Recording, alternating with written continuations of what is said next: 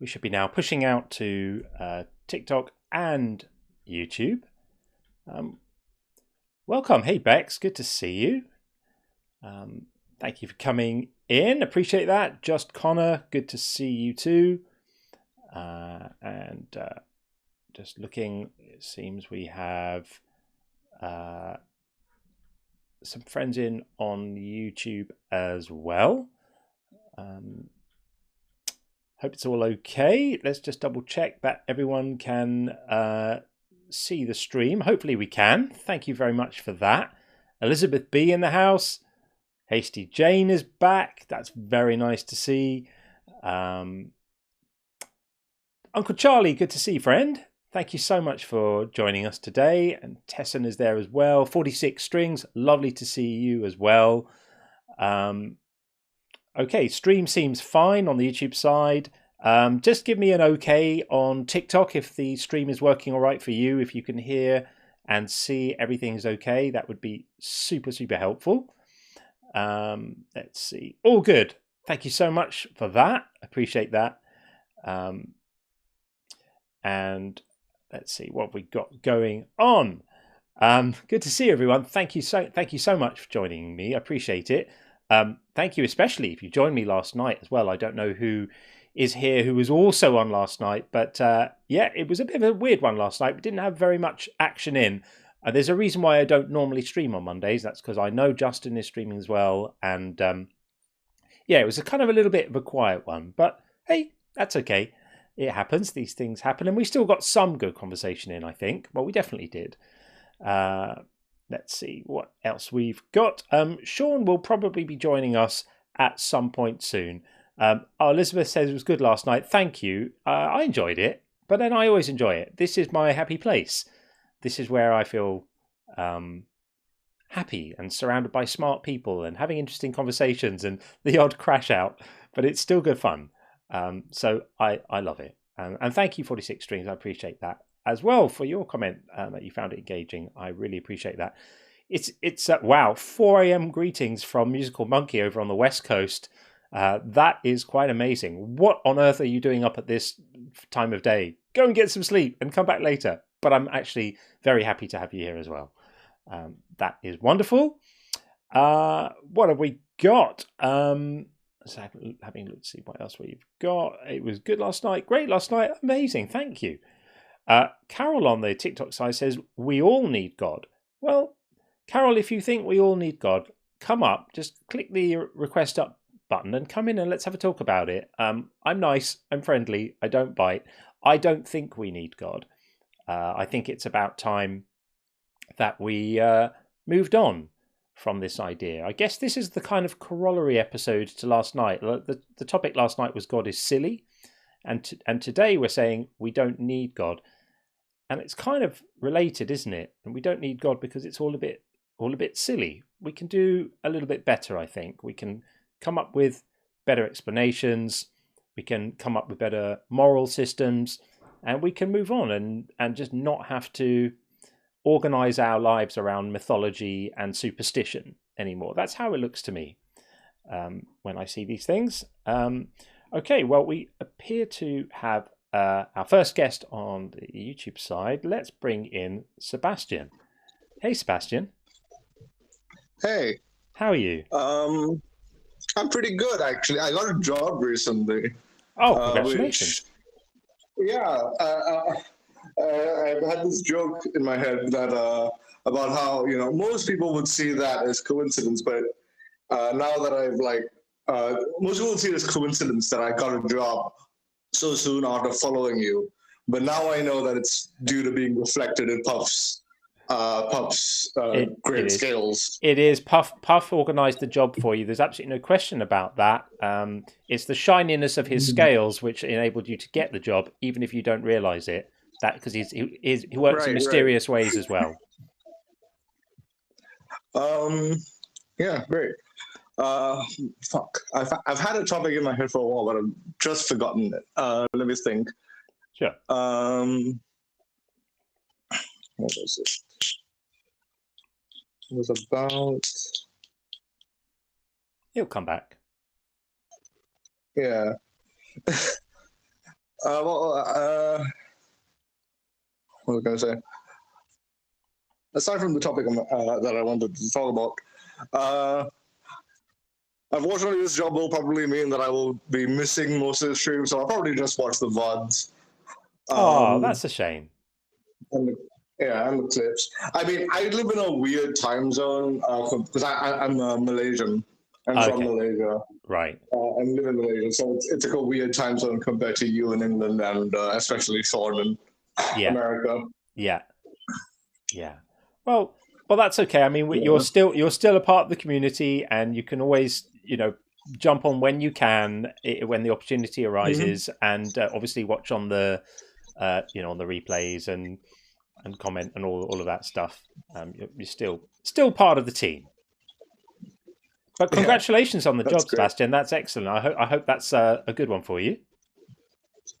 Yeah, thanks. It's at a pharmacy, which is pretty nice. So I get to help people get their drugs and stay healthy.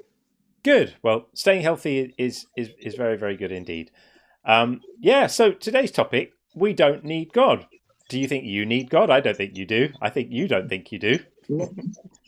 Nope. Only Puff. Happy without God. Only Puff, of course. Yeah. We all need Puff the Magic Dragon because he lived by the sea. So that's why we all need him. We need him because he lives by the sea? Yeah, it's just part of the mystery. It's because he lived by the sea that we need him. But some people struggle to understand the mystery of that. But there we are. Fair enough. I mean, it makes about as much sense as any other religion, which I guess is the point. That's the point. Yeah. Yeah. Good stuff. So we don't need God. I mean, it is fascinating that so many people think that they do. Yeah. And it's like they think that they don't accomplish any of their accomplishments by their own merits, which is really quite sad. It is. I agree. So it's like I got the job because of my prior experience and my ability to memorize the layout of the store and help customers and talk to them and all that. Yeah, exactly. But it needs to be credited to someone else. The one that really makes me laugh is when someone has a medical issue and then a team of doctors who might have 100 years of experience between them. We've just lost your signal, Sebastian, but I'll keep on. I'll finish what I was saying. Unfortunately, we lost Sebastian there. But yeah, someone has a medical issue, and then a team of highly trained doctors that might have a century of combined experience all work together with cutting edge technology developed by other people with thousands of hours of combined experience to help that person, and then people credit it to a god. It's the God who gave them the illness or the problem in the first place, but all the medical people who worked so hard to save them don't get credited. Apparently, it's thanks to God. Complete nonsense, of course. We got you back, Sebastian, but I think you hopefully heard what I was saying there. All a bit silly, but thank you for calling in and being our first guest. Yeah, is there anyone else on the line? Yeah, there's a few, so we'll move it on. But great to see you, friend, and congratulations on the job. Thank you very much, and I'll be listening in today. So great stuff. All right, take it easy. Cheers, friend. Take care, buddy. Thanks. Okay, let's get Prince in right now. Hey, Prince, how are you? I'm good. How are you, sir? Very well indeed. Very well indeed. What do you think? Yes. You think we need God? In my opinion, I don't think we need him. You don't? You agree? You agree that we don't, right? Yeah, it's all a bit silly, isn't it? Yes. It is, because one thing about me, I know, in my opinion, the Bible, it has its ups and downs, but I'm more focused on what Jesus would talk about when he would say we should look within ourselves. And that's where we found the truth within ourselves and who we are, and not what the Bible says most of the time. Yeah.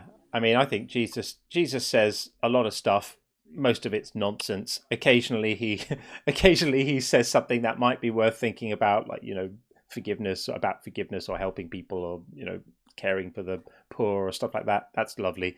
But you can come to all of those sort of moral realizations without Jesus. The Christianity was not the invention of kindness or decency or compassion, or these ideas of looking out for other people, and the golden rule of treating others as you would want to be treated was expressed centuries before then. So yeah, I agree with you. But yet so much of the world seems to say not only do they think they need God, but they think we need God.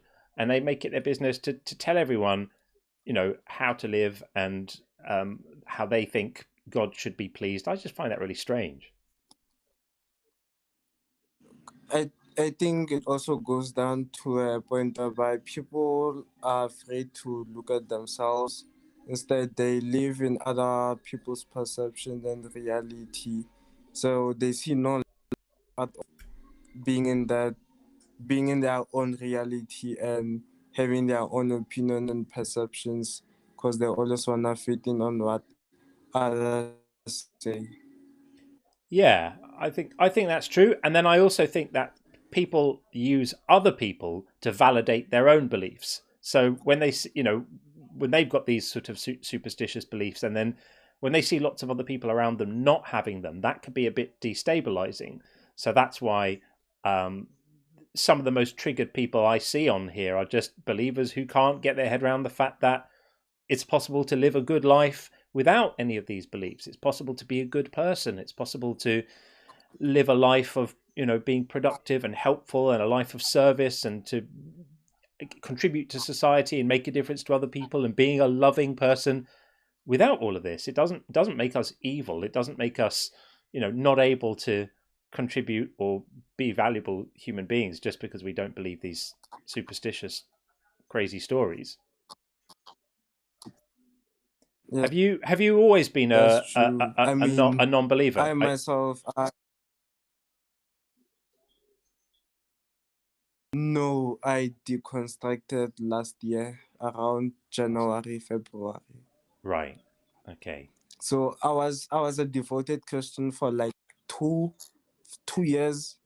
I used to go to this church where they're all about speaking in tongues, tithes, praising God, all those kind of things. All that stuff. And once I was exposed to a documentary about Benny Hinn, knowing that the pastor that I go to is associated with this pastor, Right. things started to crack, and I started to critically think for myself and research history and see the cracks. Then after that, things just started to crumble. Then I Yeah. started become the person that I am now. Good for you. Good for you. And is it going okay for you? Are you doing all right with it? Oh, at the beginning, it wasn't nice because I felt like I lost my identity. I lost who I am. So I felt like I lost my purpose. Yeah. So I had to go to therapy to kinda balance myself and find my way. And Good I've for you. realized I've become more of a person than I was a Christian. I feel more human than I was a Christian. Good Like for you, it does Prince. feel much better.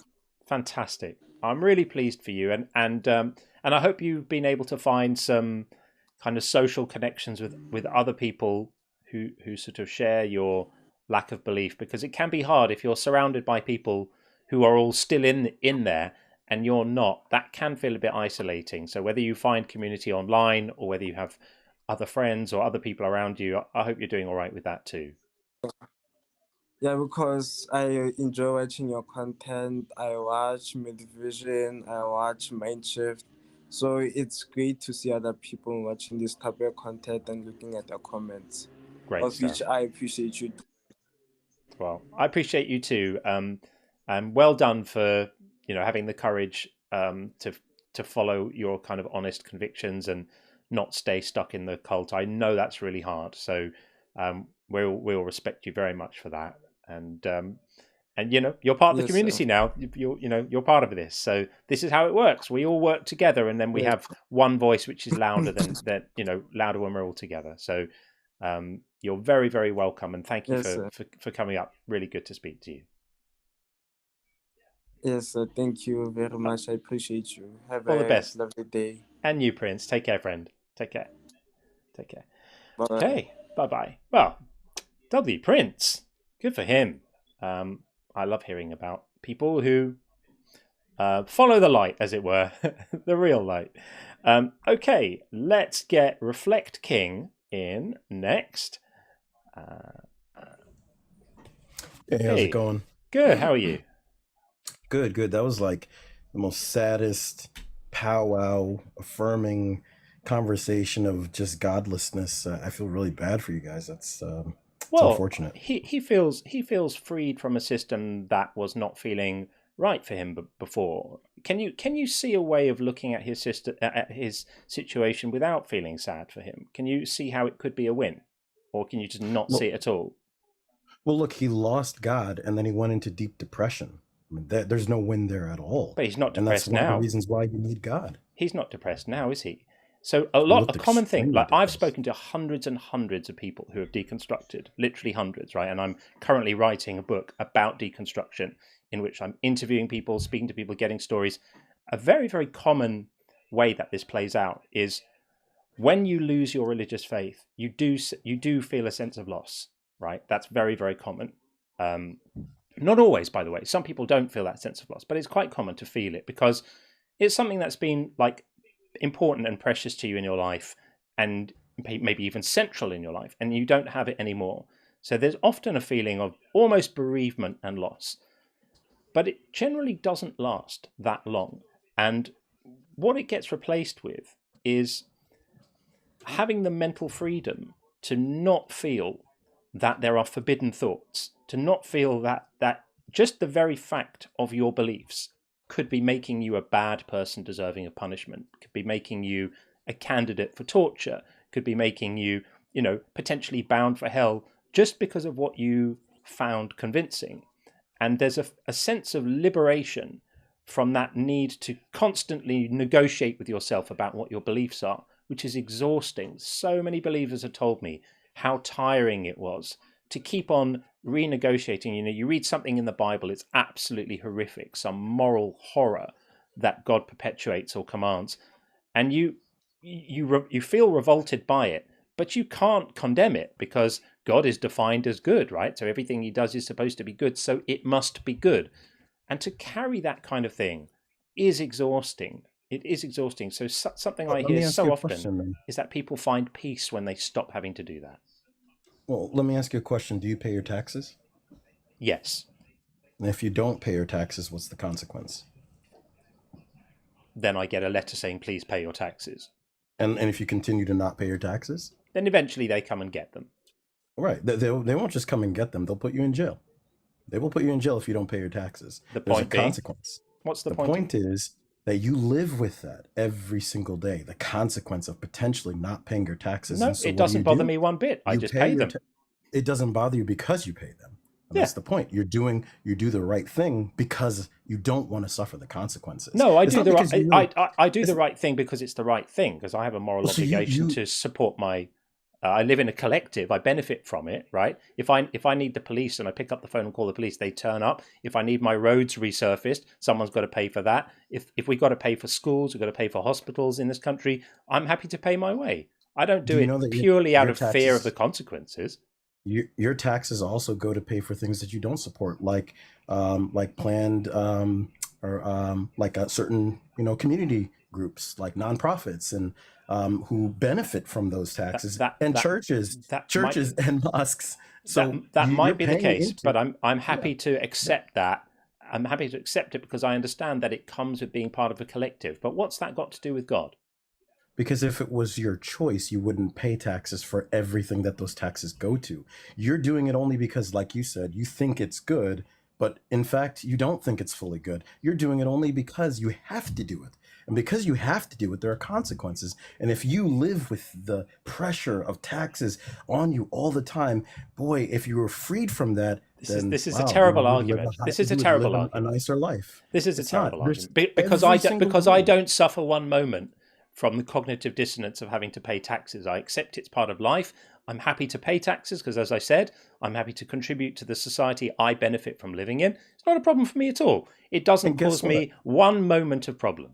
So guess what? Religious people who live according to the book, exactly what God says, we live knowing that that is just the way it is, and we are at peace with that. Yeah. We're not bogged down by the In pressure of in many doing cases, good. in many cases, that's true. But do you know the statistics on religious trauma in the United States?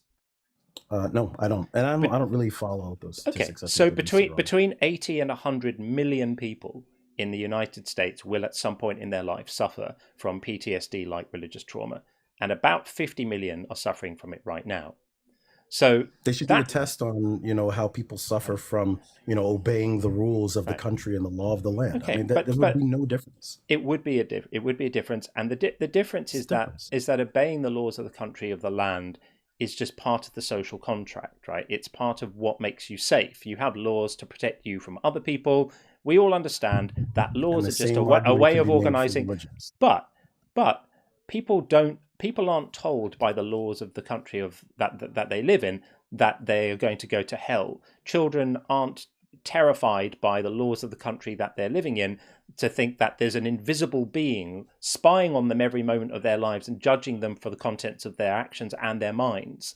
These are pernicious and nasty ideas. And yes, I grant you that there are lots of people who have a lovely time with their religious faith, doesn't bother them one bit. They get the benefits of the community that comes with it. I grant it. I've never made the argument that religious affiliation carries with it absolutely no benefits. Of course it does.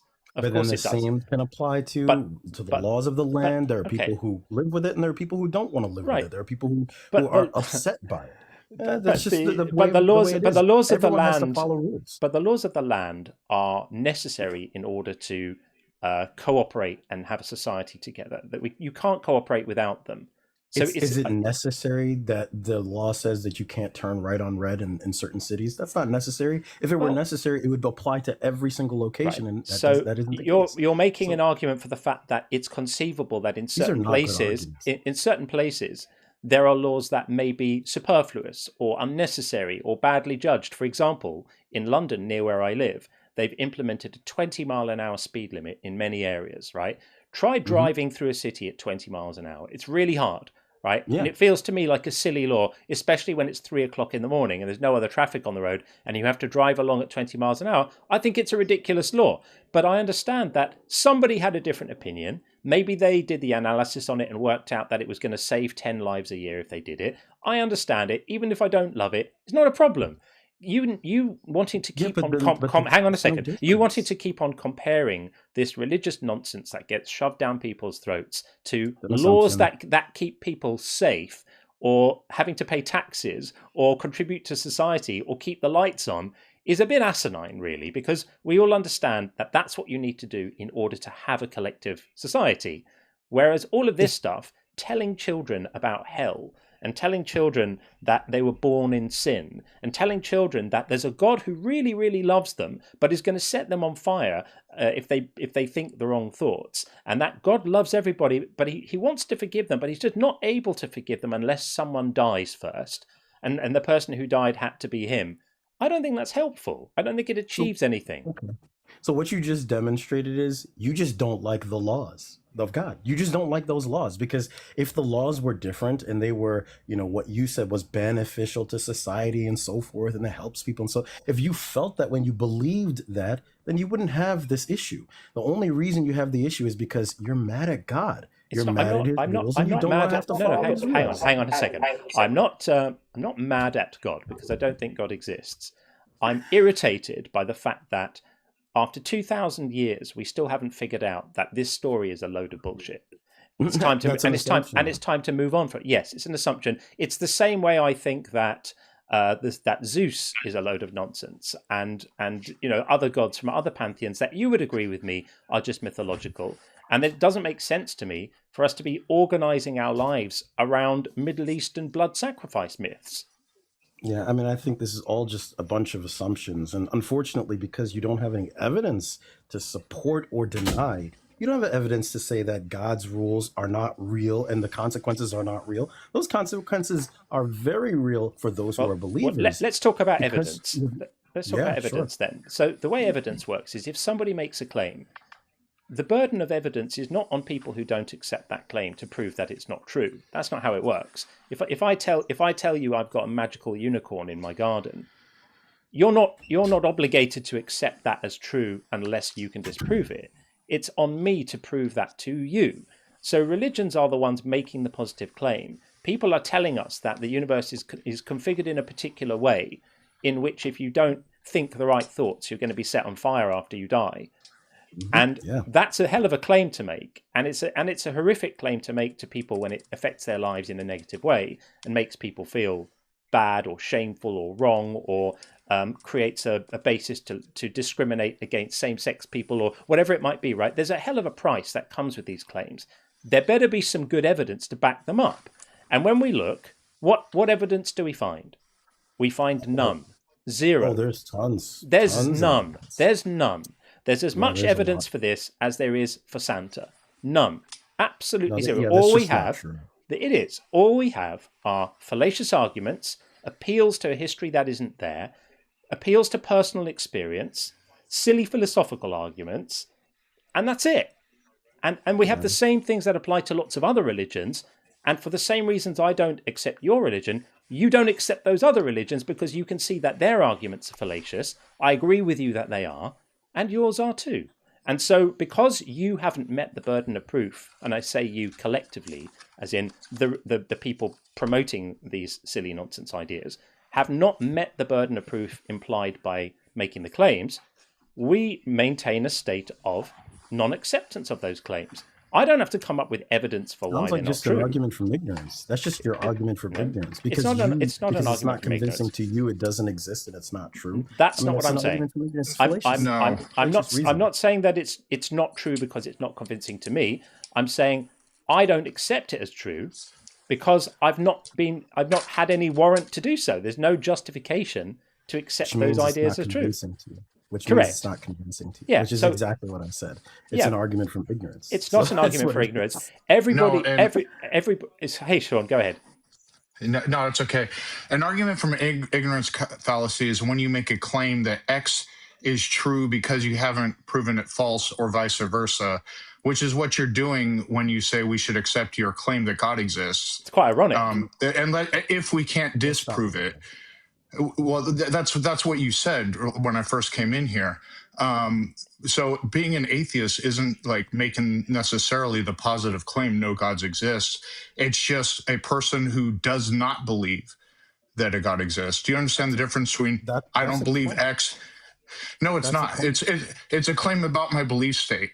The reason I know I don't believe a God exists is because I can read my own mind. Yeah, but it's a claim that God does not exist. No, it doesn't. No, God does not exist. I'm literally not. How are you going to tell me what I'm claiming? It's a true dichotomy. Either he exists or he doesn't exist. So whether God exists is a true dichotomy, but a belief state, if you claim God exists, my belief state can be, I accept that your claim is true, I believe your claim is false, or I believe neither. You can't believe neither. Okay, can you see the? Hang on a second. Can you see the screen at the moment? Yeah, can you see what I put? Can you see what I put on the screen? Yep. Okay, so here are three positions you can hold with regard to proposition P. Right?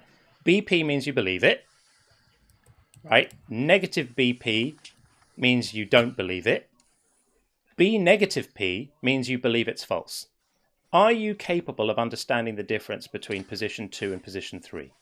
Yeah, but position 3 is not a real position. Of course it is. Okay. You either believe in something or you don't. No. Let's test your claim. Let's test your claim. Yeah. I have an even number of blades of grass in front of my house. Are you convinced my claim is true, or are you convinced my claim is false? Which one? I don't know. That's a different issue. Right. Belief and knowledge. What are you convinced of? What are you convinced of? Are you convinced my claim is true? Yes or no? I would be inquiring, but I don't have to. I can say I don't know. Is that a yes or no to my? Yeah, you don't know exactly. If you don't know, if you don't know, not knowing means you're not convinced my claim is true. So look at the three on the screen. You said of the three positions on the hang on, your first proposition as a dual proposition. Hang on a second. Doesn't work. Hang on a second. It's either even or odd. Okay. Look at. Hang on. Let's order. That's a dual proposition. That's a dual proposition. Reflect. I can say it's not a dual proposition. I can say it's not. Yes, it is. You just don't know about logic, and you don't know about. Calm down. Okay. Look at the three positions on the screen. If proposition P is the number of blades of grass is even, let's call P the belief that the number of blades of grass is even. You said you don't know. Is it your position that you don't take any of these three, BP, negative BP, or B, negative P? Would it be your position that you don't hold any of those positions? I would hold that negative BP and BP are both false. They're both false. I would say it's false. I would say it's false. Then you don't understand logic, because if you don't even know the basics. You need to learn doxastic bivalence. You don't know about that. You need to learn it. If you don't want to understand about propositions and how logic works, you're committed to this dichotomy. And you can't just say I don't. You can't just say I don't have. You're making any position on a proposition. Okay. You are making the classic error of thinking that because a particular proposition can only be true or false, and that is a true dichotomy, that your belief states within it must also be only true or false and a true dichotomy. That is a blind spot that a lot of people have, and that's why I put this graphic up to help see that there are actually three positions with regard to this. You can believe that it's true, you can lack the belief that it's true, or you can actively believe that it's false. And those three positions are all valid epistemic stops on the line. Now, if you can't tell the difference between the second and the third, that's a blind spot that you have. And if you think that it's possible to say that you think that they're false, then that's a category error, because it's just a statement about what you believe. So if Sean says to me that the number of blades of grass in front of his house is even, then my position here is quite comfortably the middle one. Negative BP, because I don't have any reason to think they're even. But that doesn't commit me to holding the third position, which is B negative P, which would mean to say, I think that the claim of evenness is false, therefore I think there's an odd number of blades of grass. I'm not making that claim. And your position that you're staking out right now is to conflate those two positions, roll them all into one, call it non-belief, and be done with it. And it's just an error. You're just literally making a basic error of logic. That's it. Not sure we. Yeah. You have to unmute. Yeah. And by the way, a proposition can be a true like P. You can have P or not P. That's a true dichotomy. So proposition, reflect, is convinced there's an even number of blades of grass in front of my house. That proposition is either true or it's false, but you were unable to answer that with a simple yes or no question. Are you convinced there's an even number of blades in front of my house? The fact is you're not convinced, which is why you refuse to answer the question, because if you answered it honestly, it would poke holes in your claim that you have to either accept P or not P. That's a different question. You can ask me if I'm convinced if there are an even number. I did. You refused to answer. I can tell you I do not believe that there are an even number, because I only have the option to believe or not believe. That's why I said doxastic bivalence is a principle that a person is either believing something or they do not believe that. Dude, I've just written a book on it. I completely get it. That's true. You either hold on. That's true that you are either you either believe something or you do not believe something, but that is absolutely true. But what you don't realize is not believing X is not the same thing as believing X is false. It's just a state of not being convinced. In the same way you're not convinced I have an even number of blades in front of my house, I'm not convinced that God exists. In the same way, I can't prove no God exists, so I don't make the positive claim no gods exist. It is the same. No, If you do it's not not. believe, if you do not believe it is true, then You just said necessarily you believe it. I just think so okay. So by you saying you don't believe there's you are not convinced there's an even number of blades in front of a house. So are you saying the number is odd? Yeah, no, I'm saying that I do Right. not believe it's true. I don't have to say that Exactly. it's odd. Exactly. And I do I not can believe it's say, true that a I can God say, exists. I can say I don't believe it's true, and I can say I don't believe I don't believe it's even, and I don't believe it's odd. I can correct. have both of those You positions, can. Right. and it's still Right. be You valid. can. I You don't can. believe it's, Exactly. I The don't same thing believe for it's your God. false, That's the same and thing for all I don't believe propositions, it even, I don't including believe whether it's a odd. God exists. Dude, It's the same thing for all you're propositions, just including whether a agreeing. God exists. You're just agreeing with us by accident. It's great that So you then are. you're committed to either believing it's true or believing it's false. No, it's not. So Yes, it is. then you're committed that there's an even number of blades of grass, or there's not an even number of blades of grass. If that's the way it works, you don't get to have it both ways. We're consistent for all propositions. You can believe the proposition is true, you can believe it's false, or you can be convinced of neither. If you are convinced of neither, that means you are also not convinced that it's true. Okay, Sean, let me explain to you why this doesn't work. The example that you gave is either even or odd. That's a dual proposition. The You example that we're mean talking it's a about, dichotomy, listen, right? the example that we're talking about is, do you believe God exists or not? Is not a dual proposition. You either believe God exists. Does God exist? Yes, God exists. God does not exist. I made a single. I don't believe God exists. The only reason that example works because it's a dual proposition. It's either I believe that it's even, or I believe, or I definitely necessarily believe it's odd. It's a false. It's exactly the same. All you're saying is it's a true dichotomy. It is a true dichotomy. It's either even or it's not even. It's the same thing for either God exists or God doesn't exist. That's also a true dichotomy. Right. Right. So you can only believe it or not believe it. You can't. There's no third option. Right. Exactly. Not believe it. Yeah. You can either believe it or not believe it. But there's a subtlety. There's a subtlety here, which is within not believing it. There are two positions. One is withholding belief, and the other is affirming the negation. And they are separate. They are separate positions. That's why I gave it. That's just lying to yourself. It's not lying to yourself. No, it's not. It's You're just lying to yourself about the blades of grass. It's the difference. It's the difference between saying, and we're not going to go around this roundabout another 5 times. It's the difference between saying, I have no reason to believe it's even, right? I don't believe it's even, and saying, I believe it's odd. They are completely separate. They're separate positions. So it's the difference between saying, I'm not convinced a God exists, and saying, I am convinced no gods exist. Now, if you can't discern the difference between those two positions, then you just need to read a bit more and learn a little bit more about philosophy of belief. But that's not something I can help you with right now. Let me ask you this simple question. Do you believe that unicorns exist or not? I don't. Okay. Why are you able to commit yourself to saying, I don't believe that unicorns exist, but you can't do that with God? Are you afraid? We did. I have exactly the same position. So I don't believe unicorns exist. They may exist. I'm not saying I believe unicorns definitely don't exist. I don't know. There might be unicorns somewhere. I'm open to the possibility. But until there's some evidence for them, I withhold belief. It's exactly the same with your magic god. There may be a God. I'll tell you what, I think your God doesn't exist, by the way. I'm open to the possibility of a God. I think the chances of the Bible God existing are extremely low, approaching 0. Okay, yeah, and I mean, look, I think if you're committed to that and you don't believe that God exists, that means that you are in a situation where you're saying in your prompt, we don't need God. You absolutely need God, because without God, you have no meaning, you have no referent, you have no morals, you have no understanding of no things. morals, no meaning, an empty life, maybe a perpetual sense of ennui, meaninglessness. I don't have any valuable projects or relations with other people. I have no meaning I can make in the world.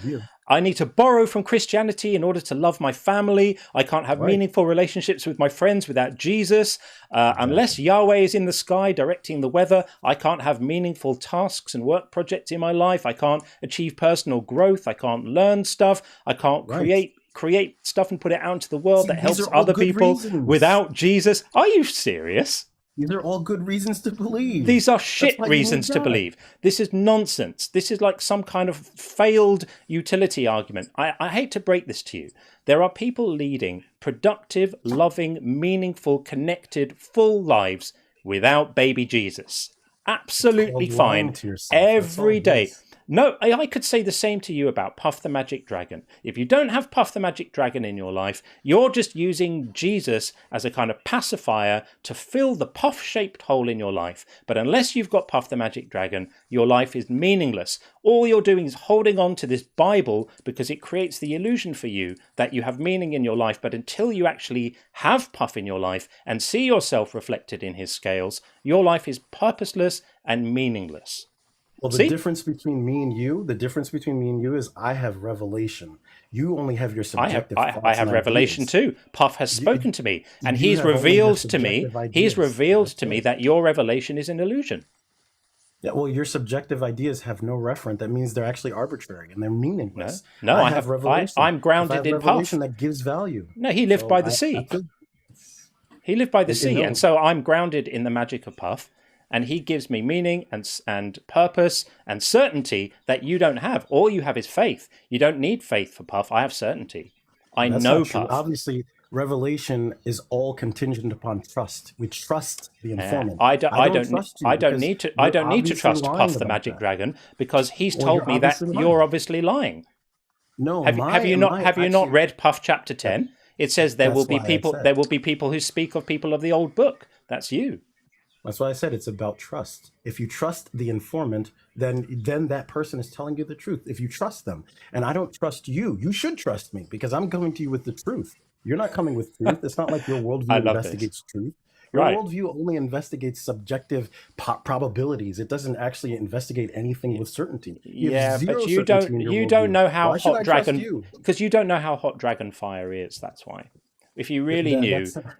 If you knew, then you would be with us, and the audience should trust me because I have revelation from God. Trust me, the audience is laughing hard right now. I promise you, the audience is me. I think that's wrong. The audience. John, do you have revelation from Puff? I do. I have it with absolute certainty. The audience should trust John because John has revelation from Puff. The audience definitely shouldn't trust you because you have no truth and your whole worldview is based on no certainty and based on probabilities that you have no idea whether or not the 1% is the full percentage or not, or 99% is actually seriously, true or false.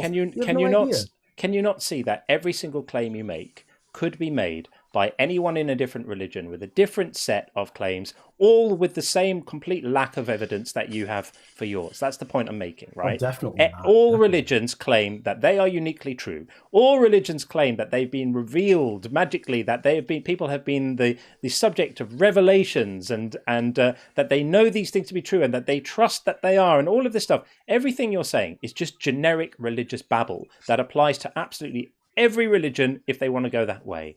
And nobody can show me why one should be trusted any more than another because they all make the same claims and they all have the same lack of evidence. No, I mean, you should definitely look at the whole revelation aspect and accept the fact of Islam, the revelation of Islam. Yeah, as a weak human being who doesn't have access to anything outside of themselves, without God and without revelation, you should admit that you are weak and ask for God to reveal to you. That's what you should do. I should listen to the revelation of the Prophet Muhammad, is what you're saying. You should listen to the revelation of the Prophet Muhammad, and especially the internal revelation. There are two different types. There's an external I prefer the revelation of Vishnu. Yeah, and Vishnu. Yeah, Vishnu is good, and the non-pagan neo-Semitic Hellenists and you can say this for absolutely any you can investigate all of them. You can investigate them, but that doesn't mean that they're going to come to some conclusion that it's valid or true. Right. I'm saying that obviously ours is true because it stands on certain principles that no other religion stands on. Which is what every religion says. Ours is true because it's better than all the others. Trust me, bro. That's basically your argument at this point. No, that's not it. That's not it at all. How is what you're saying any different to that? I'll explain. It's all based on trust. I have the trust that the individuals who are sending this message, that they've sent it to somebody else who is trustworthy, who sent it to someone else who's trustworthy. This is called the Senate. As long as you have a Senate, a chain of transmission from God to the angel, to the prophet, to the individuals who are trustworthy, all the way to yourself, then you have a trusted chain. There is no other religion that has that. That's why you So because you have trust, because someone said, trust me, bro. And you're like, okay, bet. Like Yeah, just literally, that's, you have literal trust me, bro. just like you trust the neuroscientists and the physicists About and neurology and about physics. exactly. Yeah. And this is about Yeah. religion. Because those have been demonstrable in their reliability by all we have Really? achieved in science, et cetera. Yeah. It's Anyway. so because Of course, it's I'm probably talking to demonstrable. a flat earther. No, you're not. But because you trust them because it's been demonstrable. What's demonstrable? What has been demonstrated? From a religious perspective, because we're talking about religion. From a religious, no, I don't trust them about religion. I trust them about their fields of expertise. So this is the field of religion. So what is the religious demonstration that would convince you that it is true? There are no gods. So if I'll trust a religious scholar when it comes to like scholarly aspects of all kinds of different religions, but there's no like God expert. That's not like a field of expertise. What university teaches that? Well, don't answer that because it's probably crap ones run by Answers in Genesis or something. But yeah, I trust. Have a standard of investigation for religion, and you should. Sure, I do. If you're rejecting religions, you should have a standard. It depends on what you mean by investigating religion. There are legitimate religious studies, but we're talking about the question as to whether a God exists, and I will only accept actual like evidence, sound arguments based on evidence. Look, I'm holding your feet to the fire. You're saying that you accept scientists because their claims are demonstrable. So I'm asking you in a religious sense and from a religious field, why are you rejecting these religions? Because it's not demonstrable, right? So because their claims are bullshit. Because their claims are appeals to revelation, appeals to personal experience, claims of magic, texts handed down from people who didn't know where the sun went at night. It's just a basic common sense. We've moved on, dude. For thousands of years, we have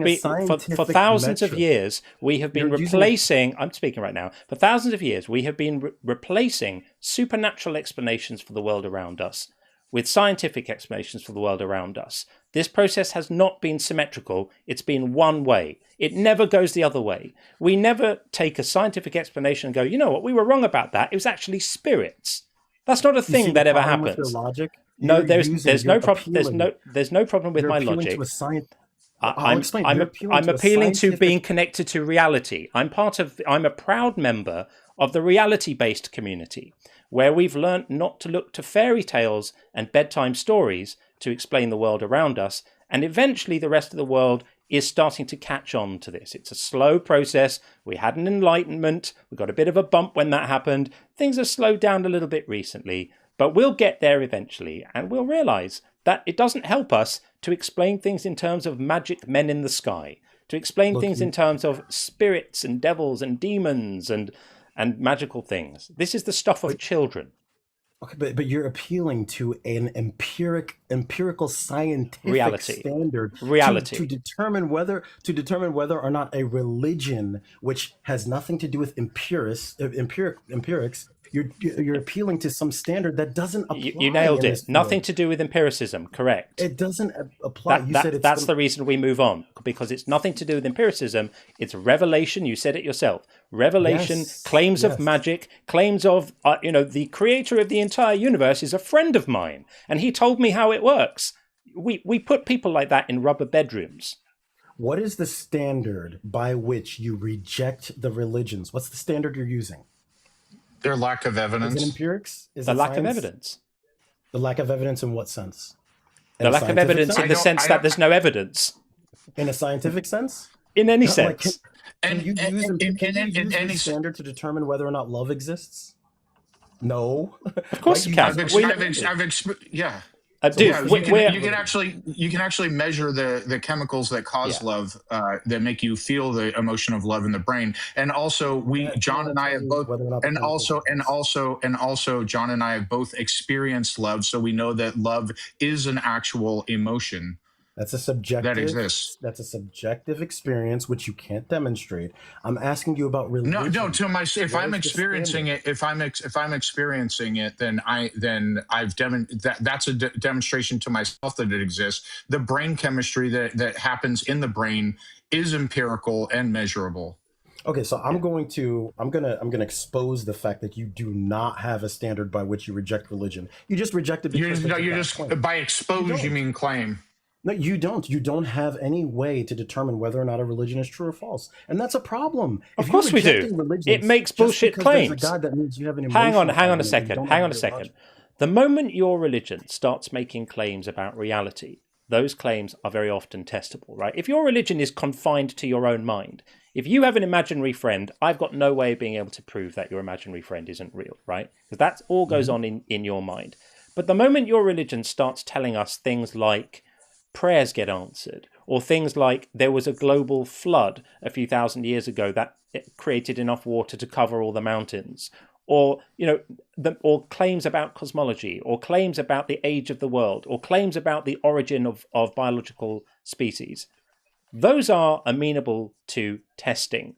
And you may not like empiricism, but empiricism is the means by which we investigate the world around us. And when we apply those standards to the claims of many religions, they fail because they don't map on to the reality we observe. And therefore, we are entitled to say these religions are making false claims. Okay, do you know what the problem of induction is? Yes.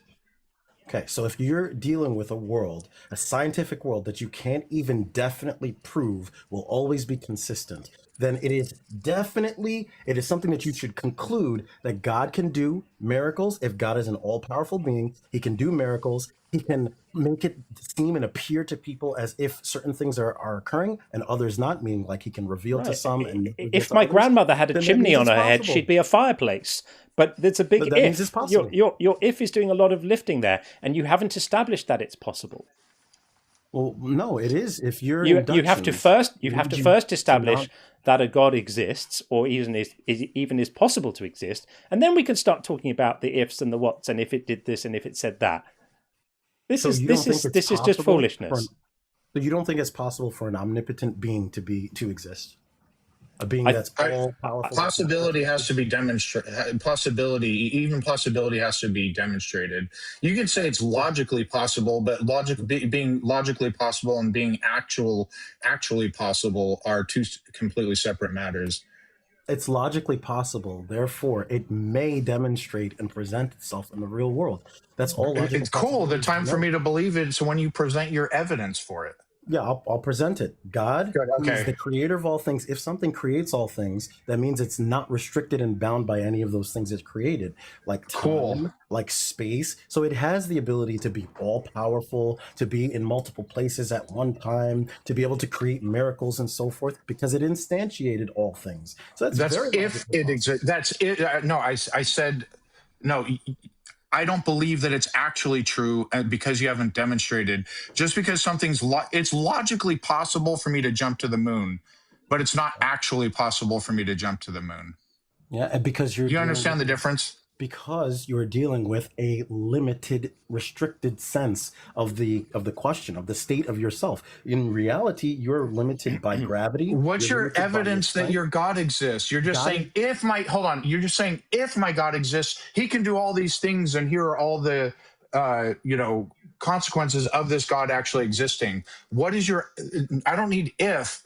Demonstrate that he actually does. What is your evidence for that? Yeah, you're not, like I said, you are limiting the reality and the scope of God. God is not limited to, in a real sense. He's really magic. He's really magic. He's not limited to time and space conventions. So why? The chat is absolutely on fire today.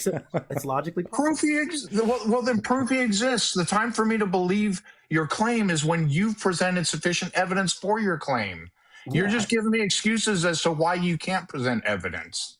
No, I didn't say why I can't present evidence. Okay, then present your evidence. The evidence is that without God is logically necessary. God is necessary in order for any meaning to obtain, in order for any morals to exist, in order for any language to exist. Which one of those do you want me?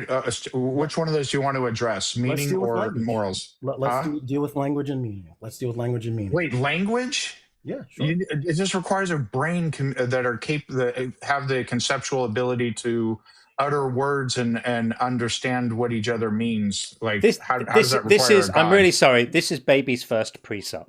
This is just so low tier. Really, you could do better. Is it low tier? Because it's so. We're talking about language. Do you know what the argument is? It's so ridiculous to say that without your imaginary friend, language can't exist. Right. Correct. Yes. And do you think that's a good argument? What's your argument for that? Yeah. What's your argument for that? On what basis do you claim the fact that we are using words and can understand each other requires for your God to exist? Yeah. What's your argument for that? Yeah. So Noam Chomsky, he actually posited. I don't care who said it. You don't want the argument then. Oh, you want the kill switch.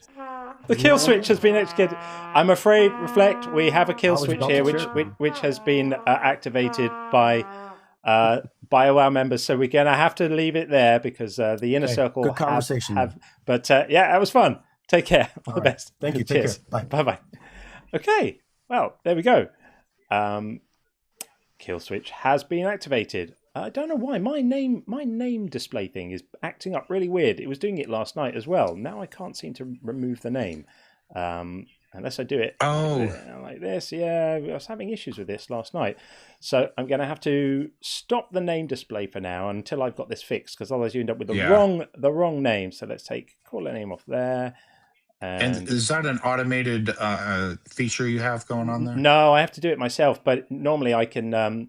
I've got a little button to click which takes the name off the screen and replaces it with the next one, but it's not working right now. So that's fine. Okay. We'll manage without it.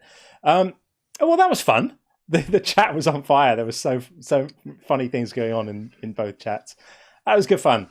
Yeah, I think we covered an enormous amount of territory there. But we started off just before you came in. He was talking about I pay my taxes and I agree to rules and laws and therefore I need God as well, because if we're going to have rules and laws and taxes, then that's somehow an argument for needing God as well. So that's pretty weird, but there we go. Couple of quick messages to read. We have helping Maga deconstruct. Nice to see you. Long live Puff, the mighty dragon. Thank you very much. May you be reflected in his scales. And also says a literal trust me bro, not even a look at the trees. I know, right? That was a proper trust me bro. He almost literally said it. I mean, not quite, but it was very, very close to that. Interesting.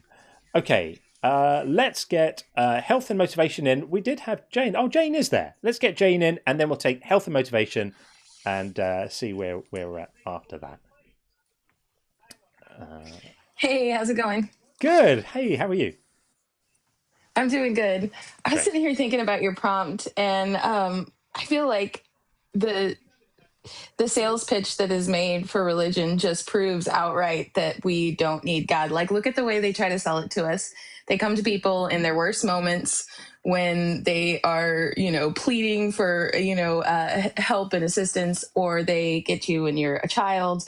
Or if they come to a healthy person, they sit there and they have to build the case that you need God. They have to tell you you're sinful. They have to make this whole big case that you need it.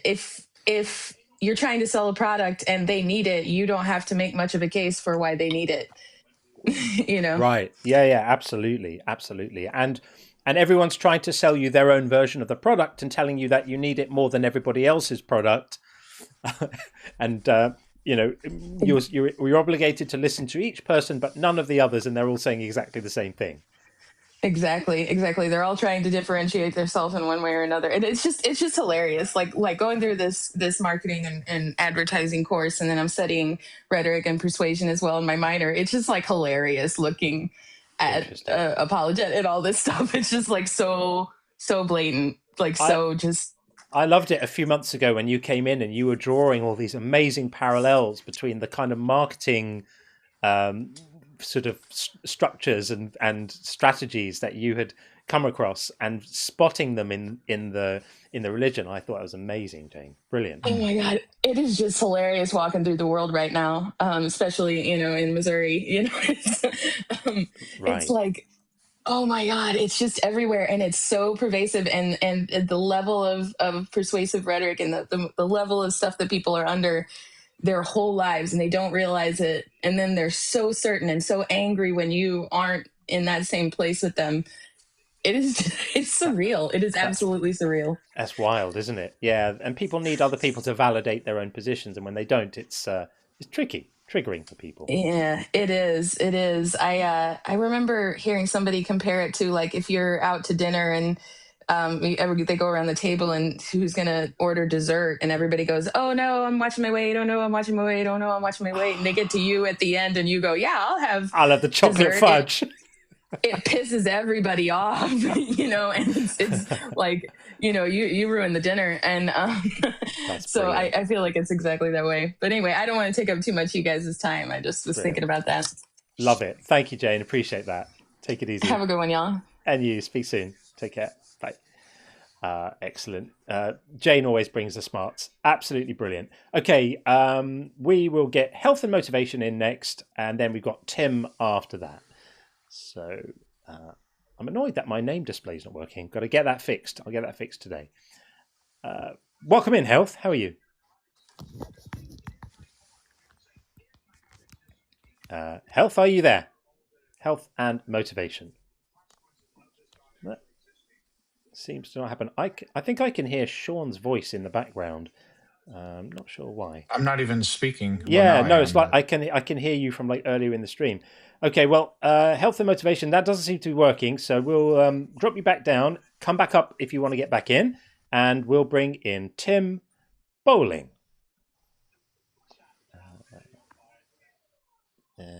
There we go. Hey, Tim, how are you? Great, how are you? Very well indeed, thank you. What's going on? I'm just reading the prompt. I'm sorry, I just came across you this morning, and I apologize. Sure. My coffee's still kicking in. No problem. No problem. So I am a Christian, or at least I claim to be. I think it's an interesting prompt. I think I may come across the whole topic differently than most Christians would. Sure.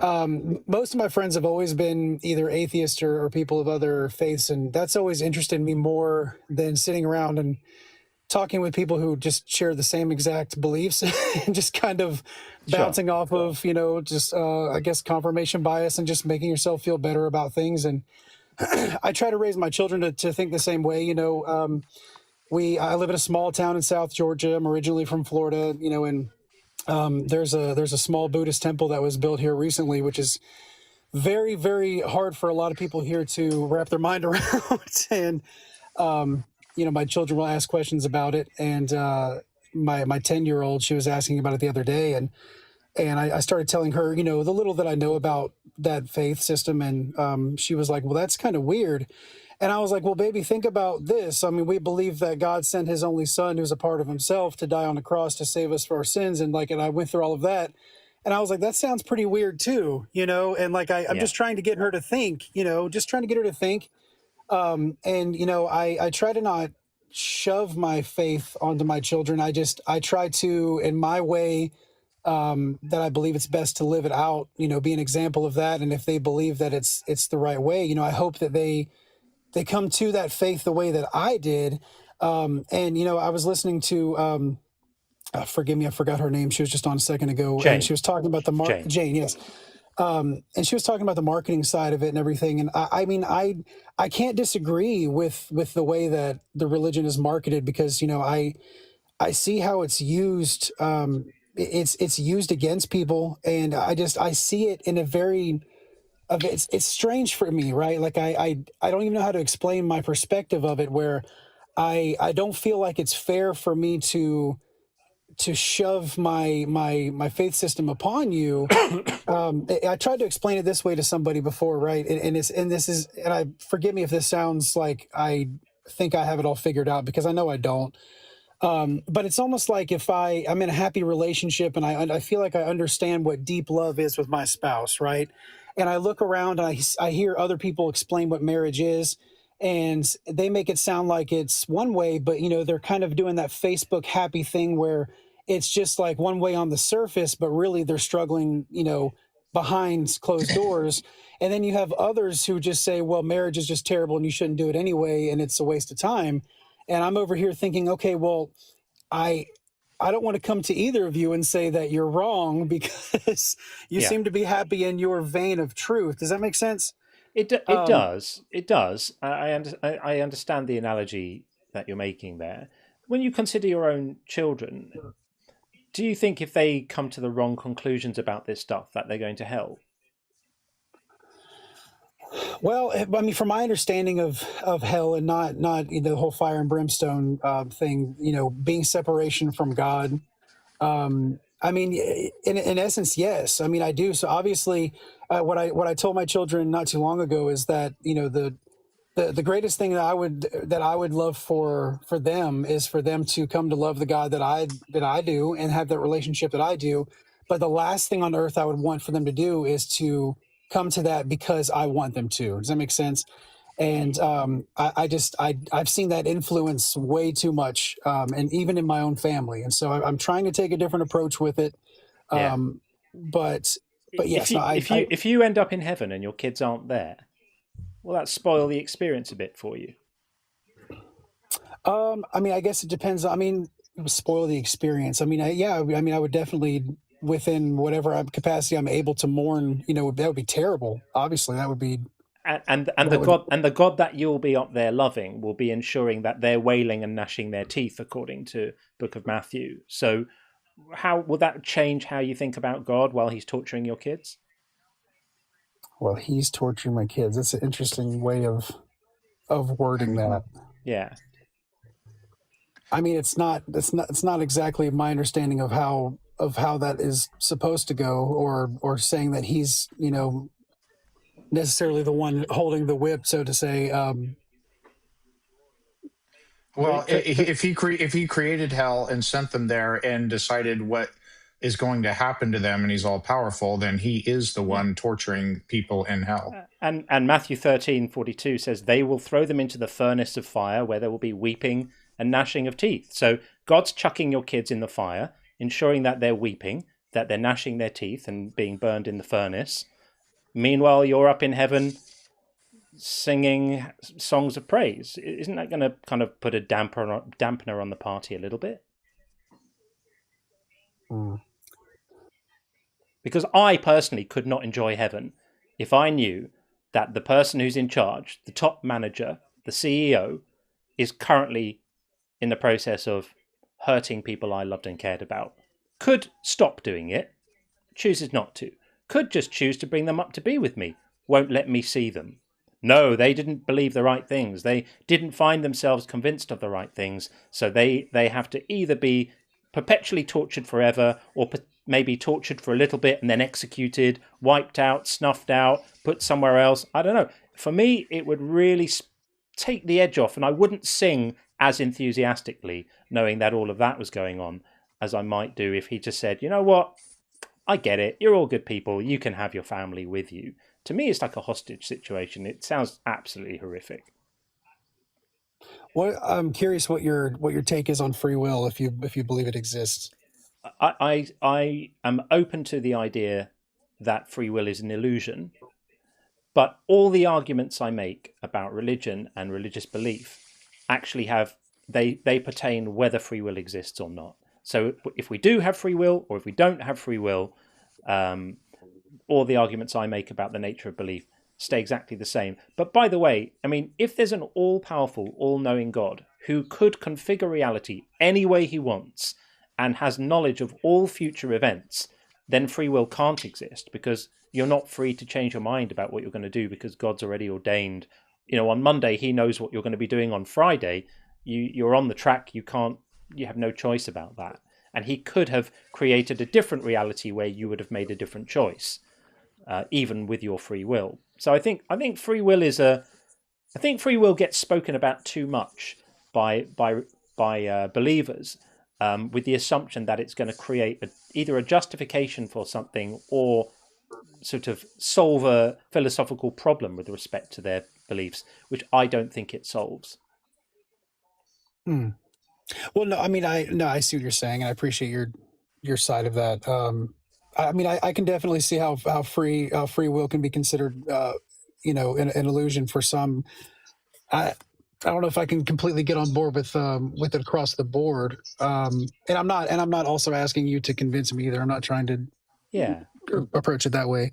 But no. I mean, it is an interesting conversation because I mean, you can tell yourself that you have free will, but you were put in a system and set up in such a way where you were probably going to, more than likely choose a certain thing over another, and that kind of erase what free will would be.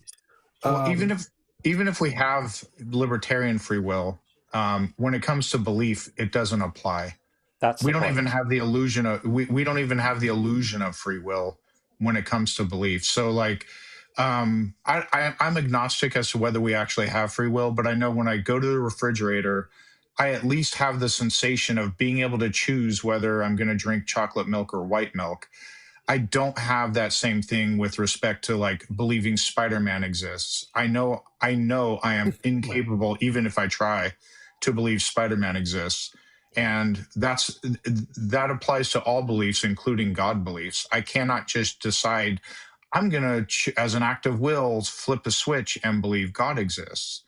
And so if God is going to punish us for not believing in him, first of all, it's morally nonsensical. I can't help what I'm convinced of or not convinced of.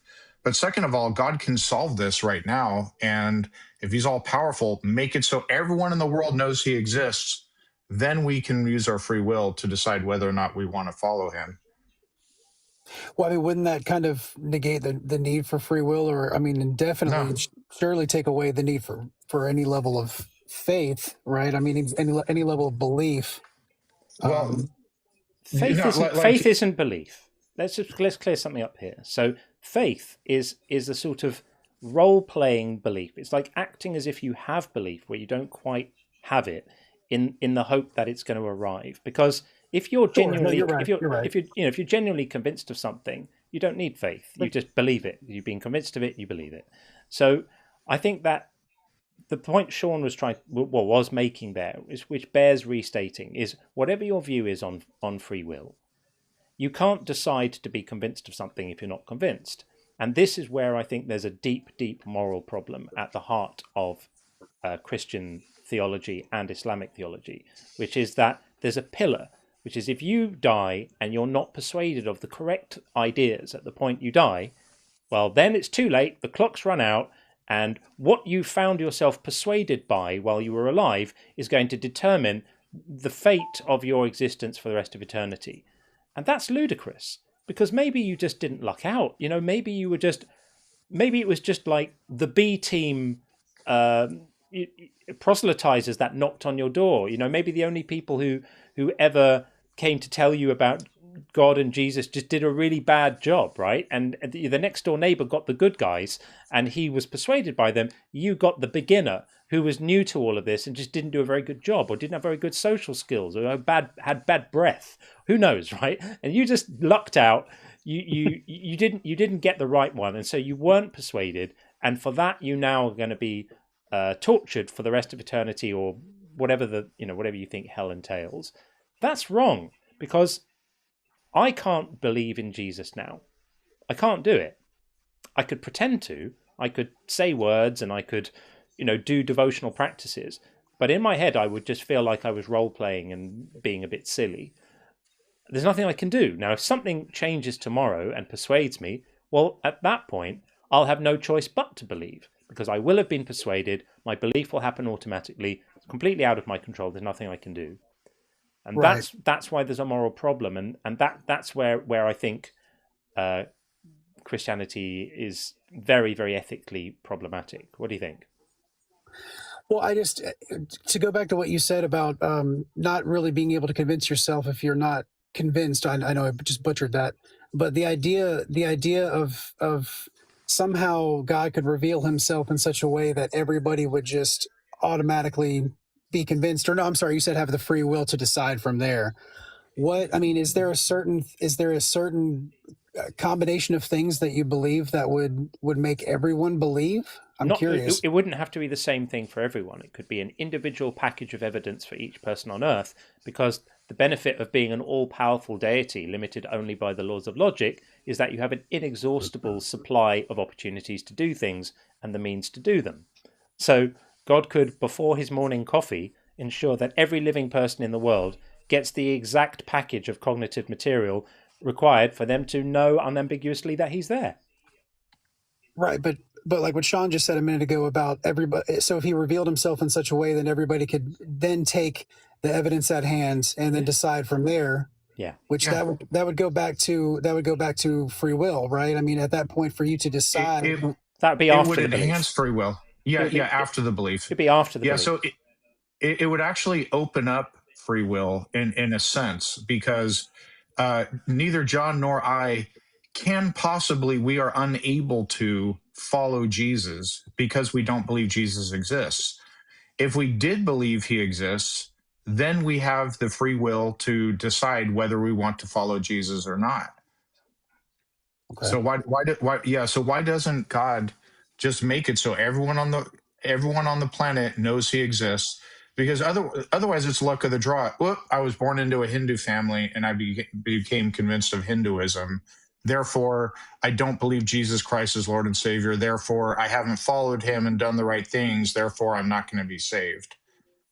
He can sort out all this, all these different religions all over the world. He could sort that all out right now. And then everyone will know what the truth is, and then everyone can decide whether or not they want to follow him. Which, by the way, no one would choose hell. Well, There's- that's an interesting point that you say that, because I was going to ask if the God of the Bible, or at least the way it's taught, were real. I mean, would you? And I say real, I mean reveal himself in such a way and confirm that what we're taught in the Bible were in fact true somehow.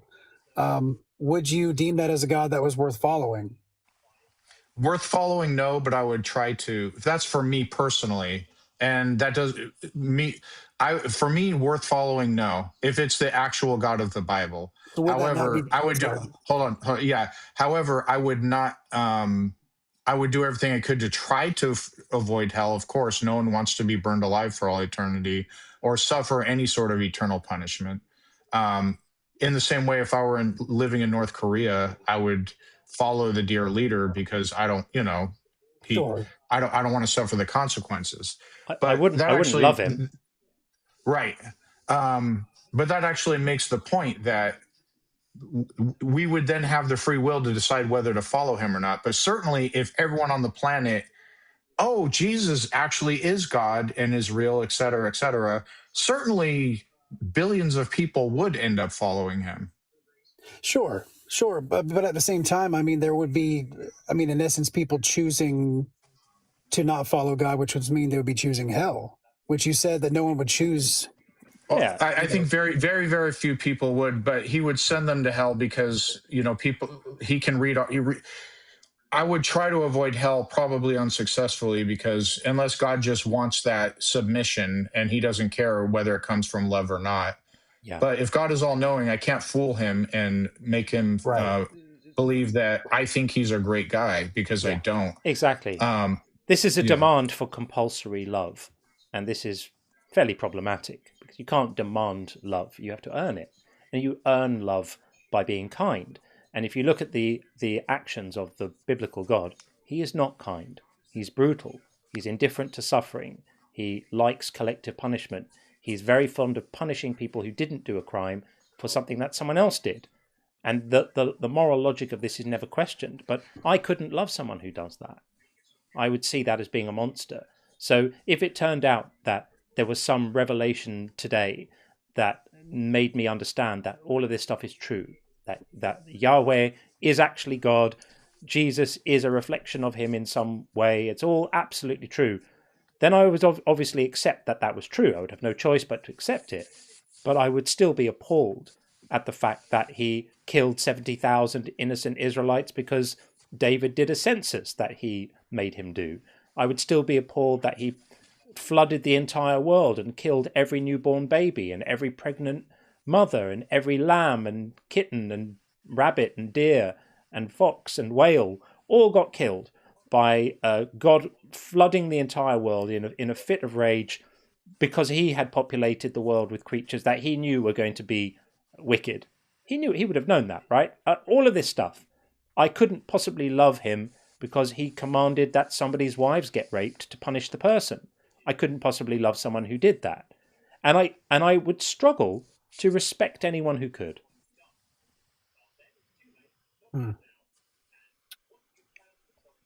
Okay. Well, I do apologize if I did or said anything that caused you to. Not at all. No. You've been delightful. I'm giving you food for thought. I'm just giving you food for thought, right? I hear where you're coming from, Tim. You sound like a super nice guy, and it's been really nice talking to you. I'm just giving you another perspective, and I want you to understand that we're not just angry atheists. We have thought about this stuff, and we're coming from a place of like concern about kindness and decency and compassion and fairness and equity, and these values that I suspect you hold as well. Well, and I do, and I appreciate your perspective. I'm not going to hold. I'm just going to end with this because I don't want to. I know you want to continue this, and my coffee hasn't kicked it enough to continue too much longer. But, sure. But I will say, as a person who's a Christian who does have questions about my own faith, I appreciate atheists and agnostics and people of other faiths, but specifically atheists and agnostics that do raise those questions for people of faith, because I do get very, very tired of seeing people who claim a faith system, especially Christianity, because I share that as well, simply because they were told to, or their family told them to, or they do feel a fear of hell, I just, my perspective of that is different. So that's not what came, like I said, what made me come to that faith. But sure. I appreciate those questions being brought up, because to me, I believe that if your faith system, if you really would die on that and you believe it is that real, then you shouldn't be afraid to have those questions asked to you. And, I was raised that way to where there was something wrong with people like you, where, to have that, to be around you was to just possibly push you towards hell or pull you towards hell. And there have been plenty of people who have defected from the faith because of conversations like this. And to me, I would say that their faith was, they probably weren't. There probably wasn't anything there that was genuine enough to hold them in place. And, be careful! Be careful with that one. Be careful with that one, because my community, and you're speaking to one right now in Sean, is full of people who had genuine faith, as strong as yours, as strong as anyone you've ever known, and they just had a change of what persuaded them in their lives. And be very careful not to sort of, the no true Scotsman fallacy of saying, well, they were obviously never really there. I meant there for them to have left whatever connection, whether it be from the side of the person plugging in or what they were plugging into, maybe not being genuine. And that I don't mean that as, forgive me for saying that wrong. I was blanketing. Sure. I think I understood what you meant by that. Right. Just the entire makeup, not necessarily what you were putting into it, not being genuine, but the entire makeup of the quote unquote relationship between God and man, or man in that faith system, not being enough to hold that person in. Is that better? Yeah, maybe. We just want to be, we don't want to do any victim blaming. But before you go... No. Sure.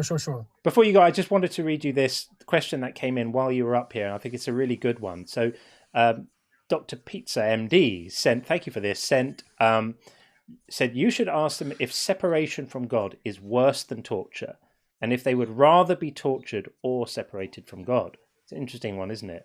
What do you think? We'd rather be tortured or separated from God. Well, I mean, is this kind of going to the idea of the fear of God versus the fear of hell? Like, I mean, people being pushed to God because of their fear of hell? Well, some people would define hell merely as separation from God, and some people would define hell as some kind of torture. And How do you weigh up those two? Like, if you had to choose, like, do you get separated from God, or do you get tortured, but you're still in God's company? He's just organizing to have you tortured. Right. Well, I mean, I honestly, and this is maybe where the extent of my faith goes, but I I believe that separation from God is supposed to be the hell.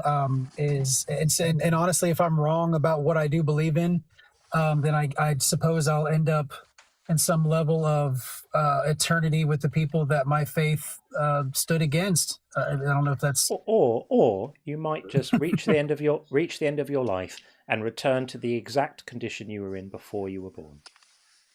maybe. Yeah. Well, it's I been appreciate the conversation. nice talking to you, Tim. Feel free to come back anytime. Enjoyed Absolutely. it. Thank All right, you. friends. Take care. Thanks. You too. Okay. Yeah, super nice guy. Okay. I have to figure out. I am still hearing. I'm still hearing a voice. I'm hearing Sean's voice come back, but it's not from Sean's mic because I just muted it. Don't know. Not sure where that's coming from. Hope that's not disturbing anyone else. I can live with it. Okay, a couple of messages, and then we're going to get Alan in. A few in the queue. If you are in the queue right now, thank you for being patient. I promise we'll get you in. Really, really appreciate this. So, Garbage Man said, wouldn't omnipotence simpliciter be and contradiction? An omnipotent being cannot limit itself. I can. Yeah, it's an interesting one, right? Can an omnipotent being make themselves less omnipotent or not omnipotent? Or what does that mean? It's tricky. I think the whole idea of omnipotence is philosophically complicated, especially when you pair it with omniscience as well. Because if an all-powerful God knows on Monday what he's going to be doing on Friday, then when Friday comes around, is he able to change his mind? Is he able to change, have a different plan, make a different plan? Well, if he's not able to, then arguably he's not all powerful. And if he is able to, well, then it would mean that he was wrong on Monday when he thought he knew what he was going to do on Friday. So there are logical problems trying to put together the qualities of omniscience, omnipotence, and even just free will of a deity into one package. I think I have an answer to that one. Go ahead. An all-powerful God could only limit his own ability if he decides to make it permanent. So, all-powerful God, I'm going to make myself maybe pretty powerful, but not all-powerful, and I decide to make it that way. Yeah. However, if I retain the ability to undo that, then I was never less than powerful in the first place. So yes, he can do it, but he would, in order to do that, he would have to make it permanent and deny himself the ability to switch back. Downgrade himself. Yeah, I think that does make sense. That does. Yeah, like saying, I'm holding a gun in my hand, but I'm going to hold it behind my back. Well, you're still holding the gun. You can still pull it out again if you need it. Yeah, absolutely. Issa, lovely to see you. Issa says precept arguments are so lazy, praise puff. I think they are, because they're the precept arguments where they say things like you can't have language without God, or you can't have the conditions for intelligibility without God, and all of that. They're just asserted without ever being demonstrated. They're made. The statements are made as if all the work has been done to validate them, when in fact none of the work has been done to validate them. They're generally circular. They generally presuppose that they're trying to establish, and that they're all fallacious and lazy. Good call, Lisa. I completely agree.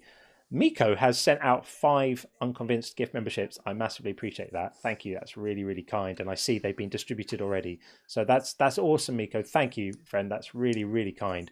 And Greg says, if there was a God, we wouldn't have religion, just an unreasonable boss.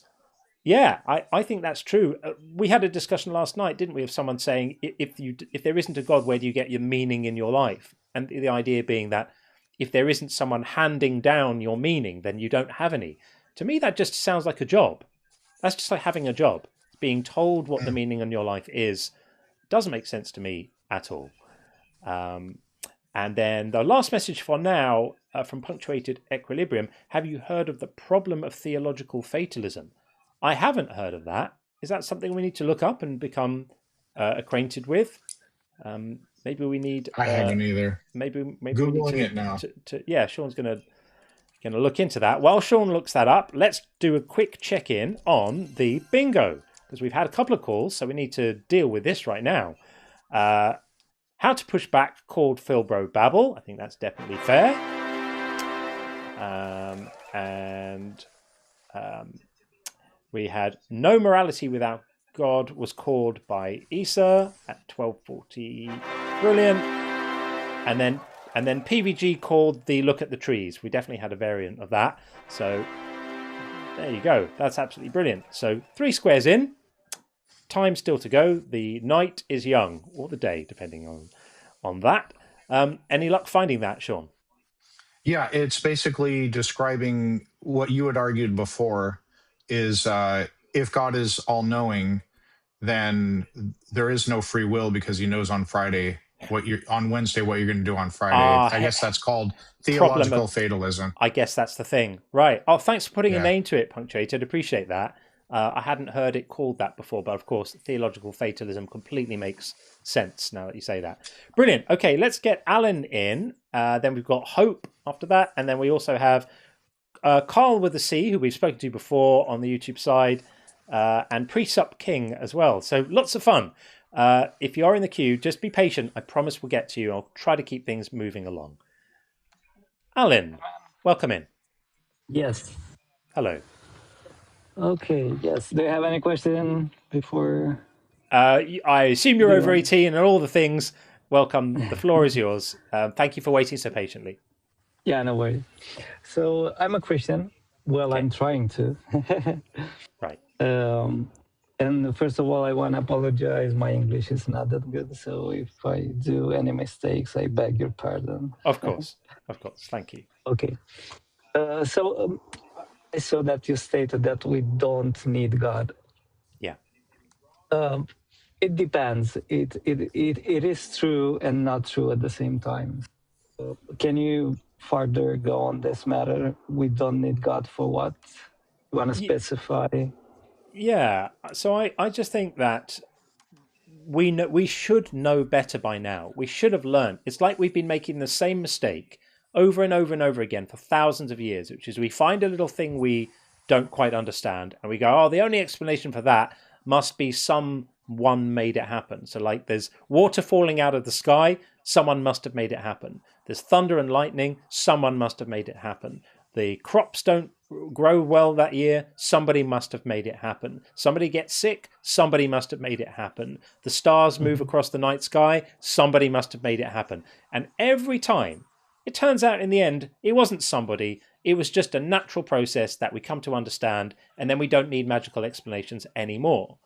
And so my claim is really just that you would have thought by now we would have learned that this is not a winning approach. It's a losing approach. You lose every time through history so far that somebody has proposed a supernatural explanation for something.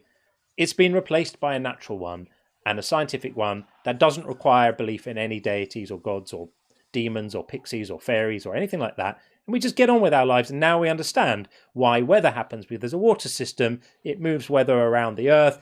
The water evaporates, it condenses, it moves around. We get it. We don't need magical explanations anymore. It's now just a fact of nature and we don't need it.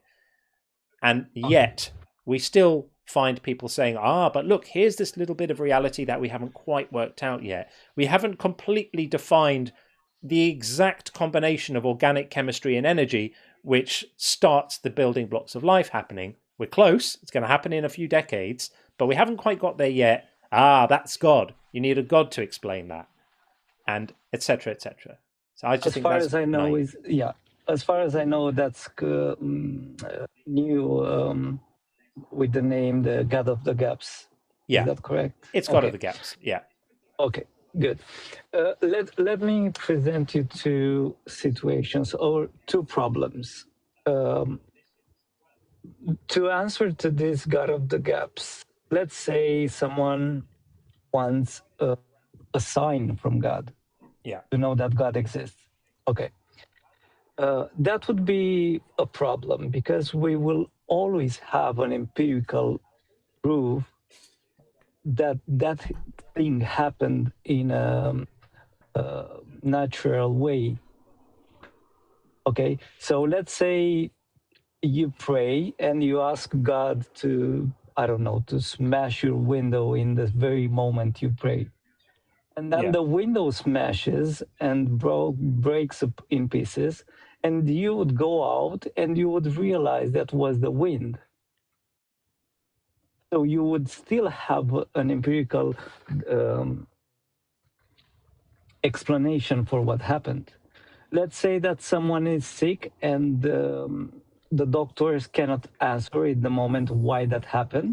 Yeah. But then after 2 weeks, you would find out that because of the genes of that person, that happened because, I don't know, and there is a medical explanation of it. And you prayed for your mom or sister, or I prayed for them to heal, and they healed. But you will still have an empirical explanation. And the second thing I want to propose to you is a logical problem that we cannot have an answer without an uncaused cause. Do you believe that the laws of logic are objective? The Yes. laws of logic are descriptions and conventions applied to propositions to make them make sense. Okay, but they are objective. They cannot be they cannot be applied. The application of that laws cannot be subjective. Let's take Sean. I will give you the word in a second. Just okay. Let's take the one of the laws of the logic. It says that something cannot be in two diametrical opposite states at the same time. The law of non-contradiction. Exactly. The non-contradiction says that something cannot exist and not exist at the same time. The application of that law has to be objective, right? Yeah. Well, I would turn on what you mean by application of the law. It is an objective fact that the moon cannot exist and not exist simultaneously. It is an abstract fact of reality. Application, I mean, apply that law to something that we can observe. That we cannot serve? What do you mean? No, that we can observe. Yeah, the moon. So I agree that the moon cannot simultaneously exist and not exist. Absolutely. Right. Okay. Yeah. So it is an objective fact of reality that things cannot contradict. Okay. And I will try to propose to you or present to you a problem that cannot be solved with the current logic that we have without a cause that was uncaused. So that cause that is uncaused is what Christians call God. And then we gave to that God some attributions like anthropomorphisms. We understand contingency arguments, right? We understand contingency arguments. That's a logic model. That's logic. I don't model logic. Yeah, logic. I would suggest stick to one because you're jumping from from tag, the transcendental argument for God, and now you're going to contingency. Please stick to one. Yeah. I'm sticking to the classical logic. Okay. Okay, one argument. Go ahead. Yes, I'll stick with one. So basically, in the current cosmologic model that we have right now, okay, we know that the energy cannot be destroyed. We can transform it into mass, and mass transforms into energy. Is that correct? There's some caveats to that. If you listen to modern physicists, for example, Dr. Blitz actually said that they have found examples otherwise. But for the sake of argument, let's say matter and energy can neither be created nor destroyed. We seem to have shifted. We seem to have shifted from a sort of contingency argument into a cosmological argument. Can we pick a lane and stick to it? No, I'm not mentioning the model logic in any ways. I'm sticking to the classical logic and present you an argument that the existence as an elementary or as a how do you say it? The existence in se is the Italian word. I hope you understand in se what means. In itself, yes, cannot be true without an uncaused cause. Let's save some time, and let's argue that at the end of this long chain of causes, you get something which is necessarily true. Right? Let's agree to this. Right? There's just a brute fact of reality. I call that the universe, and you go one step further and call it God, and claim that that's some sort of demonstration or explanation. Why? How do you justify that extra step? Okay. Before the universe, in the current cosmological model, yes, there was a singularity. That's actually not the current. That's not the current cosmological model. That's the cosmological model from about 60 years ago. Right now, the current model most favored right now is that nobody really knows what happened before the Planck time, but we know that the universe, as we see it now, was in a very hot, dense state, which started expanding, right? And we don't really know. And a majority of physicists surveyed recently do not hold to the idea that that was the creation of the universe. That's no longer the current view, and the majority also don't hold to the idea that that was the start of time. It may have been the start of some sort of relative time. Yes, relative time in it in an Einsteinian way, but that there could have been an eternity of moments before that in some other way. That's the current view. But what I want to say is that if the energy cannot be destroyed, that means that it, in a way or in another way, it always existed.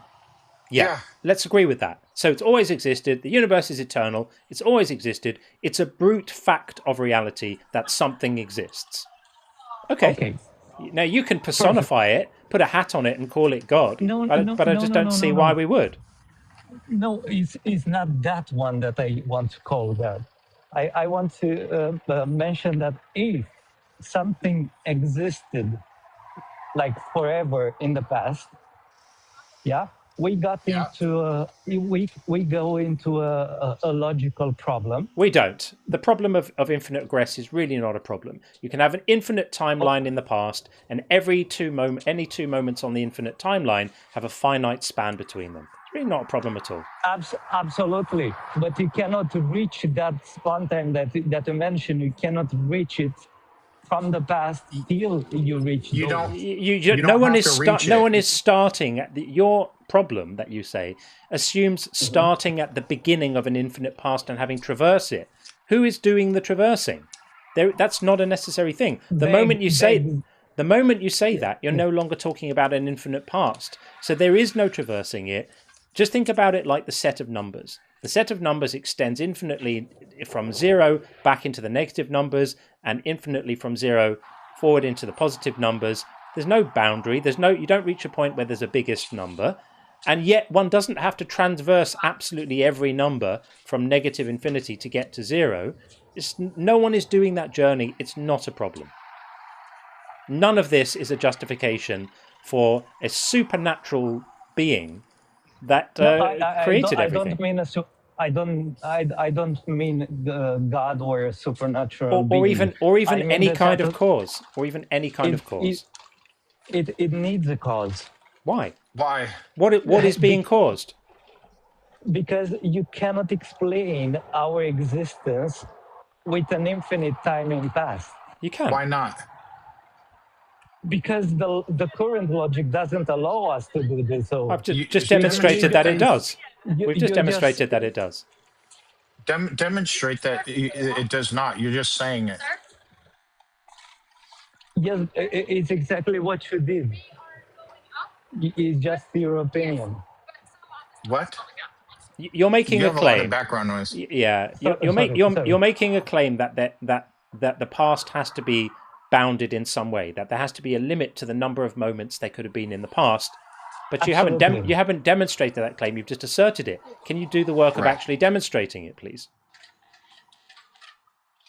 You cannot either demonstrate the opposite or what I'm saying. You're making a positive claim. It's not even on me to disprove your claim. You're making a wild claim. Demonstrate it. No. I don't mean that you are doing a negative claim on my claim. I'm just saying that you are doing a positive claim when you are saying that there is no need. Okay, Yeah. I haven't seen any reason to believe it cannot be, the timeline can't go infinite into the past. You're claiming it cannot. What is the evidence? What's your argument for that? Okay, in the current, let's call it iteration of the universe, we have causality. What No. Oh, you mean a cause of the universe, or just causality in general is a thing? No, causality in general is a thing. So some things are caused. Events within the universe appear to be caused, but you can't extrapolate that out to the universe as a whole. That would be a fallacy of composition. Absolutely, Right. I understand that. But if this is an iteration of our universe, it has to happen in the other or past iterations of the universe.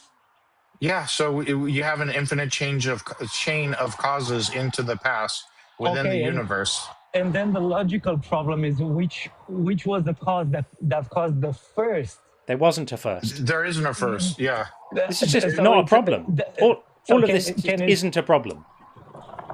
But you say it's not a problem. But when we are talking about the current iteration of the universe, there must be a cause. Because always. This is circular. Why does there have to be a first cause? Because in the observable universe, we see that nothing happened without a cause. We've already said so an why infinite, can't you have an infinite chain of causes? Yeah, exactly. Into the past. Every event could be said to have been caused by the event before it. Absolutely. Okay, so what's the problem with that? That must be a first cause. Why? You keep on saying this, and we're asking you to make an argument for it. And the closest you've come is that you would have had to have traversed an infinite number of You would have had to have traversed an infinite number of moments from the first cause to get here. But that presupposes that which you're trying to prove, which is that there was a first cause. We're not accepting that premise. You would have to provide some evidence that there was a point in time when the universe didn't exist. What's the evidence for that? The evidence is that, at least with the knowledge that we have right now, there is no physical infinite. We cannot prove that. Is that it? Yeah, that's a real issue, a real problem. It's not a problem at all. Do you accept that it could be the case that the universe is infinite in size? I'm not talking about time, just in physical size. No, I'm not agree with this. So you think the go ahead. I was going to say, just a quick reality check here. Can you draw a line in a sentence or two? Can you draw a line from all of these discussions about infinite sets and causality and traversing infinite timelines to Jesus of Nazareth is the creator of the entire universe? No, I'm not saying that. But can you draw that line? Because you said you're a Christian, right? Yeah, I'm a Christian. Yes. So I'm going to bet that these aren't the reasons you're a Christian. You're not a Christian because of an issue you have with infinite sets. You're a Christian for some other reason. Should we talk about that? Yeah, I'm a Christian because of the logical problems that cannot be solved. That's why you're a Christian. Yes, I'll exactly. be right back, guys. Sure. Yeah. Now that in Christianity we give labels to God, we attribute anthropomorphism to God to relate with Him in an easier way. That's another question. But I believe in God because, first of all, that from my point of view, we cannot exist without an uncaused cause. Yeah, so that's what theology calls God, and then gives him attributes like human attributes. So you're sort of starting with Aquinas and then building from there. Yeah, let's say that. Okay. Yeah. I mean, I get whatever gets you through the day, I guess. I just don't find these arguments persuasive. And the people who make it their life's work to study cosmology, and I'm not a physicist at all, I'm a million miles away from that. they don't find these arguments compelling. So the people who really understand this stuff, the people who really understand the mathematical models of time and understand relativity and understand the way that universe, all of, like this stuff, and know it really, really well, they haven't all come to this conclusion. What are you understanding that they're all missing? Okay, it's nothing that I'm understanding and they are missing.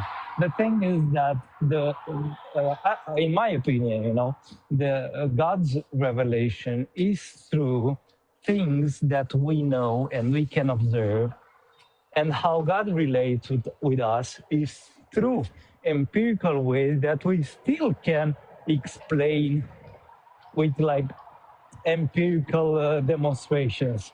It's not something that it's, let's say, an out of this world way of relating with us. But does God want? Can I just check, what religion are you? Yeah, I'm a Seventh-day Adventist. Okay. So does God want us to know that he's there? Yes, absolutely. Is God powerful enough to deliver that information in a way that would succeed 100% of the time in letting us know that he's there? Okay, there are two problems. The first problem I presented to you when I first started. You would still have an explanation for it. Okay, anything you ask God to do, you would still have an explanation for it. It's up to you to understand the coincidence. Can I just check something? You're not Is that a driving. yes or no? You're not driving, are you? No, I'm not driving, but I'm close to the road. Just wanted to make sure. So I would just love a yes or no to this if you can. Is God powerful enough to deliver evidence to each of us, to all of us, such that there would be zero chance that we would fail to be convinced? Yes, he can do that. Has he done that? No. So he's happy for us to be non-believers, isn't he? No, because there is the problem of the free will. It's not a problem of free will. It's a problem of the provision of information. Free will's got nothing to do with this. The theological way. Yes. If you convince me God exists, did you violate my free will? No, I just presented you an option. Okay, if God convinces me God exists, did he violate my free will? It depends how convinces you. Okay, so is God powerful enough to convince me in such a way that he doesn't violate my free will? Give me an example.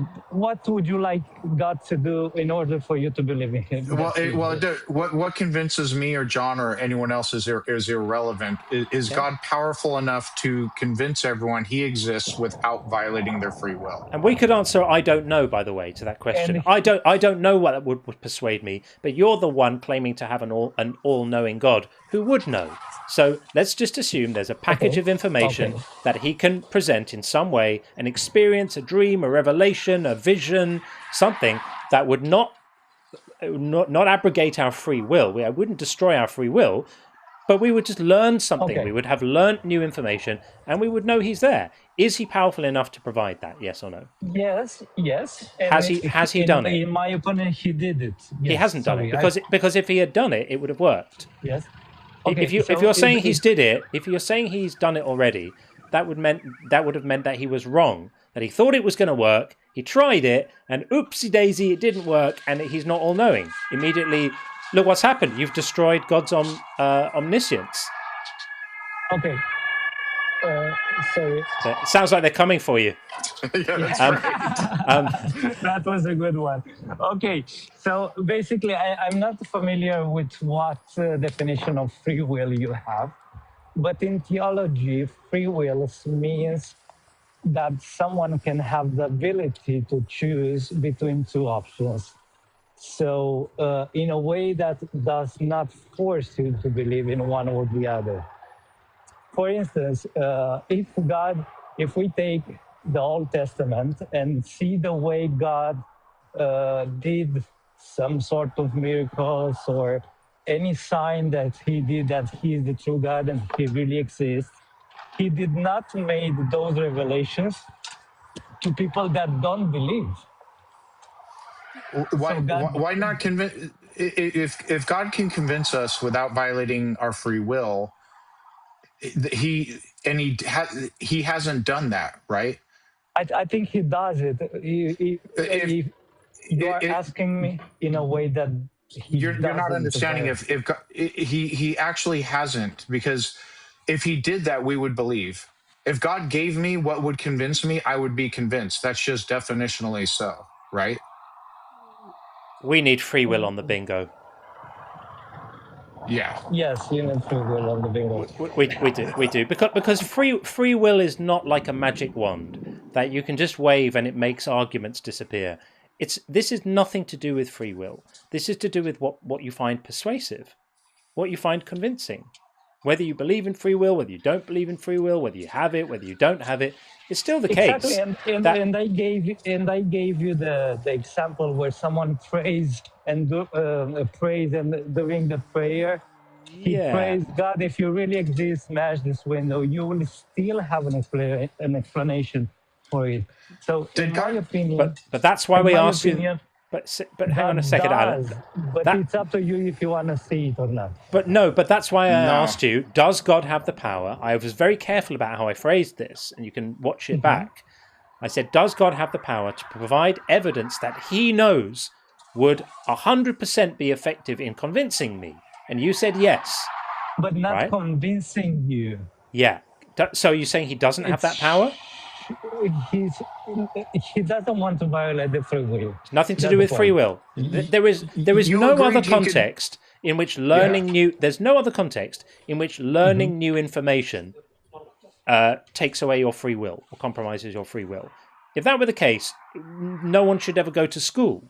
No, let's shut down the universities. If all of this acquisition of knowledge represent a denigration of people's free wills, let's close all the schools and universities today, because we're just obviously just damaging free will everywhere. It doesn't work like that. Everybody knows that's nonsense. John, sorry, can we take it next time, because I really have to go now. Yeah, of course. But it really was a pleasure talking to you, and I will 100% be back and continue. Thanks, Alan. Good to talk. Thank you. Have a nice day. Bye-bye. You too. Take care. Okay, fair enough. It's fair enough. Yeah, time and time again, free will. It's like just a mantra. It's just got to the point where it's there in the background all the time. Nobody takes the time to go, hang on a minute, does this apply? It's weird. I liked the analogy you used last night. You had mentioned, like, I don't know Pokemon. I'm familiar with Magic the Gathering. Yeah. But I want to use that and apply it to the it's like the all-powerful Magic the Gathering card where you just throw it down. It's like this trump card. I win. Yeah. Free will. I play that card and it solves everything. Yeah. Any contradictions, any fallacious argument, whatever. Oh, but free will. Boom, I win. And it doesn't. Indeed. It just doesn't work that way. It doesn't. Yeah, indeed.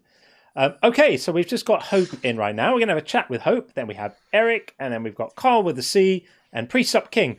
Thank you for your patience, everyone. We'll keep things moving along. Welcome in, Hope. Good morning. How are you today? Very well indeed. How are you? I'm doing well, thanks.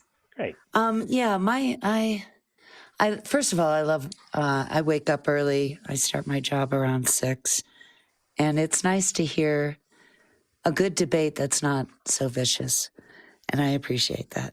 Sure. It can be a little vicious in the morning if you turn on TikTok during coffee, and it gets a little angry. So I appreciate that. Sure. But you guys still have a few stings in there. You just do it politely, and I like that. Thank you. We try. But I do want to understand. I believe we've had this conversation before. I've never believed in God. Yeah. And I've searched because I wanted to see this I don't know, this glory that can fill your heart and do all this stuff. I just don't understand the point of it. Yeah. And I've never understood it. When I do think about religion and God, I feel like a battered wife, you know? And I don't know how other people don't feel that way. You know, how can you love something? I mean, I would never love something that holds a threat over my head, whether it is of eternal darkness or separation or pain and anguish. It doesn't really matter. But why would you voluntarily want to believe in that? Why would you want to put yourself in that situation? You wouldn't do that in everyday life. You wouldn't seek out a relationship for that. So why would you find peace through fear of violence or... Do you know what? It reminds me of Stockholm Syndrome.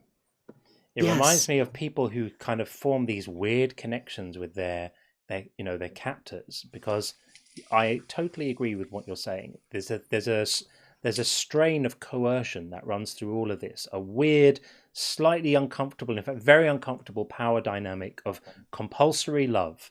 And it's why I asked, I think it was Tim earlier, how he would feel about loving the God who was currently torturing his kids who weren't there in heaven with him, right?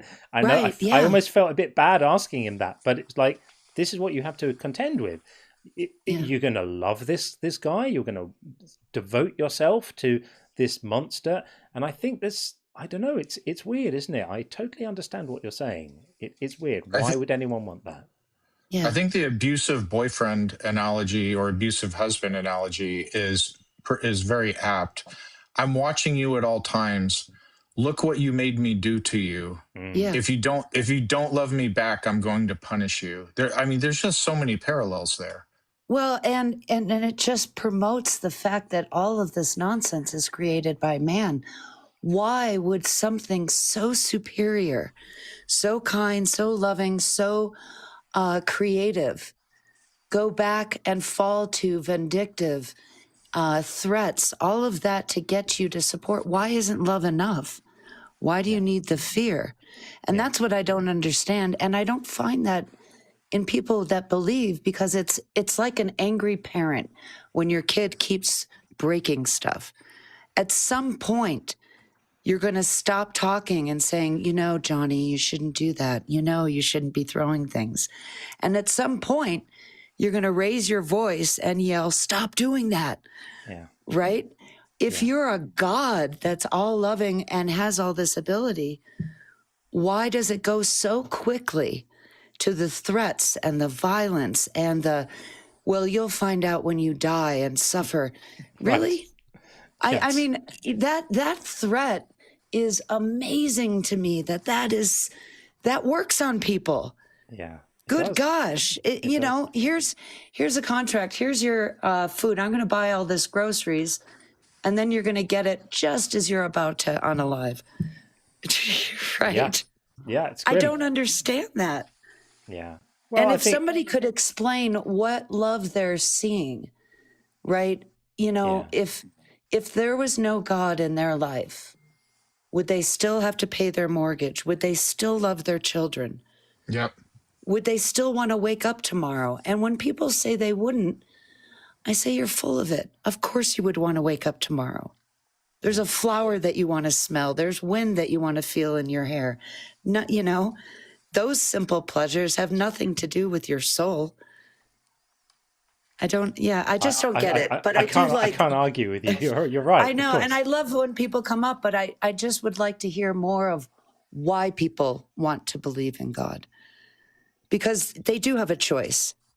When you're an adult, you have a choice. You stop believing in Santa Claus. You stop believing in fairies, which I wish were true. I would gently push back on that. I don't think it's a matter of choice, because you don't have a choice if you're persuaded it's true. So something has to happen in order to persuade you that the stuff isn't true. And the answer to this is normally indoctrination. If you've been told by your parents from an early age that this stuff is true, then the assumption of these truths is baked into your map of the world before you can even tie your shoelaces. And it's very, very difficult to get away from that. And even for people who have come to religion later in life, they're deeply invested. There's often very, very strong emotional reasons why they find this stuff persuasive. And just choosing to stop isn't enough. In the same way that I would say to people who say to me, just choose to accept Jesus, I say, I can't. It's not that I won't. I can't. I'm unable to. I'm unable to command myself to find something convincing that I don't find convincing. The same works the other way around. If they are in it already and they do believe it's true, it's not enough for us to say to them, just choose not to. It's a long road. No. I understand that. Something has to persuade them, but that's what we do. We just. But it happened with Sean. Arguments. It did, right? And it does happen because when we do get older, we have the option to let more knowledge into our minds. Yeah, that's part of what we can control. Absolutely, we can be willfully ignorant about stuff, or we can read a book occasionally. Listen to some people from outside of the circle we normally move in. Listen to some contrary views. Expose ourselves to that. That is definitely something that we can control, and people should do it. Yeah, completely. But I do question: is it love or fear that makes you really believe in God? And if it's fear, do you live that life? Do you welcome that fear in other things in your life? Is that how you live, or is it just with God? Yeah, interesting. I don't know is the answer. I don't know. Yeah, no, you wouldn't know everybody's answer, but I mean, that's the thing that I'm curious about. Why? Yeah. I don't think fear ever, or at least seldom, makes people believe in God, but it certainly is a very powerful tool to keep people believing in God. Because if you don't believe he exists, there's nothing to fear. But if you already believe he exists and you believe there's a hell, and it happened to me for a long while, when thoughts and doubts creep in, instead of exploring those and diving into them, you quickly shut that off and push it away and don't think about it and just keep trying to reaffirm instead of really truly evaluating if what you believe is true. Yeah. All right. Well, that's all I wanted to touch upon. And thank you for being delightful and still poignant in the morning. I enjoy it. Thank you, Hope. Thank you for your voice. Everyone's enjoying your voice. Again, we could all just listen. We'll just listen to you read the phone book, and we'll all be fine. So thank you for that. I'll take that job. For sure. Take care. Nice to speak to you again, Hope. All the best. Bye. Take care. Bye-bye. Okay. Right. A few in the queue. Let's move this along. So we're going to get in Eric, and then we're going to get Carl with a C in, and then we've got Chiron in, and a few others. Thank you for your patience, everyone. Much appreciated. So, bringing in Eric right now. I've got my name system working again for now. Let's see if it works, if it holds up. Hey, Eric. Hey, can you hear me fine? You're a little quiet. Can you get any louder? Bring the phone a little closer. Hey, John. Hey, Sean. There you go. Great. Wanted to make one point first, and then I had a question. It seems like when you're talking with the people who you're saying, can't God give me enough information to persuade me to believe in him? And they bring up, well, what about free will? Right? It seems to me that they're getting confused with enough information to sufficient for you to believe he exists rather than sufficient to accept him as savior. Because if it was savior, then it would be not free will, I guess. Does that make sense? Well, I wouldn't even call that not free will, because if he gave me information that would convince me that he's worthy of worship or worthy of being loved or what have you, that's not violating my free will. That's just me making an informed decision. And I don't even think an emotional reaction to a thing is a choice either. So I don't even think that's a problem. Yeah, I think it's just that they're thinking what you're saying is you're giving enough information to really accept him, because then that would not be free will because he's making you accept him. Does that make sense? What do you mean by accept? Savior. Accept as savior. As savior. Yes, that's what I don't even think free will applies there, because if it's more me making an informed decision as to whether or not I want to follow him, and maybe there is a God, and that God isn't the God of the Bible, or is, but like all the awful things about him in the Bible are false, which is like a lot of it. I'm now making an informed decision. Oh, this guy is actually loving, and there's actually an explanation for all these things or what have you. But it's not, it still wouldn't be a violation of my free will to like learn enough about the God to realize, oh, this God is worthy of following and loving, etc. Yeah. So I see what you're saying. yeah, but I hear what you're saying, because a lot of times when I ask theists, why doesn't God provide me enough information to convince me? Well, if God forced you to love Him, no, that's not what I said. Right, exactly. So they absolutely do conflate it. Right, I think they get confused on that point when you're trying to make it. Okay, my question. I think, John, you can correct me if I'm wrong. I think it was you who said something like, when you're talking about unnecessary suffering, I think you said something like, well, if an earthquake killed 100,000 people, why couldn't he make it just 99,999, right? Right, yeah. Okay, so where do you take that down? Because if you say that, you might as well say, why not all the whole 100,000? Right. Yeah. So what's the line between unnecessary and necessary? So, yeah. For example, if you fall and break your arm and get medical attention and heals fine, okay, that's one. If in nature there's an animal that kills another animal, okay, and it's quick and painless, or it's not. You're cooking and you accidentally cut yourself, but it heals fine. And then taking it to the extreme, you're stubbing your toe. Yeah. So where's the line between unnecessary and not so bad? If you're thinking about a god, the line would be that which is required in order for him to achieve his aims, and anything beyond that is definitionally unnecessary. So if God has some plan for mankind, and his plan can only be achieved with a certain level of, let's say, human suffering or animal suffering or both, well, okay, then anything above that line, it means that he's wanting the suffering as an end in itself. He's choosing the extra suffering. And the existence of that line is problematic because you're now limiting God, and my seesaw of shit goes down because now you've saved him ethically, but you've cost him in terms of his power, because it means he can only achieve his plan with this sort of minimum quota of agony that needs to be provided to him. So I think, I hear what you're saying. Where do you draw the line between, how do you categorically define this notion of avoidable suffering or unnecessary suffering as opposed to necessary?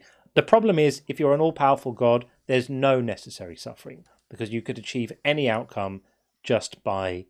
the only problem that you couldn't solve would be the problem of people not knowing what suffering was. If you needed to educate them about that, you'd have to give them some so they know about it. But that's, you could say, well, you can educate them in another way. If you're all powerful, give them the right dreams or make them have a vision, and then they know what the suffering is without having experienced it. Right. However you slice it, it becomes problematic for the God. So you would say any of pretty much the examples I gave you, cutting yourself accidentally, breaking your arm, even though it turns out okay, stubbing your toe even, that's not leading to something better, so those are unnecessary. Is that true? I mean, it might be the case that there's some learning opportunity that comes out of those experiences, and because they're relatively mundane, you could sort of go, okay, well, you stubbed your toe, it hurt for a few minutes, but you learnt about how to better organize the furniture in your room to stop someone else having a worse injury. Who knows, right? You could there's some logic to that. But that logic doesn't apply to people losing their kids to illness or stuff like that. So what about the nature one? If an animal, if you're admitting carnivores, then you're saying another animal has to be killed. Yeah. So is it painless then? Is it? No, it's very painful. I was watching. No, I mean unnecessary. If it has to happen, it would happen painlessly. Right. I mean, again, God could configure a world in which animals don't have to kill each other to survive, where the environment supplies all the nutrients they need, and there's zero suffering involved in the process of eating. But that's not the one he made, apparently. He likes the suffering. That makes sense. Yeah. Yeah. Okay. That was That's pretty much it. Thank you. Thanks, Eric. Pretty much addressed the point. Good Appreciate stuff. it. Nice to talk. All the best, man. Right. Take care. Bye. Bye. Okay, let's get Shiren in, and then we'll get Carl with a C after that. Hey, Shiren. Hey. Am I saying your name right? Yeah, that's fine. That's fine. Hello, everybody. I'll start by saying I'm an atheist, but I wanted to know also or find out another peace of mind about how other people think about it. What I would like to discuss now would be how do you think that later on in schools they will speak about religion? Let's start from the idea that, it's history, anthropology. We learned about people back before when they were making tools out of stone, stuff like that. How the two of you think that they will speak in schools about religion? How will they, did you say? How will they? Yeah. I think maybe, I don't know, in 300 years. So I think you're going on the premise that, like, let's say in 300 years, religion is no longer a thing, and it's just part of the archives of the past human experience. And how will they discuss religion? Is that what you're asking? I don't guarantee it, but right. The way I see it, it's a huge possibility. Yeah.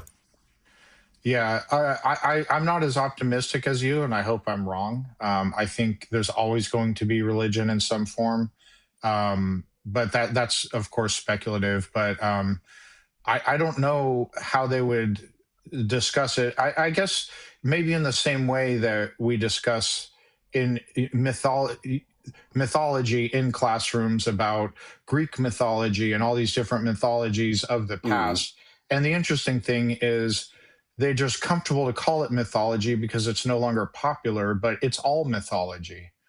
And I think if it does turn out that way, it'll just be looked at in the same vein, and they'll be discussing which mythology they believed in, Hindu mythology and in these regions of India, and here's the history of it, and here's Christian mythology and how far and wide it spread, etc. I think it would just be discussed in the same way that Greek mythology is discussed. I agree. Yeah, maybe 300 years. It's not enough, but I believe that it's possible that it will be a point in time when they'll just say, "Hey, you know what? People before, they crossed their arms or made, I don't know, crazy stuff, and they believed in I don't know, ghosts." In all sorts of stuff, and everybody acted like that. I don't know, if you look it from a rational point of view, if you think of everything that or about the impact that religion had on people, and for nothing, it's extremely huge. Yeah. Like it's like superstition, with the black cat. You see a black cat, you don't get luck or something. You have bad luck. And the same thing now. I think the world will function very, very differently if you don't have religion mixed in. Completely agree. I agree. And of course, the world is not homogenous. So we might get to a point where religion is still doing really, really well in one country and is, happening much less in others. That we have every reason to believe that will be the case. That there's not going to be a uniform distribution of religion in the world, as there isn't right now. I mean, some countries' levels of religion are relatively low. Go to China; it's not a very religious place. Other countries, religion is very high. Go to Afghanistan; it's a different story. So, each country and each nation and each social group, maybe even within countries, will plot their own course through this. And I do agree with you that there could be a time when people look back on how widespread religion is now, how much time and energy and resources are wasted on religion. Think about all the money spent on building churches and PA systems for churches and organizations and all of this stuff, all around like people's imaginary friends and the activities organized around that. It's ludicrous. If all of that money and time and resources and expertise and effort were redirected into projects and endeavors that had a better return on investment, we'd all be doing much better. But sadly, that's not the world we're in right now. And so we face the cultural moment we're in and face it head on, and we engage with it. That's what we're doing here. I'm glad. I heard some opinions till now, but they were from my own country, or let's say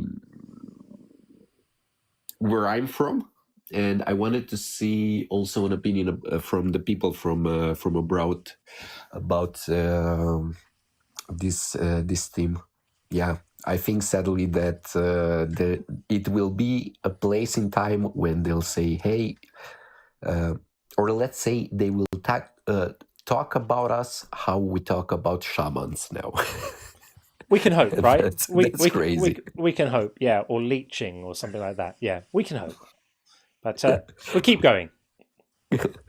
Cool. All right, friend. Okay, cool. Nice Thanks. to talk. All the best. Cheers. Take care. Bye-bye. Thanks. Bye-bye.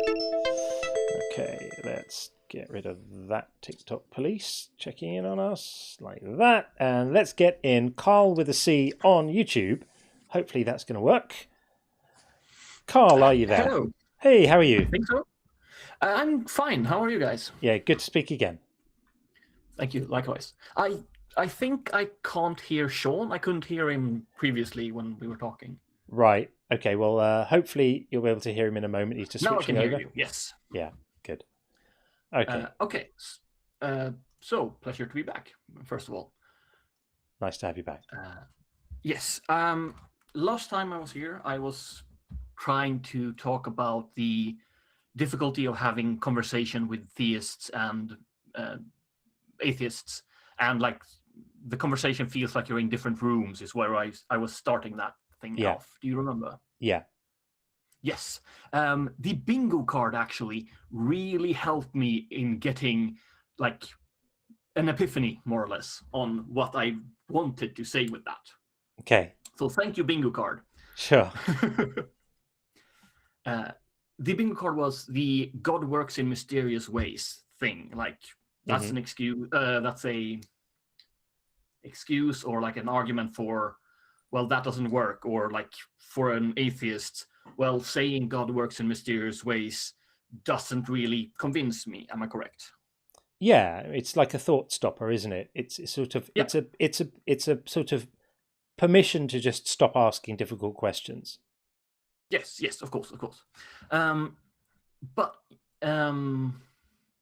would you say that God works in mysterious ways for a believer is a thought stopper as well, and why? Because believers are also, I think I would, because believers also experience moments of cognitive dissonance, moments of it not making sense, when things don't add up, or when something seems undeniably cruel. Look at some of the the Old Testament punishments that God gives out, where lots of innocent people are killed because of the action of another.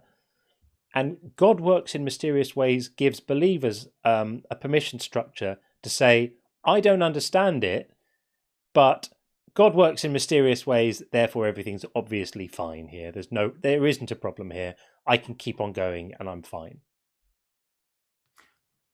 Right.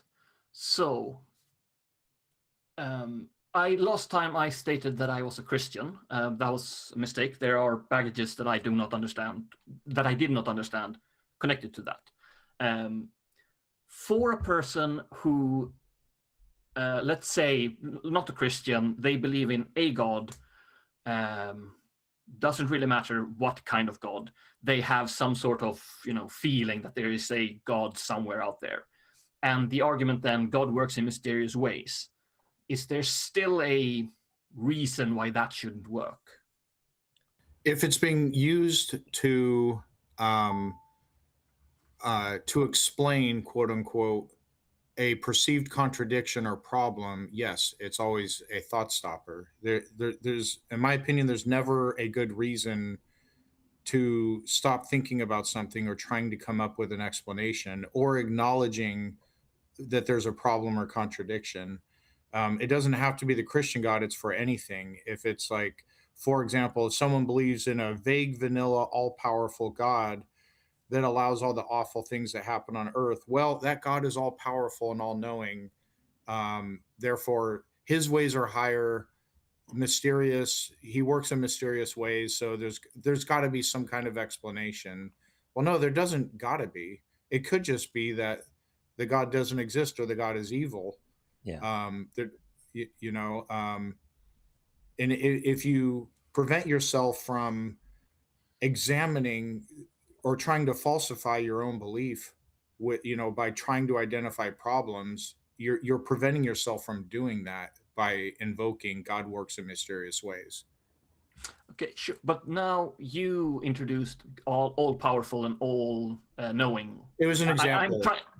Sure. But let's say that there is a God. Well, let's say then a person who believes that God is not all powerful and not all knowing and all that. Mm-hmm. There is some sort of other mysticism. Like there will be. I imagine there will be no claim then for. Yeah, then it's already explained. He's incompetent, or there's a God. He was just powerful enough to create the universe, but doesn't have the ability to, intervene to prevent these problems. Then you no longer have a problem of evil. Now there's a bunch of other issues to address in that case, but the point is, anytime you invoke God works in mysterious ways, it's a thought stopper. Yeah. Like if it's being used as a band-aid for a perceived problem, it's a thought stopper. It doesn't matter which God or what or which thought it is attempting to stop. It's always a thought stopper. Because it's functioning as an argument. It's functioning as a response to something, when in fact it actually isn't a response. It's just a way of saying you don't get a response. So it's a bit like, lean not on your own understanding. These are clever. They weren't dummies, the people who wrote this stuff. Build it into the text, a divine reason, a scriptural mandate for legitimizing it not making sense. Really clever.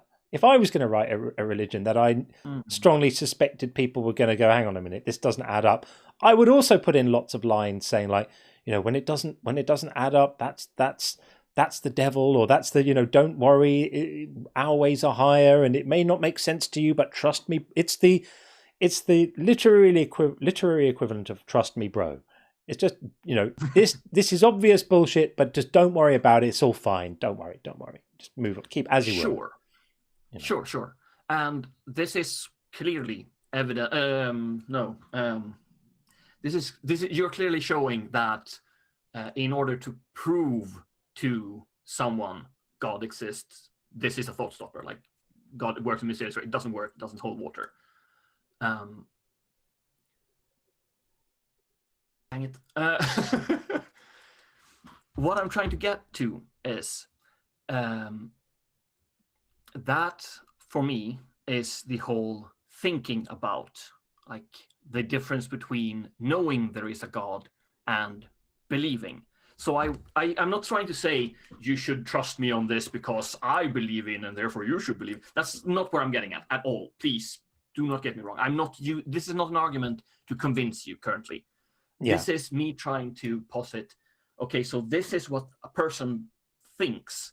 A person who is believing in God does not mind God works in mysterious ways because they are not trying to prove to themselves. They are simply trying to alleviate, comfort themselves. Yeah. Therefore, God works in mysterious way is a bad argument to prove God exists.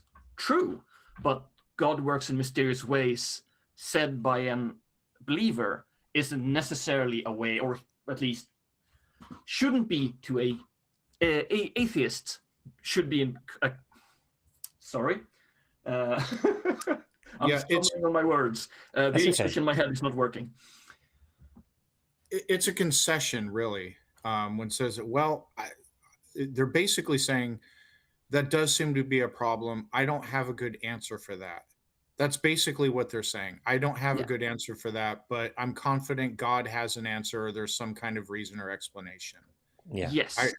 It is a concession, whether they acknowledge it as such or not. I feel like there's either could any one of you give me the definition of concession, because I feel I'm missing something. Giving something up, like making an allowance, or saying, conceding something, like say, okay, you can have that. It's like concede. Yeah, okay, sure. Like admitting a sort of a problem. But I mean, let me ask you something then. If you read a passage in the Bible that seems very, very clearly to show God either doing or condoning something terrible that causes horrendous suffering, and the response to your question is he works in mysterious ways, does that make you feel better about it? No, and I would never defend it that way either. Right. Yeah, because a lot of people do. It's not ours. It's not his ways are higher. It's not our way. It's not for us to question. These are all variations of like, stay in your lane, head down as you were, enforcing the sort of mental slavery, because that's what this is. This is mental slavery. It's telling people they're not allowed to have opinions, telling people that they will be eternally punished for having the wrong ones, and telling them that when things don't make sense, when they obviously don't make sense, when Genesis gives two contradictory creation accounts, or when the Gospels give contradictory narratives about the sequence of events and who got to the tomb when, and whether things happened in the morning or in the afternoon, or while it was still dark or when it was light, and who saw what, and all of that. And these things can't be reconciled. There's no version of the story where they're all true. They can't be harmonized. And the response to this is, God works in mysterious ways. As I said before, that just creates a permission structure to pretend the problem's been solved, that all the work of solving the problem has been done, whereas in fact none of it's been done. The problem hasn't been solved. You've just been given a little theological pat on the head and been told, run along now, it's all good here, nothing to see. And I if I were a believer, I would not find that comforting at all. Sure.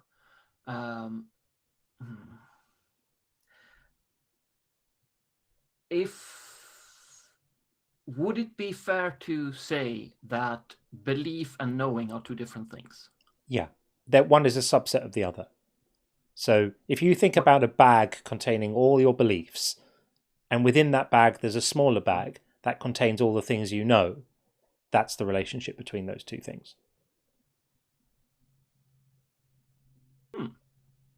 I haven't thought of it like that. I would say I was going to say, well, I don't agree, and then I realized, okay, well, that's interesting. I haven't thought of it that way before. Yeah. So, like, if you to know something means that you believe it, and you believe it with a very, very high degree of confidence, such that it would be sort of pretty much life-changing if it were not true, and that claim to belief is justified, and that the thing is true. So those are the conditions generally accepted for something to count as knowledge. It needs to be true and justified. Normally, that's normally how it's used. Sure. Fair enough. I'm using the wrong English word then. Faith and knowledge. Faith and knowledge. I mean, faith. Will there be a difference here? Yeah, faith is a really tricky word. I've got a whole chapter in my book about faith and the way that the word is used. It's a bit of a slippery eel. Like, it starts being used in one sense. Like, if I say, I've got faith that this chair is going to support me, that's a kind of trust based on evidence. But then you can say, okay, well then I'm a person of faith, right? But I say, with regard to a God, I can't employ that type of faith because I don't have any evidence on which to base that trust. And so something like faith in God as a sort of relationship of trust, that would require first that you think there's anyone there to have that relationship of trust with, right? I have faith in my friends to treat me well. I have faith in Sean to turn up every time we stream. I have faith in these are things which are just basically expressions of trusting someone or something because they built up a track record of evidence that warrants that trust. But I think that faith as used for gods quite often, that sort of legitimate sense of it is established, and then there's a switch made to a much less legitimate sense, which is sort of just pretending something's true, pretending you think something's true, even if you're not necessarily convinced that you do. Right. So sure.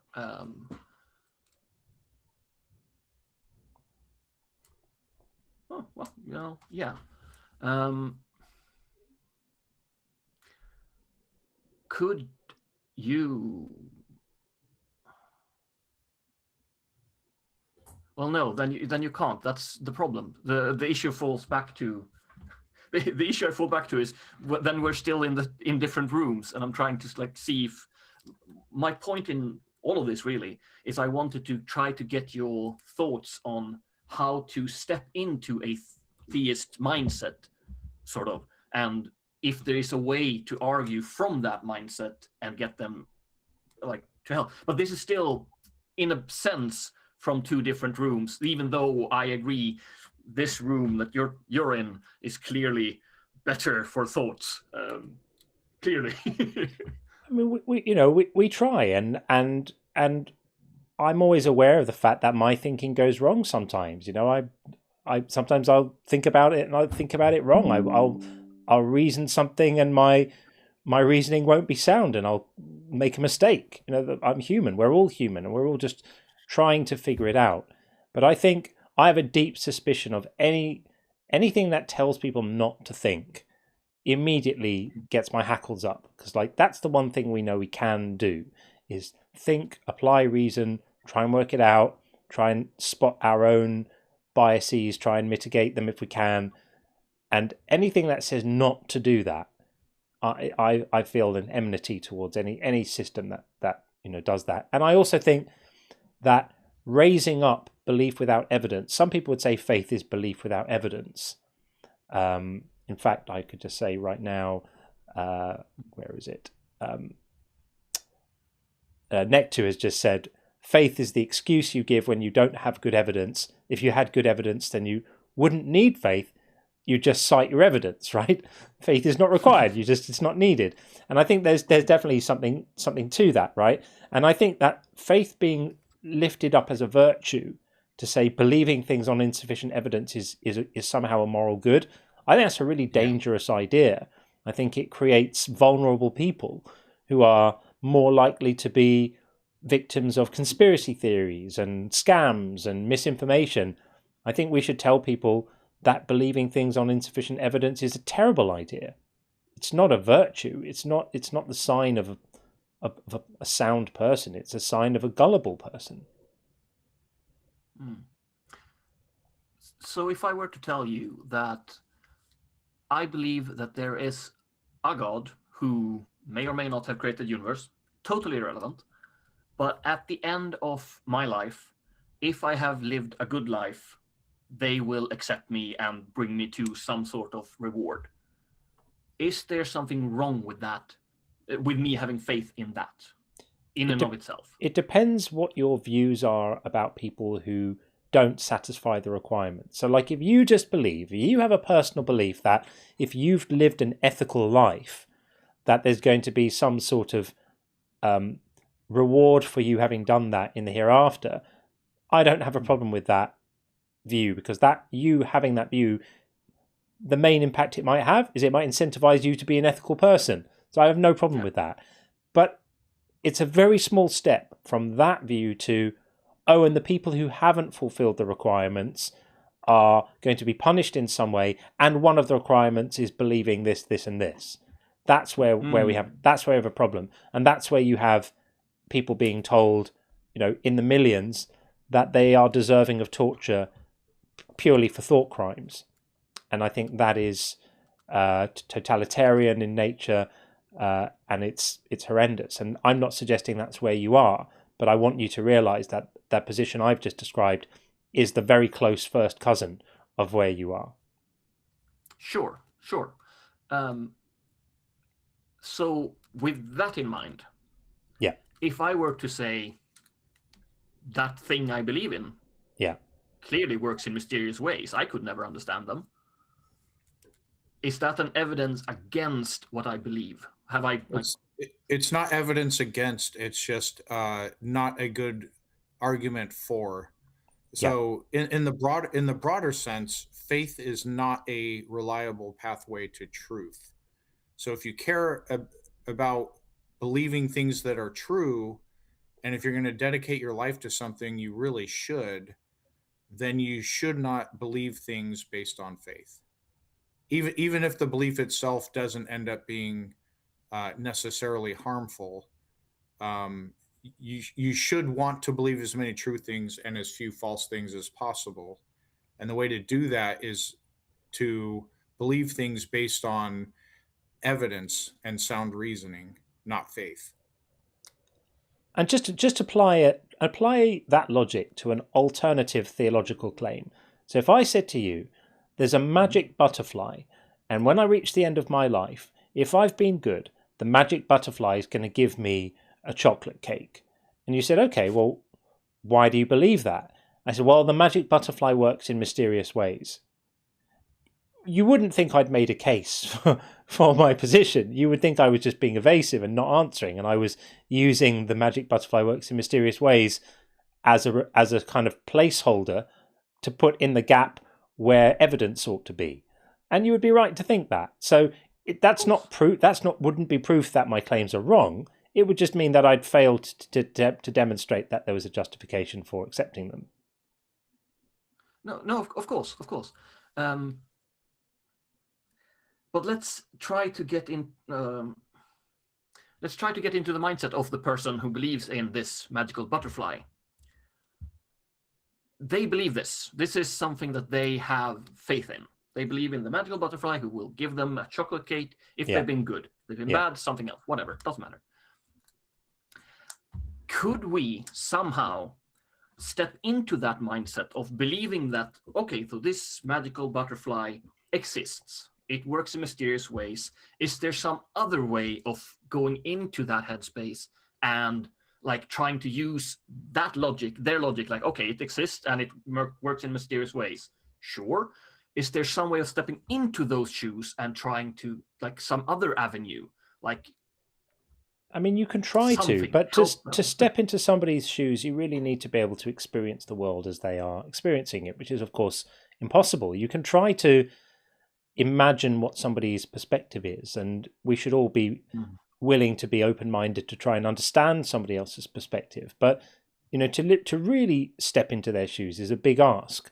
So, you know, I'm happy to try and steel man somebody else's position, try and take the sort of best version of it I can figure out and synthesize and try and understand what it is they mean or what it is they're seeing, and, you know, what am I missing?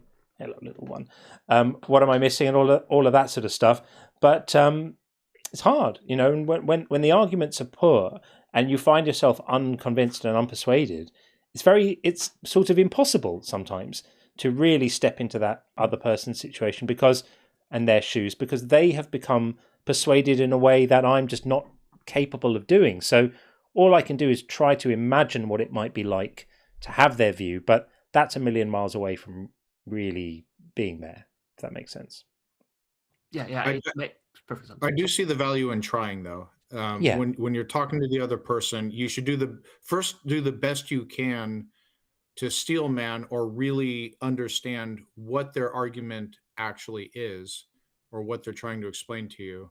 But I do think it's helpful to try to put yourself in their position and try to understand why they're thinking the way they're thinking or believing the way they're believing, so that you can better tailor your arguments or what you want to communicate in a manner that would resonate most with them. You can't do that perfectly, but the better you can get at that, the more persuasive you can be to other people, to your own points of view. And the people who are really good at doing that, by the way, quite often are the ex-believers. So, for example, Sean would be better at legitimately being in somebody's shoes as a believer than I might be, because I've never been a believer. So I I don't have memories of what it feels like to be persuaded of that stuff, whereas Sean does, and many of the people in our community do. So I would sort of defer to them in terms of doing that, because I may not be able to do it. Well, then, for my own sake, woohoo! I finally gotten my answer. I feel quest properly answered. Thank you. Sure. Not any fault of your own. Like we've gotten to the bottom of this, in my opinion. Good. Awesome. I hope it's helpful. Yeah, I'm not sure. I would like to have received some sort of, well, just do this and you'll help people. But yeah, it's difficult. It's tricky stuff, isn't it? Yeah, it's tricky stuff. It is. It definitely is. Definitely is. I think it starts with good faith conversations. I think it starts with the willingness to actually listen to each other, even where there's a difference of opinion, and try to honestly engage with what someone is saying. That's a starting point, and then the good things flow from there. Yeah, that's wonderful. Good stuff. Well, is that it? I believe that is it. I feel like I've taken up too much time with nonsense. I will return later on. I think I have one more subject I want to talk to you guys about. All right. That is for another day, I feel. We'll speak to you again, Carl. Nice to talk today. Thanks for coming in. Thank you for having me. Appreciate you. Take care. Thanks, man. Cheers. Bye. Bye-bye. Okay. And for anyone's asking, he does actually spell his name, ironically, Carl with a K, with a C, with a C. That wasn't me being typing it wrong or not realizing that would constitute a mistake. Okay, let's just get a couple of messages in, and then we will get in Precept King, and then Not Jay is back for more discussion. So we have Garbage Man, thank you for this, said, I'd argue that an omnipotent being could not even temporarily limit themselves. My goal is to circumvent the seesaws of shit, right? I mean, it is a problem. And what would it mean to temporarily limit yourselves? I think Sean made the point earlier, said that limiting would have to be permanent. They would have to sort of have some kind of omnipotent, and their final omnipotent act would be to destroy their own omnipotence. It's quite kind of poetic in a way, like a sort of God self-destruct button. Pushes the button and there's no going back, and then you're not a god anymore. It's a cute story. It's definitely a cute story. It could be said that if he was truly omnipotent, then one of the properties of that omnipotence would be to get rid of his own omnipotence permanently, but be able to get it back anyway. I didn't think about that. Maybe it is a paradox. So it is a little. I have to give that one. I have to give that one. It's a bit paradoxical, because isn't it? An entailment would be to be but then that's a contradiction, though. So I don't know. We'll talk about that later. Maybe that's a contradiction, and that you wouldn't really be doing it. That if you really did it, you couldn't undo it. So who knows? That's right. It's an interesting one. Yeah. And then Tim said, faith is having faith that Tim will make a bad joke. I don't think Tim ever makes a bad joke. I think all of Tim's jokes are very, very good. Philosophical Junkie, thank you so much for the donation. I really, really appreciate that. It's very generous. Thank you. Okay, let's get in Precept King, who I have a feeling might possibly be PVG. PVG, it's gotta be. over on YouTube. Let's see. I'm pretty sure it will be. Hey, Precept King. Hi. I'm a totally new caller. Okay. Oh, how are you doing? Is that you? Yes, PVG. How are you? Sorry, I'm really bad at this. Sorry. All good. God, I think someone found out it was going to be me in the chat, and I just gave myself away accidentally. And so, So I just want to say, the previous caller. I mean, you said that you can't listen to people, right? Because you don't have the experience of coming out of a religion. I think the way I see Sean has high emotional intelligence to understand people. And also, he has had the experience of being an atheist and coming out of it. Yeah. And whereas I see you as someone who hasn't had the experience of being theistic and coming out of it, but someone with high emotional intelligence. So when compared to someone with low emotional intelligence, but having come out of religion, I think you would still do better than them in understanding people with empathy. That's my kind I of opinion appreciate on that. that. Yeah, I appreciate that, and I think there's a certain amount of empathy definitely gets you a lot of the way there. I mean, we can often, if we listen to someone, for example, who's had a terrible tragedy and lost someone they loved or something like that, we often feel that empathic sting of pain because we're identifying with them and feeling what it must be like to be in such a terrible situation, even not having actually lived it. So I think, as you say, emotional intelligence or being able to sort of imagine and empathize does get you a fair bit of the way there. I guess I would say that without having actually lived it, though, there might be nuances to the experience that you just don't know until you've really lived it. I've certainly had experiences in my life that I'm fairly confident other people wouldn't be able to sort of imagine and discern with quite the same, let's say, clarity that I might be able to, because of the small details that aren't necessarily obvious if you just imagine what it might be like.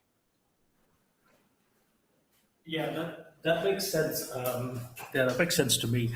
I totally agree. I chose the name Priest of King because the call we had a few hours ago. Yeah. There was someone who towards the end who was talking about, you strengthened his faith, and and then he went on to say that God actually forgives people who genuinely do not believe but does good things. Obviously, they're kind of interpreting the Bible or the biblical mythos in their own lens. However, on intuition. However, he mentioned intellectual diet, and that brings me to the point, brings me to the matter of free will. So the thing is, we can do so many things around what we are exposing our cognition to, Yeah. to which then kind of influences or shapes our belief down the line. So obviously, I can choose to exercise, I can choose to eat well and be fit, or I can choose to eat on lots of sugar, lots of processed sugar and fat, and then not work out, be sedentary, and then gain weight.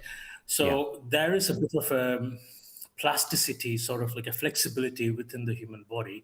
Obviously, no matter what I try, I can't jump to the moon, or I can't become 6'9". I can't change my height. However, I can do certain things that are flexible. And the same way, I can choose what kind of cognitive exercise I can partake in and what kind of information I'm letting into my mind on a daily basis.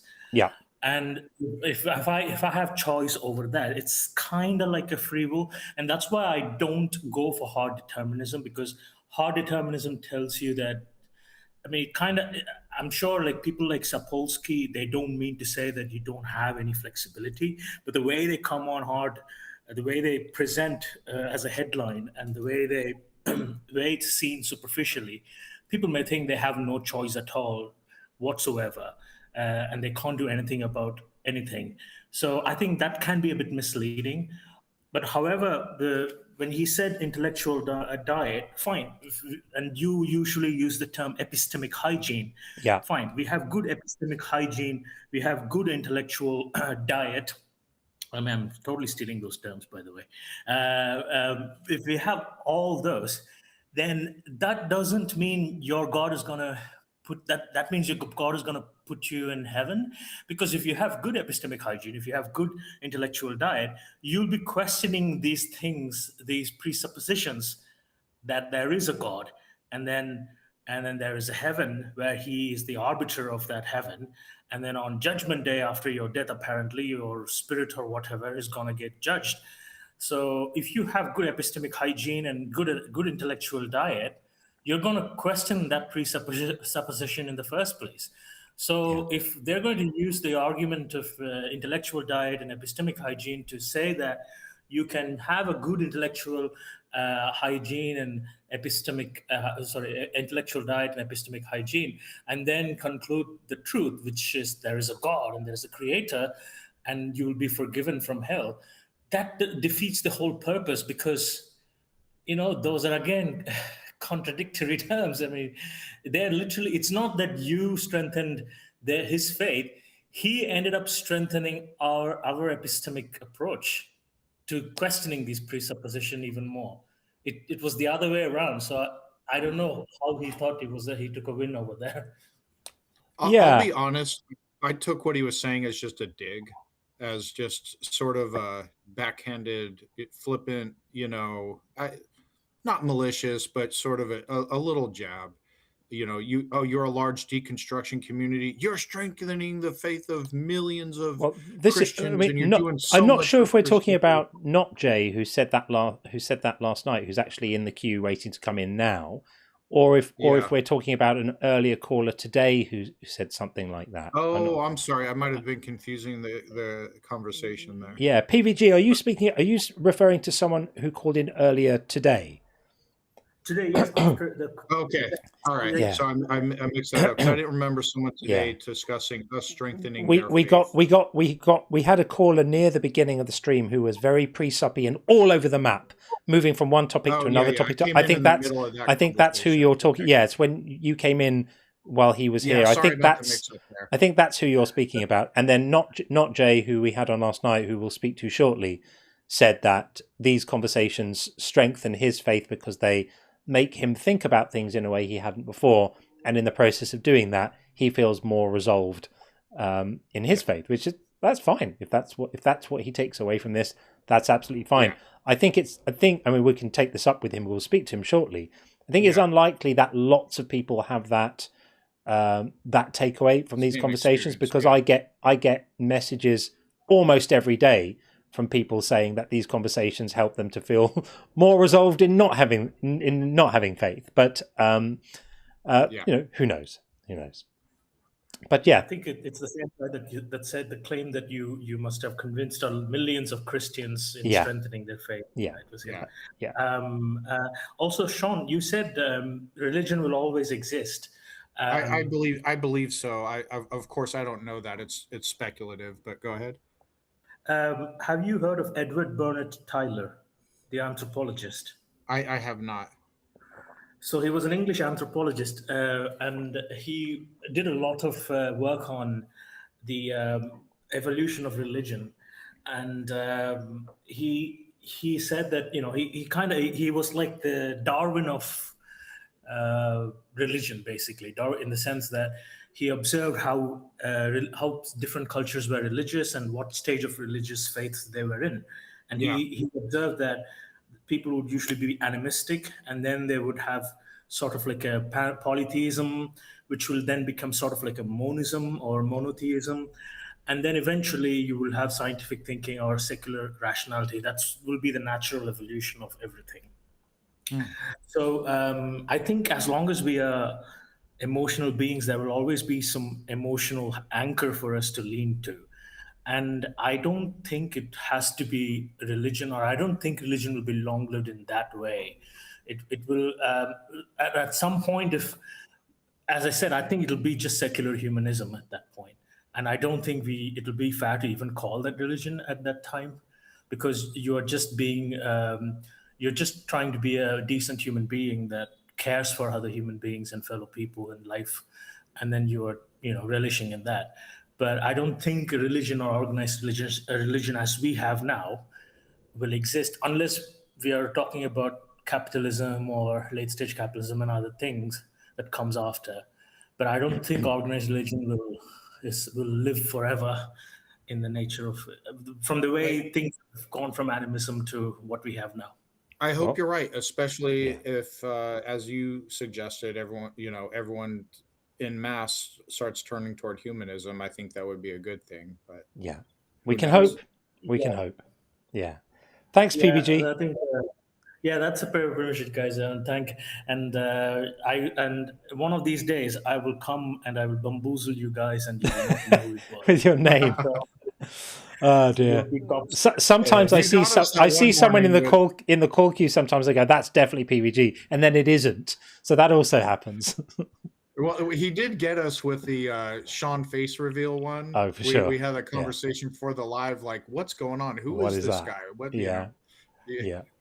Yeah, you activated our security protocols. That's right.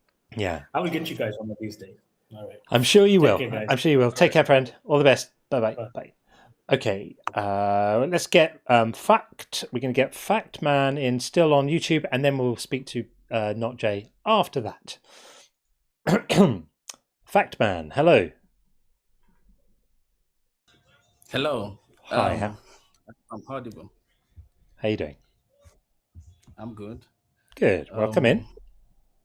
Yeah, I watch your program very often, and I really love what you do. Thank you. Yeah, because it's I guess someone has to speak up though, and I envy your position coming from a place where you don't seem to have this background where you are being cultured into these religious spirals. So it gave you, I think that puts you in a very much clean position, like untainted position to have a much more holistic view of the entire system, unlike someone who is coming from the mud, who has some bond and some deep relationship, emotional attachment, including sentiments for this religious context. Because for me, I'm agnostic, and I just choose to pick a position that sits in between. Yes, there's a possibility there. It's not like you said for one of your videos that logically, yes, logic permits that there could be an omnipotent being who probably created all things and all of that, but we don't have any evidence to prove that, given the account that humans, because that is very important to emphasize, given the account that humans were able to document regarding its operations, its modus operandi, and manifestos. And if we check all of those details, they look corrupt. They look human. Let me put it that way. Yeah. They look very much human. Which personally, I questioned this while I was growing up. I grew up in as a Muslim. Then I became a Christian. Then I happened to open up more to knowledge and understanding, research, and I end up seeing myself in that conflict that none of this seem to make much sense if you choose to think about it critically. So, but I want to pick a stand whereby, which is why I am agnostic though. Yeah. Whereby I'm looking at and I love to have this conversation, but not many people are open-minded though. So you find it difficult, especially if your circle is mostly as tight regarding topics like this. So I'm looking at a possibility, it's all fictional anyway, where we have an omnipotent being who sets something in motion and just watch it play out randomly, not necessarily being interfered with, no extra command, because I'm a software engineer and I see this play out in simulations. You set the principles, you set the laws that govern your the environment that you are trying to engineer, and then you all this in place, and you the Conway game of life, it's a good example as well. You just set it in motion, things happen randomly, and that model, I would say 80% match up with our reality, and we will see outliers, which most likely we call miracles in most of occasions, because it rarely happens. in a world filled with over 8 billion people going to 10 billion, and you can sparingly just see some spectacular things happen that we can attribute to God. And we also see some horrid thing happen, though, very horridly. And also they're about the same rough estimates. Earthquake, tsunami, and some natural disasters, they happen. And these things equally match when we say, oh, this nice thing happens, so therefore it should be God. So for me, I took that stand that, probably there might be an intelligent being somewhere who is just watching everything play out. And if that's the case, all this concept of all powerful, all that just gets out the window, and we can think more critically. And I think even if such exists, with the advancement that humanity has made so far, at least in the past centuries, it shows that that particular omnipotent being is interested in our scientific development and understanding. It's very much vested in it, because if it's so greedy and not interested, it costs him nothing to shoot the spaceship out of the cloud. Elon Musk's spaceship will have been a good testimony. The way they blow up in the first simulations where they keep blowing up. Oh, we say, oh, that's God. Yeah, God don't want human being to see what is outside of the firmament, as the flight letters call it. So it's blowing up the ships. But we've been to the moon and back several times. Other countries did it, even though some group will be like, oh, it's all fake. India did it. It was not fake for India. It's not fake in Russia. China is not fake, but as some Americans going to the moon seem to be fake, though. And let's not forget that God got very upset when people were starting to build towers in case they got too high. So he stopped that operation immediately, right? So God doesn't like it when we achieve altitude. Yeah, I think that particular God was sacked, though. I think it was sacked. It was sacked, and a new one was elected. Right. Is that what happened? He got voted out. Apparently he's still there. So. Yeah, or his son's taken over the family business or something. Yeah. Yeah. Speaking of his son, that's even bringing a lot of question into the play.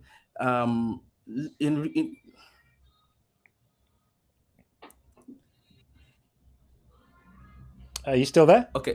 There you go. Yeah, I'm there. So speaking of his son, that brings a lot of question into this whole scenery. I was comparing, because I was once a Muslim, and I was comparing all the doctrinations and especially the book, the Quran, with that of the Bible. Mm-hmm. And you can definitely sense plagiarism here. And from the storyline as well, it's plausible for plagiarism. As a matter of fact, the only woman that was acknowledged in the Bible, in Quran, was Mary. And even the prophet himself, his own mother was not that acknowledged in the Quran itself. The Quran acknowledged, as a matter of fact, I don't even think Islam is different from Christianity. Because given the context, right, the prophet came, he said, he acknowledged Moses, he acknowledged Abraham, he acknowledged Jesus, he acknowledged everything the Jewish people, every prophet the Jewish people ever had, which were the foundations of Christianity. He acknowledged all of them. He even gave props to them, right? But he claimed that, oh, I am the last prophet, though. All these guys are messengers. I am the last prophet. Mm-hmm. And that to me, that does not sound like, oh, this is a different religion. It sounds as if, oh, we are all in the same court. We came from the same source. Yeah, those are my guys. They came ahead of me. I'm just the last guy to show up on the scene. So in that regard, I think there's absolutely no difference between Christianity and Islam. And if Islam is authenticating everything Christianity stands for, apart from their claims of divinity, right? Because of course they say that Jesus was not a god, was just a prophet, just a person like anyone else. And that's a pretty foundational difference, isn't it? And at the same time, the same Quran also acknowledged that Jesus is the Spirit of God, and also that Jesus is the Word of God. it also acknowledged that Jesus even gave life at some point to a bird, that he molded the bird and breathed life into the bird. And that suggests, but they said according to, the Father gave him permission. It literally authenticates everything the Bible has already said concerning Jesus. There's no under meaning to that in any context.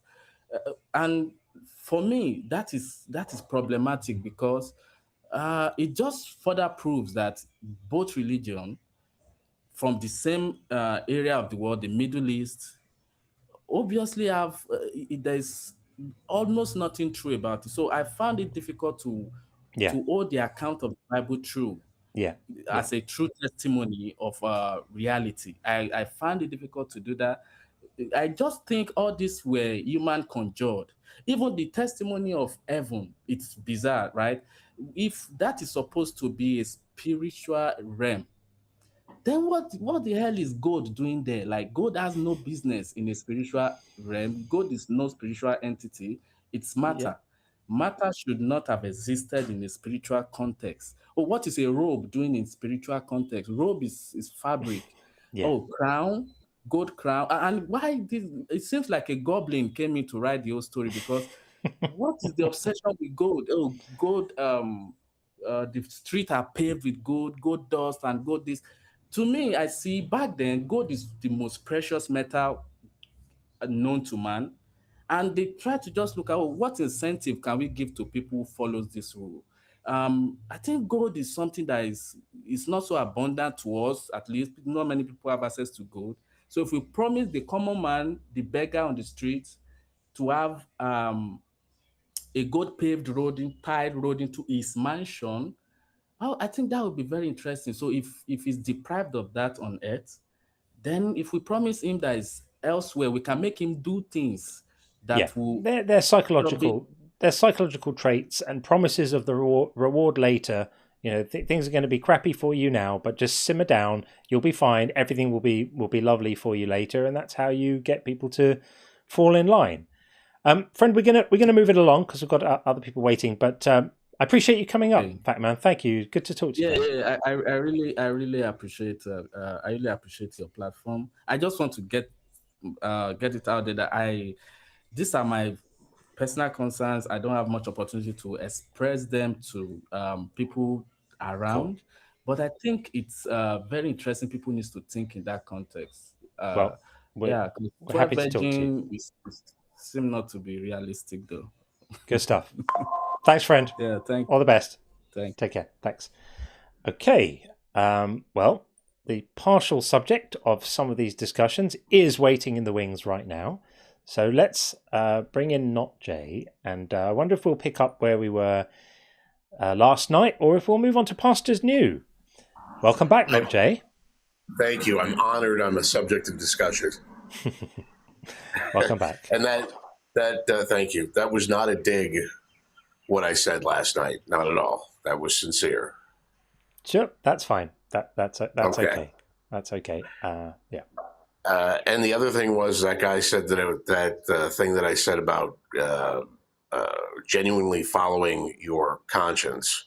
That was not something that I came up with. I am not that bright to come up with theology. That's directly from Vatican II. So just wanted to clear that up. All right? Fair enough. All right. What were you saying about something? What wanted me to chime in today is you were saying something about something's evil cousin, and it was a quick leap from. Oh yeah. So I was saying that there's very little daylight that exists between a very sort of benevolent sounding, lovely version of faith where you live a good life, and if you live the good life, it's like it's just you, it's a personal thing, and if you've lived a good life, there's some reward for you in the hereafter. You only have to move a very small distance to get from that to, oh, and by the way, the other people who haven't lived the good life are going to get punished in the hereafter, and here's what you have to do to live the good life, and part of it is you need to be convinced of certain things and believe certain things, and much of the stuff that we were talking about last night. So it's just making the claim that I often speak to. It's lovely when we speak to believers who are sort of have a very kind of gentle version of the faith that they live, If everyone did that, I probably wouldn't have bothered to do any of this, because I wouldn't have been so bothered by the obvious negative effects of these belief systems in the world that I see, right? The reason why, the thing that motivates me to do this work and write and speak and do all of this stuff is because I see the harm it does. I think it does a lot of harm. And so the point I was making about the first cousin is that the very sweet sounding, benevolent, no harm to anyone version of faith is really just a first cousin. It's a close relative of the, sorry, but rules is rules. And, if you don't believe the right thing, and if you were given a chance to believe and you didn't believe the right thing, and therefore you're going to be punished, that lives very nearby to the other one. So are you suggesting it's the faithful pointing out and criticizing the unfaithful, or somehow pointing out and verbally condemning them? Or is that what you're talking about? Or are you just talking about that's part of it? It's part of it. It's the whole doctrine. So it's harm perpetuated from believers to non-believers directly.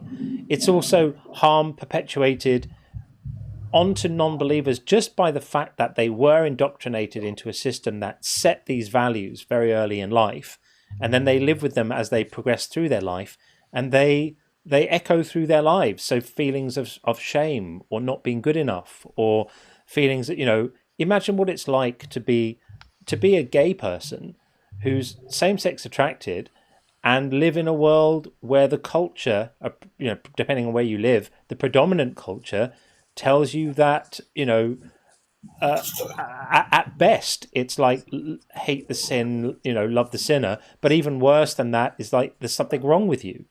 You're on some level deserving of punishment. I mean, the God that you worship put rules in place that said that men who love other men need to be stoned to death because it's an abomination. That's disgusting. And however much the church nowadays may have softened its stance on that, you can't remove the scars of the fact that for many centuries, that kind of bigotry and prejudice was legitimized by the church, and still is amongst many people that we speak to here, right? So it's tricky. Those are the kind of harms I mean. So I would suggest to you that, well, first of all, during the process of RCIA, a couple of things became apparent. That, first of all, no one knows if somebody else is going to hell or not. It's impossible for me to know that. It's possible for anybody to know that. So going around, by extension from that premise, going around and saying that other people are going to hell is not part of doctrine at all, at least in my faith. Now, I can't speak for other Protestant or other sects of Christianity.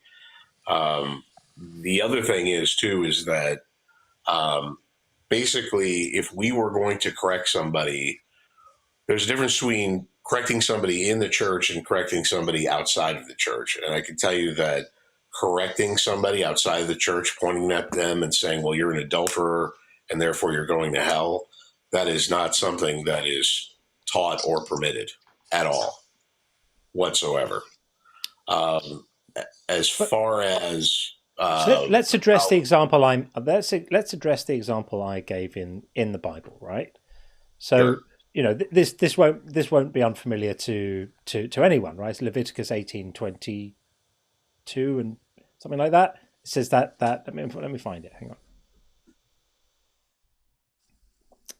Right. There we go. So this is God, right? If you think God is Jesus, then this is Jesus speaking, just at an earlier point in history, right? You shall not lie with a male as with a woman. It is an abomination. And then just a few chapters later, if a man lies with a male as with a woman, both of them have committed an abomination. They shall be put to death. Their blood guilt is upon them.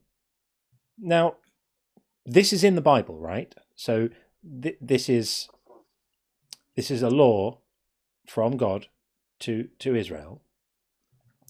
Was God right to say this? So those were judicial prescriptions for that particular sin for this particular group of people at a particular time. Is that a yes? Yeah.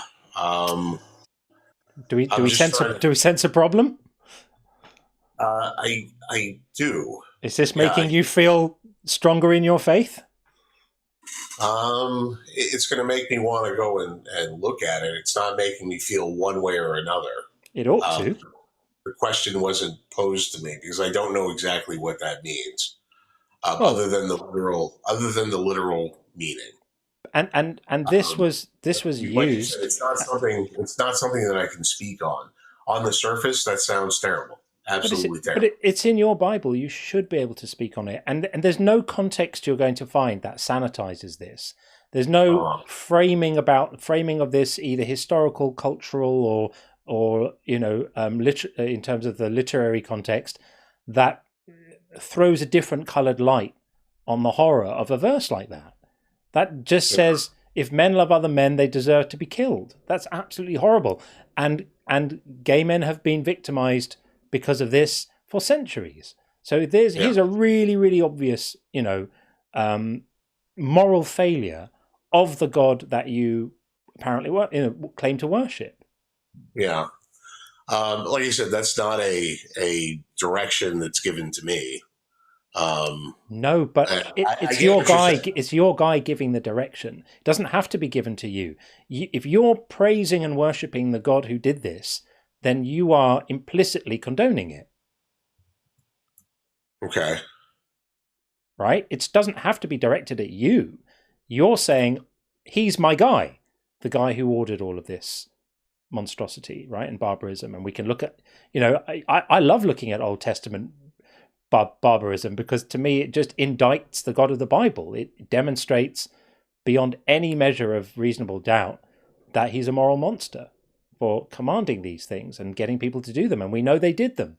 And in places in the world now, they're still doing them. So that's a hell of a moral debt. And it's his account, right? And that's so when I do lives and the title is God is Evil, it's that the kind of thing I mean. It's like, that is horrendous. Yeah. How do you reconcile that with like John 8:7? John 8:7. Remind me what John 8:7 is. I can look it up if you need me to. Let he who is without sin cast the first stone. Oh yeah. So this is Jesus saying to the adulteress, to the men who want to stone the adulteress. Well, I think in that instance, they were saying that the requirements for that particular element of Mosaic law to be fulfilled weren't in place, that there hadn't been the right witnesses or the right, he wasn't saying that law wasn't in place anymore. And even if he had been, let's pretend that Jesus came along and never said Matthew 5:17 when he said, I'm not here to abolish the law. Let's imagine he never said that. Let's imagine he turned up and said, all of that Old Testament barbarism is horrific. It's all gone now. Well, that's lovely. But if you think Jesus is God, if you think that Jesus is divine and some aspect or manifestation of God, it was still him who did that stuff. It's morally still on him. A quick FYI, my lies are better than yours. I see you in the queue and we'll get you in shortly.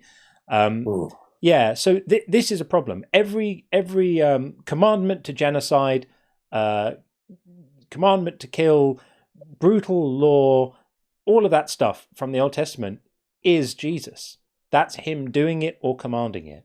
And he's not absolved of the moral responsibility for those acts just because some people claim he distanced himself from them later. The my short answer is I don't know how to reconcile that.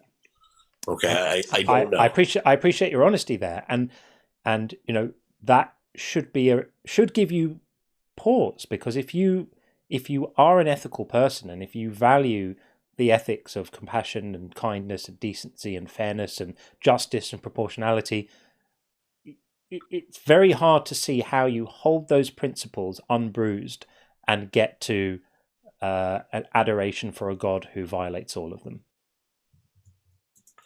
Yeah, like you said, at this point, I do not know how to reconcile that at all. So fair. That's a fair answer. That's a fair answer. Like I said, so right now I would say that I'm, on this particular thing, it's not because I don't know how to reconcile it. It's not making me go one way or the other, because there have been plenty of times where people have pointed out things in the Old Testament, and then I've gone and looked at it and tried to look at it, and I've talked to a priest, and I've done all these other things, and then it was explained in such a way. And I know you've got that video about context, and I think you had a box of washing up powder that you used. Yeah, you can make an argument for context if the context changes the meaning, and there are instances where they do. So, for example, in Luke, when Jesus says, "If anyone says not that I'm the king, bring him here and slay them before me," he's not speaking as himself. He's telling a parable about a king. So that would be an example where the context, if you just took that verse on its own, it would look like Jesus is demanding that people are slayed before him. The context gives you the correct meaning. There are cases where the context changes the meaning, but in many cases, the context doesn't change the meaning. In the cases of these laws, they are just what they are. All I was suggesting to you is that and I'm not saying it's going to be that or it's not going to be that. I'm just saying that with further looking at it harder, that sometimes there are things that will explain it better, I guess. Like there's a passage, and I forget which one, about the man who was put to death for gathering sticks. Yeah. Now, I don't remember the actual passage. I don't remember the actual explanation, but it was something along the lines of they were speaking about willful rejection, willful disobedience, willful something more than just the simple, I accidentally grab sticks on this day. Well, it was in the book of Numbers. It was Numbers 15, and we can even have a look at it, because this is another really morally problematic one, right? So let's have a little look at it. I don't really want to, because I'm not prepared. I don't have the actual explanation in front of me. I'm just saying that in looking at things like this, when I've looked into them, there have been things that have explained it in a way. There are theological copes, right? There are theological copes which create a provision. I wouldn't call them a cope. Well, no, I think quite often they are, because they're designed to create a permission structure to say this has now been adequately explained and move on. But they don't adequately explain them. So just a quick one for people who don't know this. This is the Israelites were in the wilderness. They hadn't yet settled down in the promised land. They were trying to get their stuff together. They were not a fully formed culture with all the established laws and a society yet. They'd come out of Egypt. When they found a man gathering sticks on the Sabbath, those who found him gathering sticks brought him to Moses and the whole congregation. They put him in custody because, and here's the kicker, right? It was not clear what should be done to him. That means the people charged with enforcing the law weren't clear on what the law was. If they weren't clear on what the law was, how clear might this man have been, who was just, gathering firewood for his family or whatever it might be? Then the Lord said to Moses, "The man shall be put to death, and all the congregation shall stone him outside the camp." And then just like that, the whole congregation brought him outside the camp and stoned him to death. So to me, this is another example of being, really deeply morally problematic, because if the people whose job it is to know this stuff didn't know it, how can some poor man know it? They could have just educated him and said, collecting sticks on the Sabbath, don't do it. We'll give you a warning. But no, that to kill a man, surely there's a part of you that reads that and goes, that's not okay. Well, like I said, absolutely. If I read that on the surface, that seems horrible. But, and again, I don't have the exact words and I don't have the explanation in front of me, but it wasn't about a man simply making a mistake. It wasn't about a man who forgot. It wasn't about a man who was backed into a corner and didn't have any other choice. As a matter of fact, I believe there's an exception that if it's a matter of life and death, they can break those laws. They were speaking on somebody who is willfully, maliciously trying to lead other people away by rejecting the laws. So I think that's, again, I don't have it in front of me, so this is why I don't want to talk about it, because Sure. I don't have it and I can't intelligently speak on it, but I can give you the gist. That was the gist. Yeah. The thing with these theological responses is that the thing to watch out for is that they tend to have about them the notion that some response is better than no response, right? So when there's a problematic passage, just come up with a way of explaining it that does the job of going, oh, that's been explained. And then you've created for yourself primarily and for others the feeling of, an explanation has been provided. But an explanation has been provided is a very long way from a sufficient explanation has been provided, right? One that actually does the job of explaining it. Sufficient would be a judgment call. It is, yeah. Hold on. It is a judgment.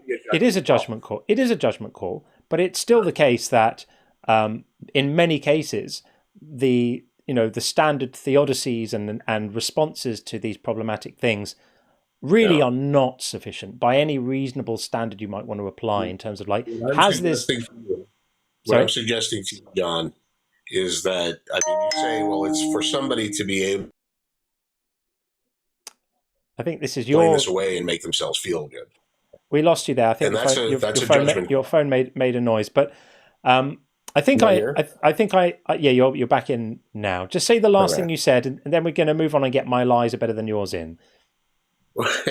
What I said to you is somebody, you say that these are things to explain away and make somebody else feel good, and that is an assessment, personal assessment by you. It is. Whereas other people say, hey, these things are, if you're looking deeper into the text and not just taking the surface meaning of it, to be able to figure out what meaning is supposed to be conveyed here. It is. You're right. It is my personal assessment, but it's a personal assessment born of listening to these arguments for decades and going, really? That's the best you've got? Like, that's pathetic. Like, is that really it? Like, it wouldn't persuade me. It's not my biases. It's just, I can spot a bad argument. And many of these are bad arguments. I'll give you an sorry, go ahead, John. Bad arguments. You say bad arguments. You say this has had, that you've heard these things repeatedly. That just means that, again, bad argument is judgment by you. Let me give you an example. Let me put some flesh on these bones, right? So I was talking about the law in Deuteronomy that allows you, if you are successful in a battle, and amongst the captives, you spot a woman that you like the look of, and you can take her back to your house, and then you can shave her hair, cut her nails, give her a month to mourn her family who you've probably killed, and then you get to have sex with her, right? That's there. It's in the law, right? It's absolutely disgusting, right?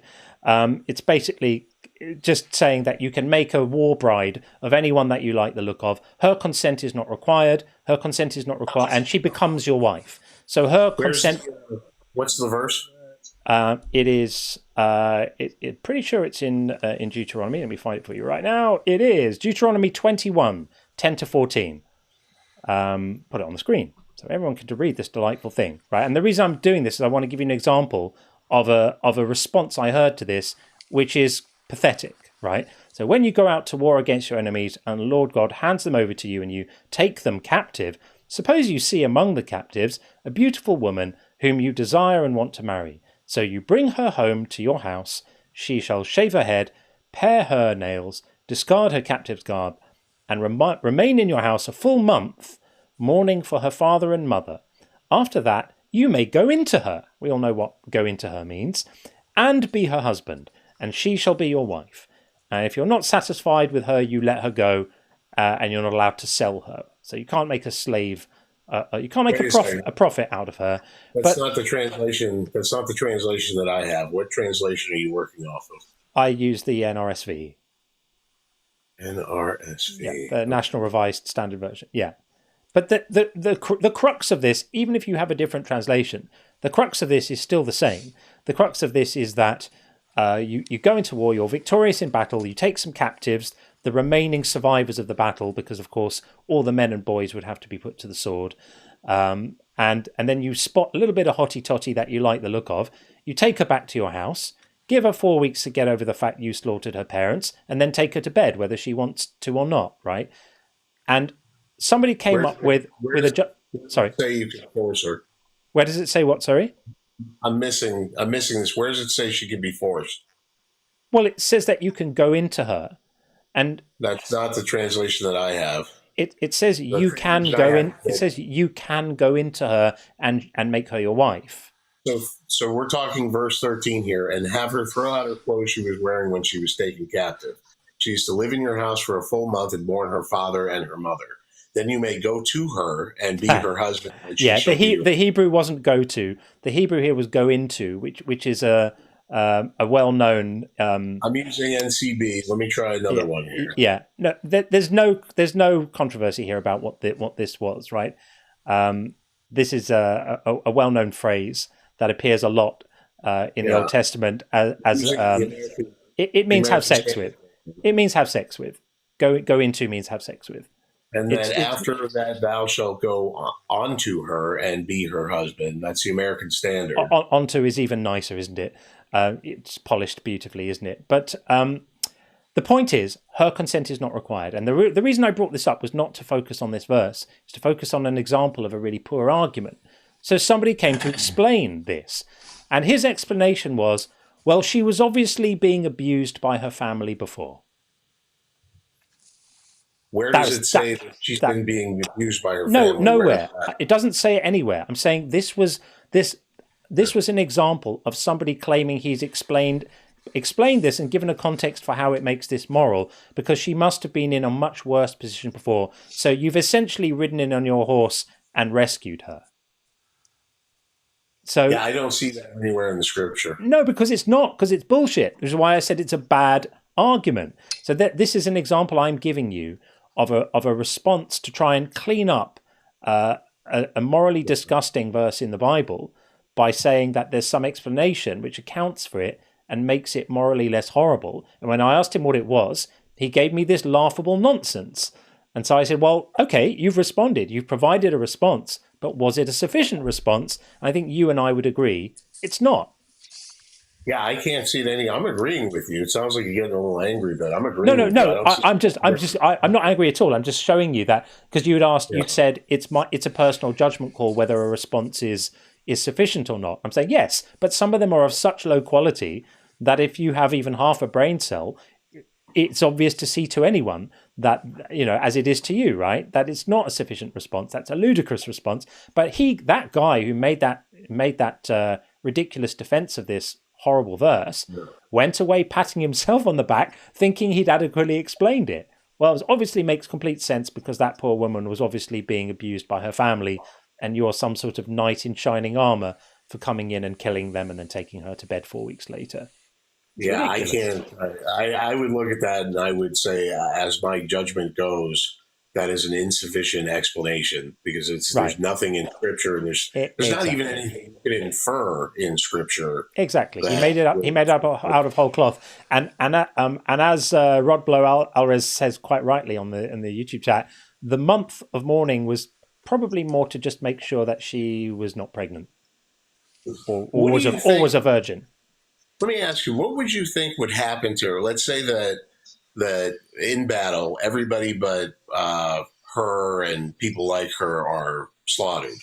What do you think would happen if they just left her alone by herself? She might have a really bad time. And that's why going into battle and slaughtering people and leaving people with their families all killed is not a great look. Unfortunately, that's what happens in wars, and it's very bad. Do you think it would have been better just to have gone ahead and included her in the casualties, included her? It would have been better if God wasn't a war criminal and they left the civilians alone. Yeah.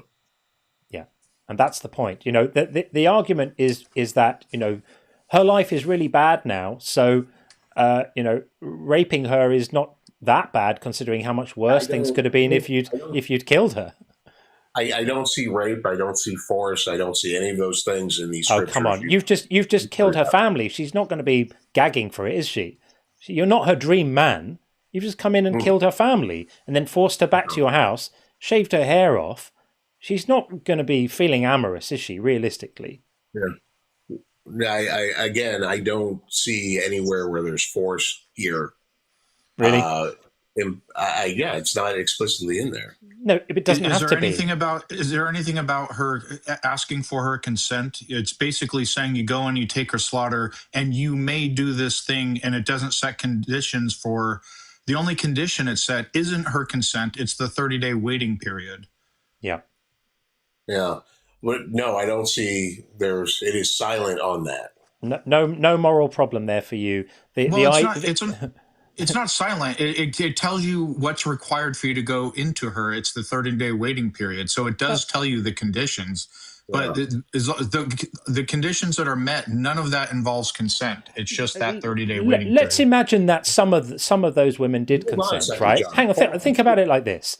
What percentage of women in a situation like that, where you are amongst the military force that's just slaughtered their family, what percentage of women do you think would be eager to be amorous with you after 4 weeks?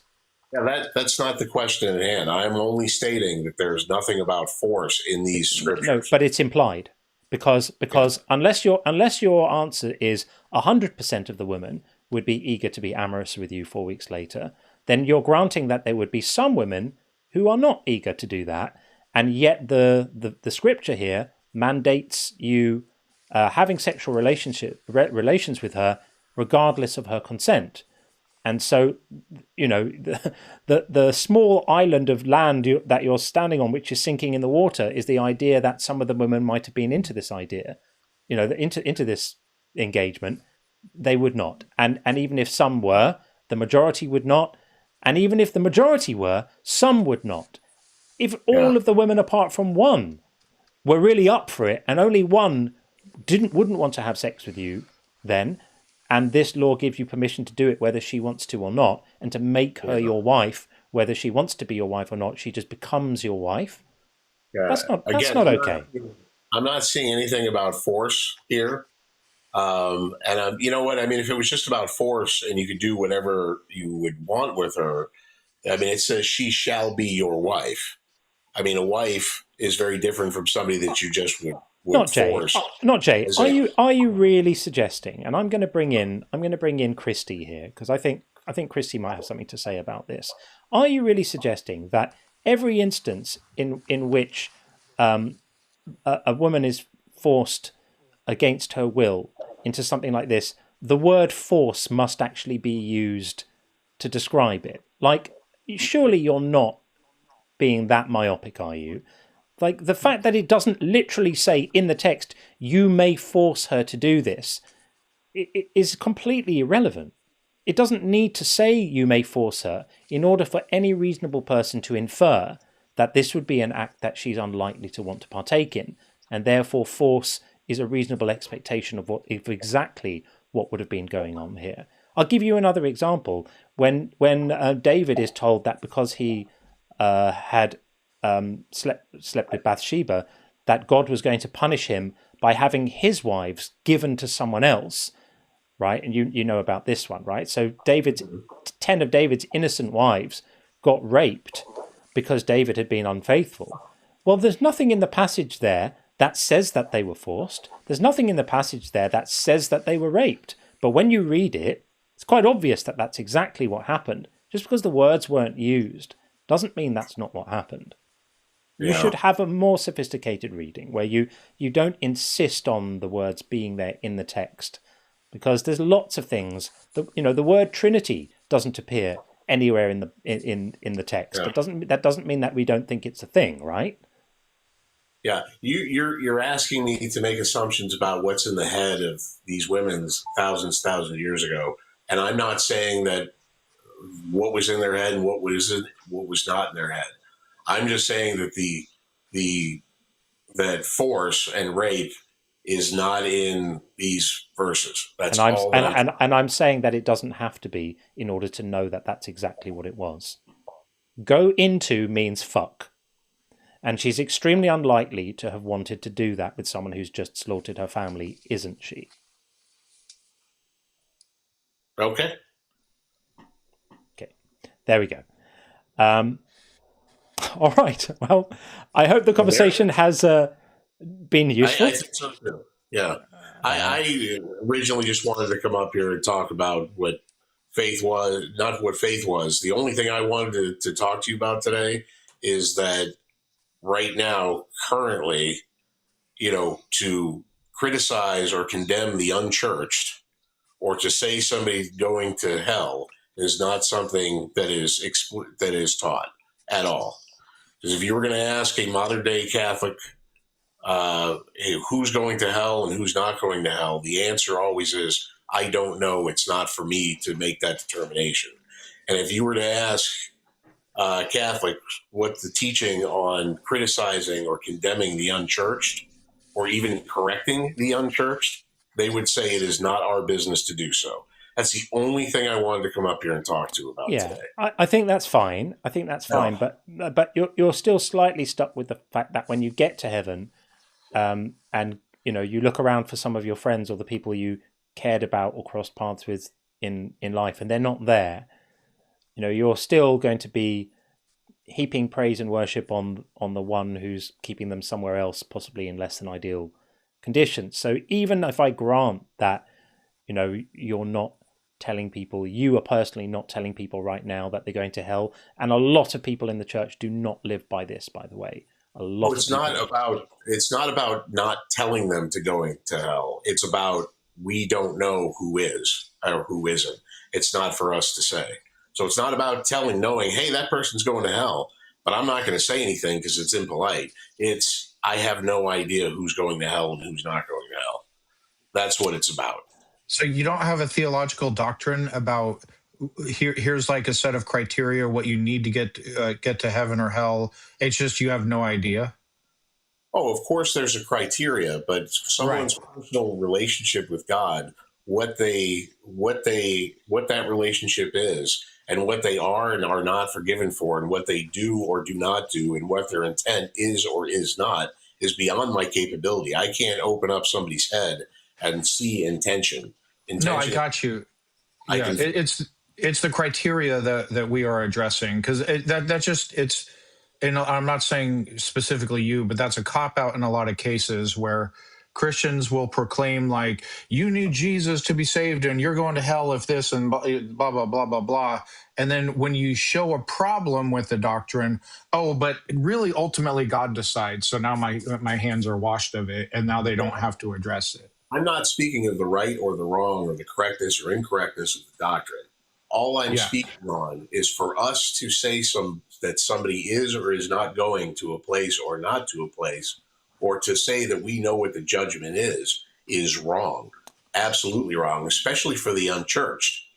It is none of our business to tell them what to do or what not to do.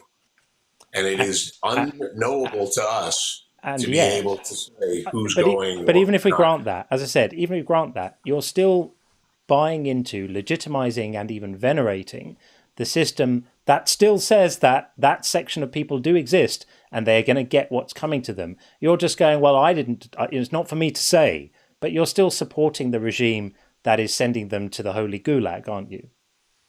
You're not condemning it. You're not going to say God is wrong for condemning some number of people to some sort of unpleasant fate based on their failure to adhere to ridiculous rules that he made up. If you were saying, if you were condemning him for that, I'd have more time for this argument. But the fact that you're just saying, well, it's not in our gift to say who's going to get the holy punishment is not you repudiating it, is it? Well, John, let me ask you a question. If I said to you that belief in God is necessary, or you're going to be separated from him, and it's going to be torment for you, that separation, would you care? I might, and I might be traumatized by it. Why would you care? I personally wouldn't, because I've spent a lot of time thinking about this. But I'm asking you personally. If I say, John, because of your belief, you're going to be separated from God permanently, and that's going to be torture, you would go, I don't care because I don't believe. Yeah, right? I would say that. Yeah, because I'm separated from him now. First of all, I don't think he exists, so I don't think there's anyone to be separated from. But if he does exist, if I'm separated from him right now, and I'm still able to live a moral life, live a life of meaning and purpose, have meaningful connections with other people, and feel self-actualized and make a difference to the people I care about and others in my life, being separated from God is working out pretty well for me. I'm not having a problem with it, so I would be indifferent. Yeah. What I'm suggesting to you is that if we have a set of rules and we say that we have to try to live up to these rules as best we can. As a matter of fact, the only thing that is absolutely necessary for salvation is to believe Christ died for your sins and he paid the price. However, if we have a set of rules that we try to strive to and try our best to live up to, then that is irrelevant for anybody who doesn't believe. And I don't see the trauma. I don't see how, if I have these certain set of things that I try and live up to, how that's going to affect you. It doesn't. If you don't believe it, it doesn't affect you. It doesn't. But the thing is, I'm a different case because I'm not a person who was indoctrinated as a child. I don't wake up in the night with nightmares of hell and fears and lingering feelings of shame and self-doubt and not being worthy. And many of the people who are my friends in this community do live that. So even whilst they've shed the propositional assent about this stuff, they don't think it's intellectually true anymore. Many of them are still hurt by, bruised by, and scarred by the damage that these ideas inflicted on them. I'm thinking of a few people right now who I know are here listening right now, this moment, who will be nodding as I say this. Like, they still suffer. Those ideas have the power to reach through the intellect into the emotions, even now, even when the skin has been shed and they've emerged with a different set of views. So it's not quite as clear cut as that. I'm a poor example, and these are horrible ideas, and the whole system, in my view, is immoral, as we discussed last night. Yeah, I mean, I can't speak to anybody's individual experience for what they find traumatic. I know that you were saying something about you telling children that they are going to that they're going to have to follow these rules or burn in hell forever. I think that is you wouldn't, any sane person would not explain it that way to their child. That would be very, very traumatic. And you explain things differently to somebody with less understanding than you would to somebody who's mature. Unless you think it's true. The problem is the thing being explained, not how it's being explained. Exactly. We're dancing around in the margins here. The problem is not the words and the text and the poetry of it and exactly what's said. The problem is that it's a pernicious, horrible, toxic set of ideas that we have every reason to think are just a made-up story in a book, and around which billions of people still organize their lives. And it doesn't mean that all the people are bad people. It just, I have friends who are Catholic and are wonderful, wonderful people. I just think that they are buying into really horrible ideas. Yeah.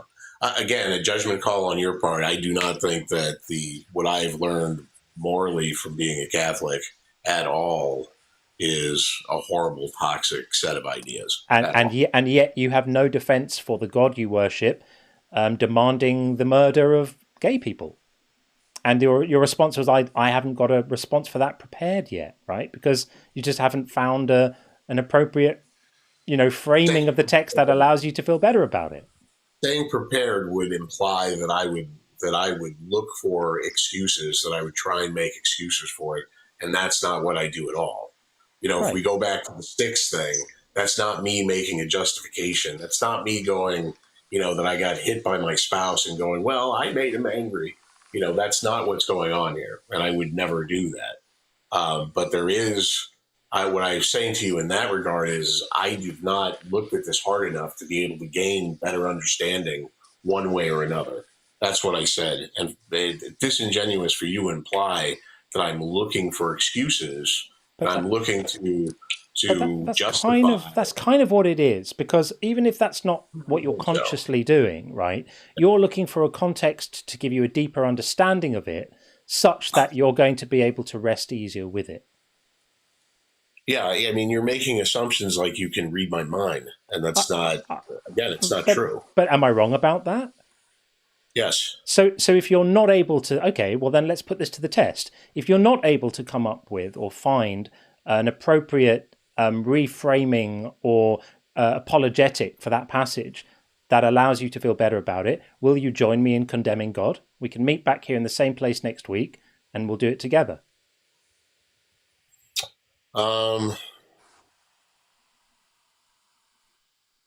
I don't know, John. I really don't know. Like I said, I'm not going to make that commitment to do that. I don't know how long it's gonna. I don't know how long it's going to take. I don't know. That's too much of a sharpshooter pinpoint thing for me to do. Okay. And then if you want to call it a cop out, go ahead.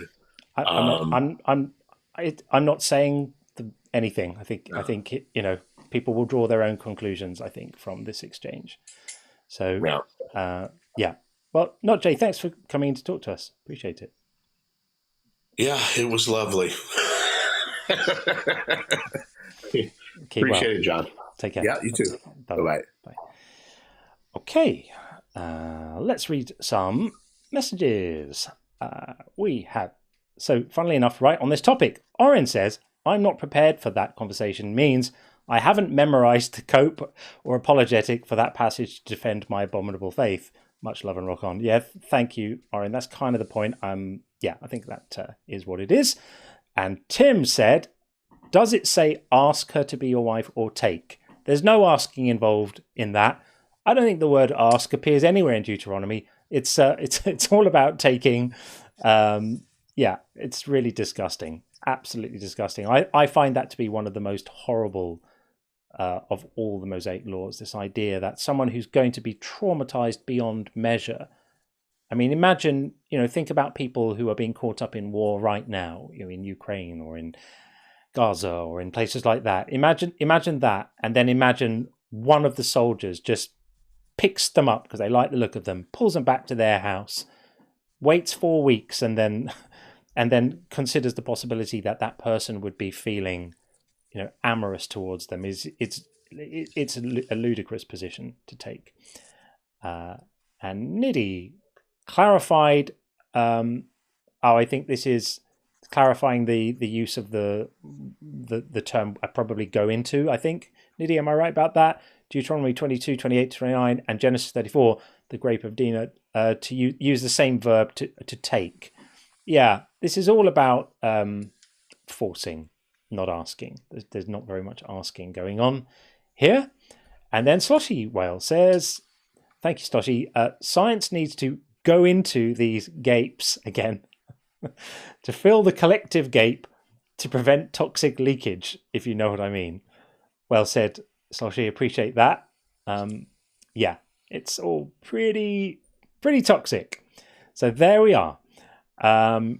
Queues are currently empty right now. So if you'd like to come in, there's no queue. You can literally knock on the door, just like Jesus, do some door knocking, and you'll be in with Sean and me, and we would love to talk to you.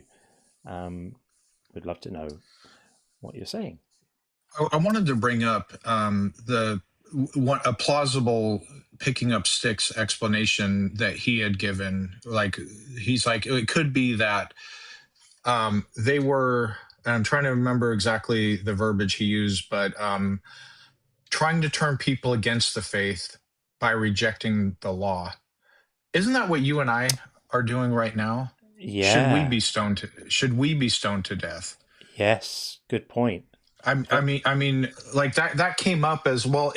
That would be a good reason to do that. That would be justifiable to do that. But that's literally what you and I are doing. I'm glad you remembered that, Sean, because actually it had fallen out of my mind, and I remembered when he said it. This is just a guy picking up like firewood. He's not out there, gathering the masses into a rebellion. It's a guy wandering around by himself picking up sticks. And yeah, this brings me back to these are theological copes. They're ways of saying, I've explained this now, permission to get back to what you were doing before. And everyone goes, oh, okay, it's explained. Oh, great. But is it a good explanation? It's not a good explanation. Okay, let's get in My Lies Are Better Than Yours, who I'm pretty sure we have spoken to before. We have indeed. I see you on my system. Hi there, how are you? Good. That's a very loud noise going on. Can we make that noise better? There we go. Noise? There we go. Yeah. It's quiet now. All is calm in the world. Welcome back. How are you? Good, thanks. How are you? Good. Thank you for asking. Sure. How is it that we don't need God? Well, I don't think we need God in exactly the way that I don't think that we need the tooth fairy or Santa. Like, we sort of grow up, we get to a point where we're all adults and we all realize that we can solve the problems we have together by applying reason and collective focus and cooperation. And that does a much better job of solving problems than leaning into 2,000-year-old blood sacrifice mythology. So you reject the idea that God exists? I don't accept it. Yeah, I don't think there's any reason to think that such a thing is true. It may be true, but I don't have any reason to think it is. Okay, so you don't reject the idea that there's a God. You just haven't found credible evidence to cause you to believe that God is real. Yeah, which you could say is a rejection, right? So I reject the idea, but I'm not claiming that no gods exist. I'm just saying that, as you say, nothing has convinced me so far. And I think particular concepts of God we can be very, very confident are not real. I think the triune God or the triomnic God certainly is not real. I actively claim that that's false.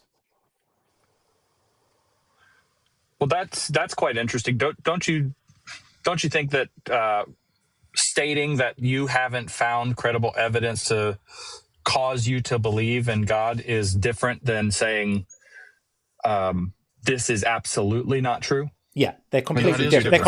They're completely different positions. So one is just saying, I personally am not convinced of a thing, and the other one is saying, I personally believe a thing doesn't exist. They're completely different positions. So in regard to any God concept, I have to remain open-minded. There might be some kind of creative force out there that someone would want to identify as a God, and okay, maybe that exists. Possibly. I have no reason to think it does, but I'm open-minded about it. But Jesus of Nazareth, having been the original creator of the entire universe about 6,000 years ago, no, that's not true. Okay. And you know that for a fact? I don't. There's very little I claim to know for a fact, but I would say that I know it with the same confidence that I know that the Earth goes around the sun and not the other way around. Fair enough. So I suppose it seems odd to somebody observing your activity here, right? So you're engaging in these conversations, questioning people's logic, questioning their understanding. It seems odd to witness you engaging in that behavior from a position of somebody who doesn't necessarily reject the idea of the existence of a God. You just haven't come to the conclusion that he's real, which is fine. Yeah. But at the same time, you seem to be proactively trying to convince everyone else that God is not real. I'm trying to help people feel legitimized in their rejection of these ideas and their non-acceptance of them, right? So some people live in an uncomfortable space where they are not feeling a religious conviction, right? They're not accepting these ideas, but they also feel that there's a societal and cultural overlay on top of that lack of acceptance, which is that they're bad, right? It makes them bad people. So part of my mission is to show people that they're not bad people for not accepting these ideas, that in fact the arguments put forward for the truth of these ideas universally fail to establish any warrant for accepting them. And so they're standing on morally neutral ground and epistemically strong ground. That's my motivation. Okay, I suppose that raises a question for me. How do you reconcile your motivation to make people feel justified where they are, while at the same time attacking the only religious belief on the face of the planet that ministers to people under the understanding that it doesn't matter where you are or what your condition is, you are accepted by Christ, at the same time contesting that Christ is not real when he is the only one in history who professed a ministry like that. Yeah, So that's delightful. They're all accepted by Christ, but he's going to light them on fire if they don't love him back just right. This is conditional, love. This is compulsory love. That's not what real acceptance is. Real acceptance is, I love you no matter what. I'm not going to light you on fire because you came to the conclusions about reality based on the inputs you had in your life that I find personally displeasing. So because of that, I'm going to torture you forever or for a short period of time and then annihilate you. This is not so benign as you say. I grant that there's a nice way of looking at it to say, everyone is a child of God and that's all lovely. But when you pick that stone up and turn it upside down, what's under it is pretty disgusting. It's the notion that everybody is born broken because God made them that way. He didn't have to, he chose to. God has made everyone broken. He's infected everyone with the illness of sin, and only he has the cure. And the cure is that you have to make a mental slave of yourself and force yourself into psychological contortions that many people can't manage in order to claim that you believe certain things about the history of the Middle East from 2,000 years ago, that for which there's no other evidence, and if you fail to do that, then you deserve to be tortured forever. This is not a benevolent system that you're talking about here. The statement that you just made has quite a few presuppositions that it is very difficult to keep track of and attack all at the same time. Pick one. Pick one. I'm not meaning to gish gallop. Pick a thing I've said and let's look at it. Well, I want to stay focused on the point of your prompt. I mean, we can wander off into the weeds for weeks about scripture and what is meant and what's not, what's the context, what's not. The assertion that we do not need God based on assumptions, just like you said, it's lovely to think that God accepts everyone where they are while there's this obvious pending doom if you reject him. That is a characterization of the consequence of not accepting Christ. But in the event that people don't accept Christ, is that not the outline anyway? Whether you a characterization, reject, is it a characterization or is it what's actually in Scripture in John 3:18, Mark 16:16? Absolutely it is. Revelation 21:8. It's right there. It's not a characterization. It's what's in your book. So it's not my fault. It's not my fault that your book says that. It is a characterization in that you omit so many other details and so much other relevant context for understanding what it actually means. It's like if you go shopping for a car and you find a car and there is one blemish on the car that is a deal breaker for you. In your logic, your line of logic, it's this simple. You find a blemish that you do not like. The car seems relatively perfect otherwise. And this is obviously a silly example. I'm being silly for the sake of trying to demonstrate how silly this is, to focus on the blemish when it serves every other purpose. Okay, so then give us the context that makes this okay then. Provide the context that changes the meaning of John 3:18 saying that if you don't believe you're condemned already, changes the meaning of that into something more benign and more acceptable. What context are we missing here? I don't make that. I'm not making that claim. Well, then the context is irrelevant. Is that you are making a characterization, eliminating all other context. I don't know. Maybe an example is in the event that you reject Christ. If you come to Christ, you interact with Christ, and you decide to reject Christ. It does not matter whether you believe what Christ says or not. Right? It does not matter what is real and what is not real to us in respect to what actual consequences of the universe are, what the consequences are in humanity. If you're not aware of a law and you break that law and you suffer a consequence of it, your ignorance of that law does not admonish you from the consequences of committing that act.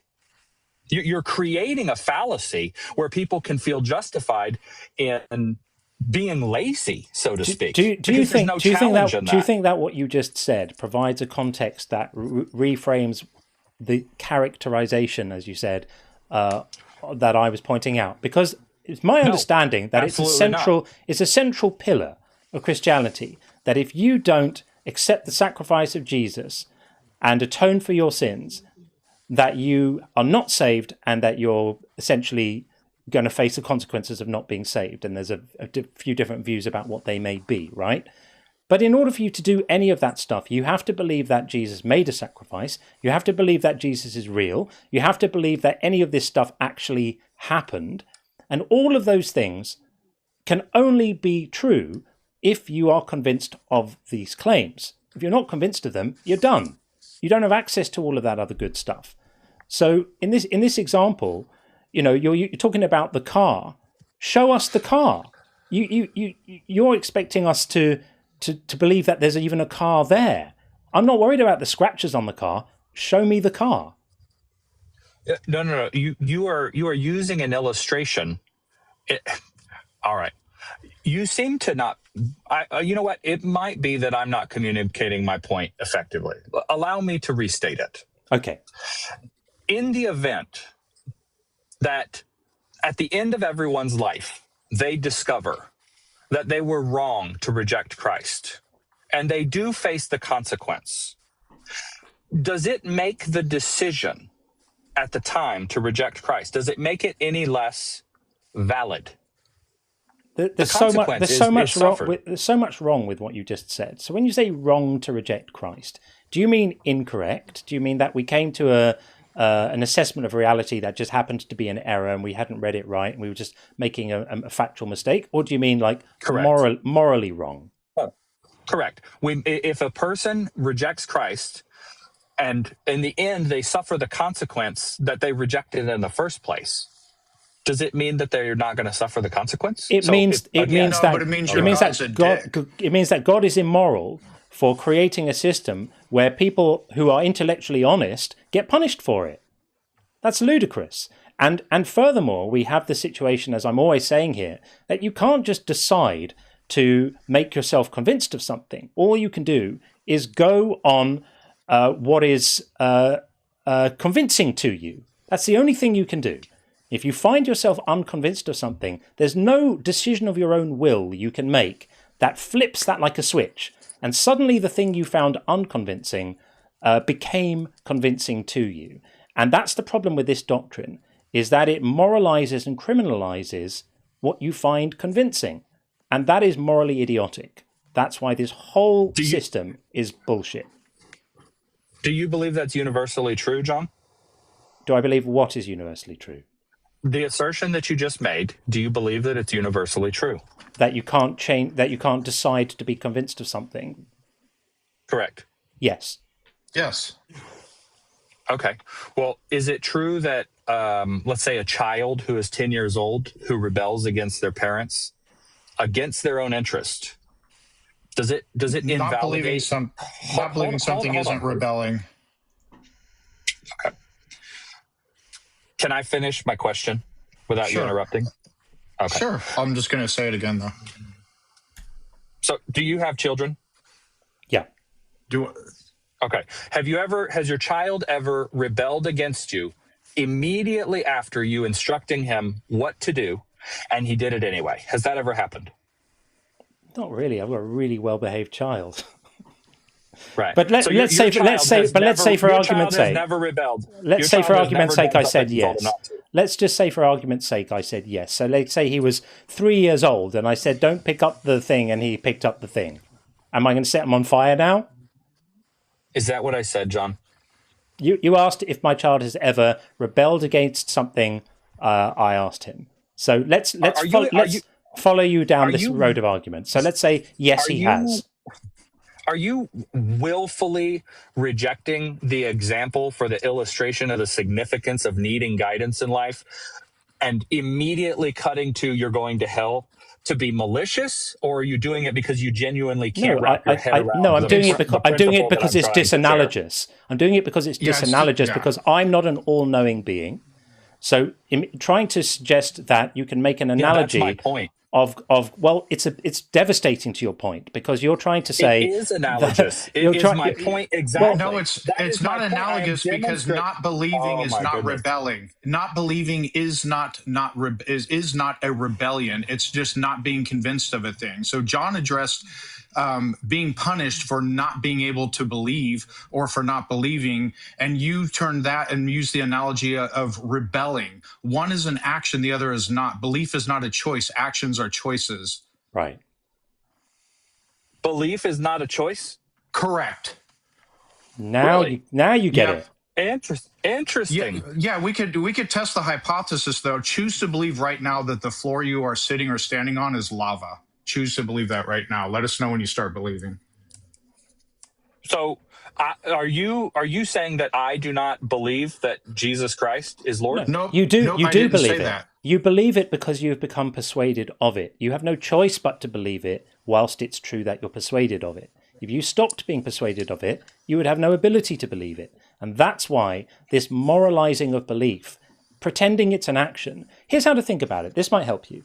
Think about a belief as something that happens to your brain rather than an action you take. And it starts to make more sense.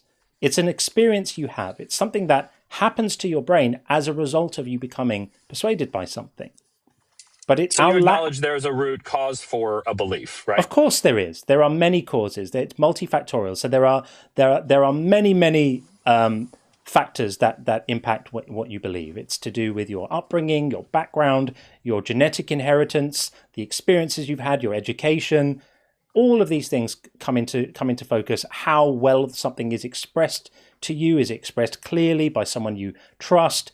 Is it coherent? Does it mesh with other beliefs you already have? There are so many factors. In my book, I call this belief vectors, that there are many different forces acting on a proposition which determine whether your mind accepts it as being true or likely true. But none of them are just a matter of will. It's never just what you want.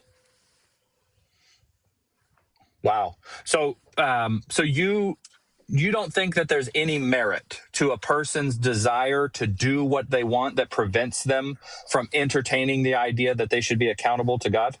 Entertaining the idea is a choice, but actually becoming convinced of it is not. And I invited you to test the hypothesis. Can you choose to believe the floor you are sitting or standing on, the floor that's below you right now, is lava, and actually be convinced it's true? Yes or no? Okay, sure. So please give us, I don't believe you, please do a demonstration. Okay, well, with your analogy, with your example here that you are making, you are claiming that it is impossible for me to believe something that's obviously not true, all while making an argument that Jesus Christ wasn't the savior of mankind. But I believe that. Why are you not taking me up on my challenge for the hypothesis? Choose right now to actually be convinced that the floor that's below you right now is lava. Or even more impressively, just believe that the house you're in is on fire. Because we'll all know if you really believe that, because you'll leave. Yep. Yeah. So can you do it? Yes or no? And you said yes. So go ahead and do it, please. We're waiting. You want me to demonstrate to you that I can believe that the house is on fire? Yeah. No, actually, flip that switch and make yourself believe the house is on fire. And let us know when you start believing it. Is your demonstration here for this purpose trying to negate the reality? Hold on. Let me address what it is that you're doing. I understand what you're doing is you're trying to demonstrate that people have to make choices. I never contested that. No. There's some major point. Yeah. There's some major point missing going on here. Challenge. You're claiming. Go ahead. Yeah. There's some major point. The same could be true in reverse, John. Hang on. The same could be true in reverse. Okay, hang on. There's some major point missing going on here. I think that the point of the exercise has been missed.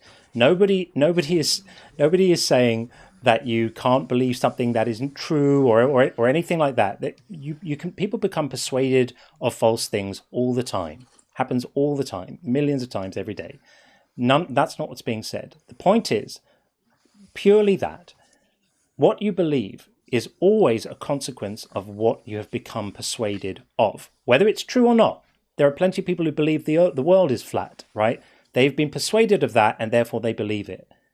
And the point of the exercise of saying choose to believe the room is on fire is to illustrate. It's a kind of thought experiment to show you that when you try to do that, you won't be able to do it because you're getting lots of evidence that stops you becoming persuaded that the room is on fire, and therefore you can't just believe it.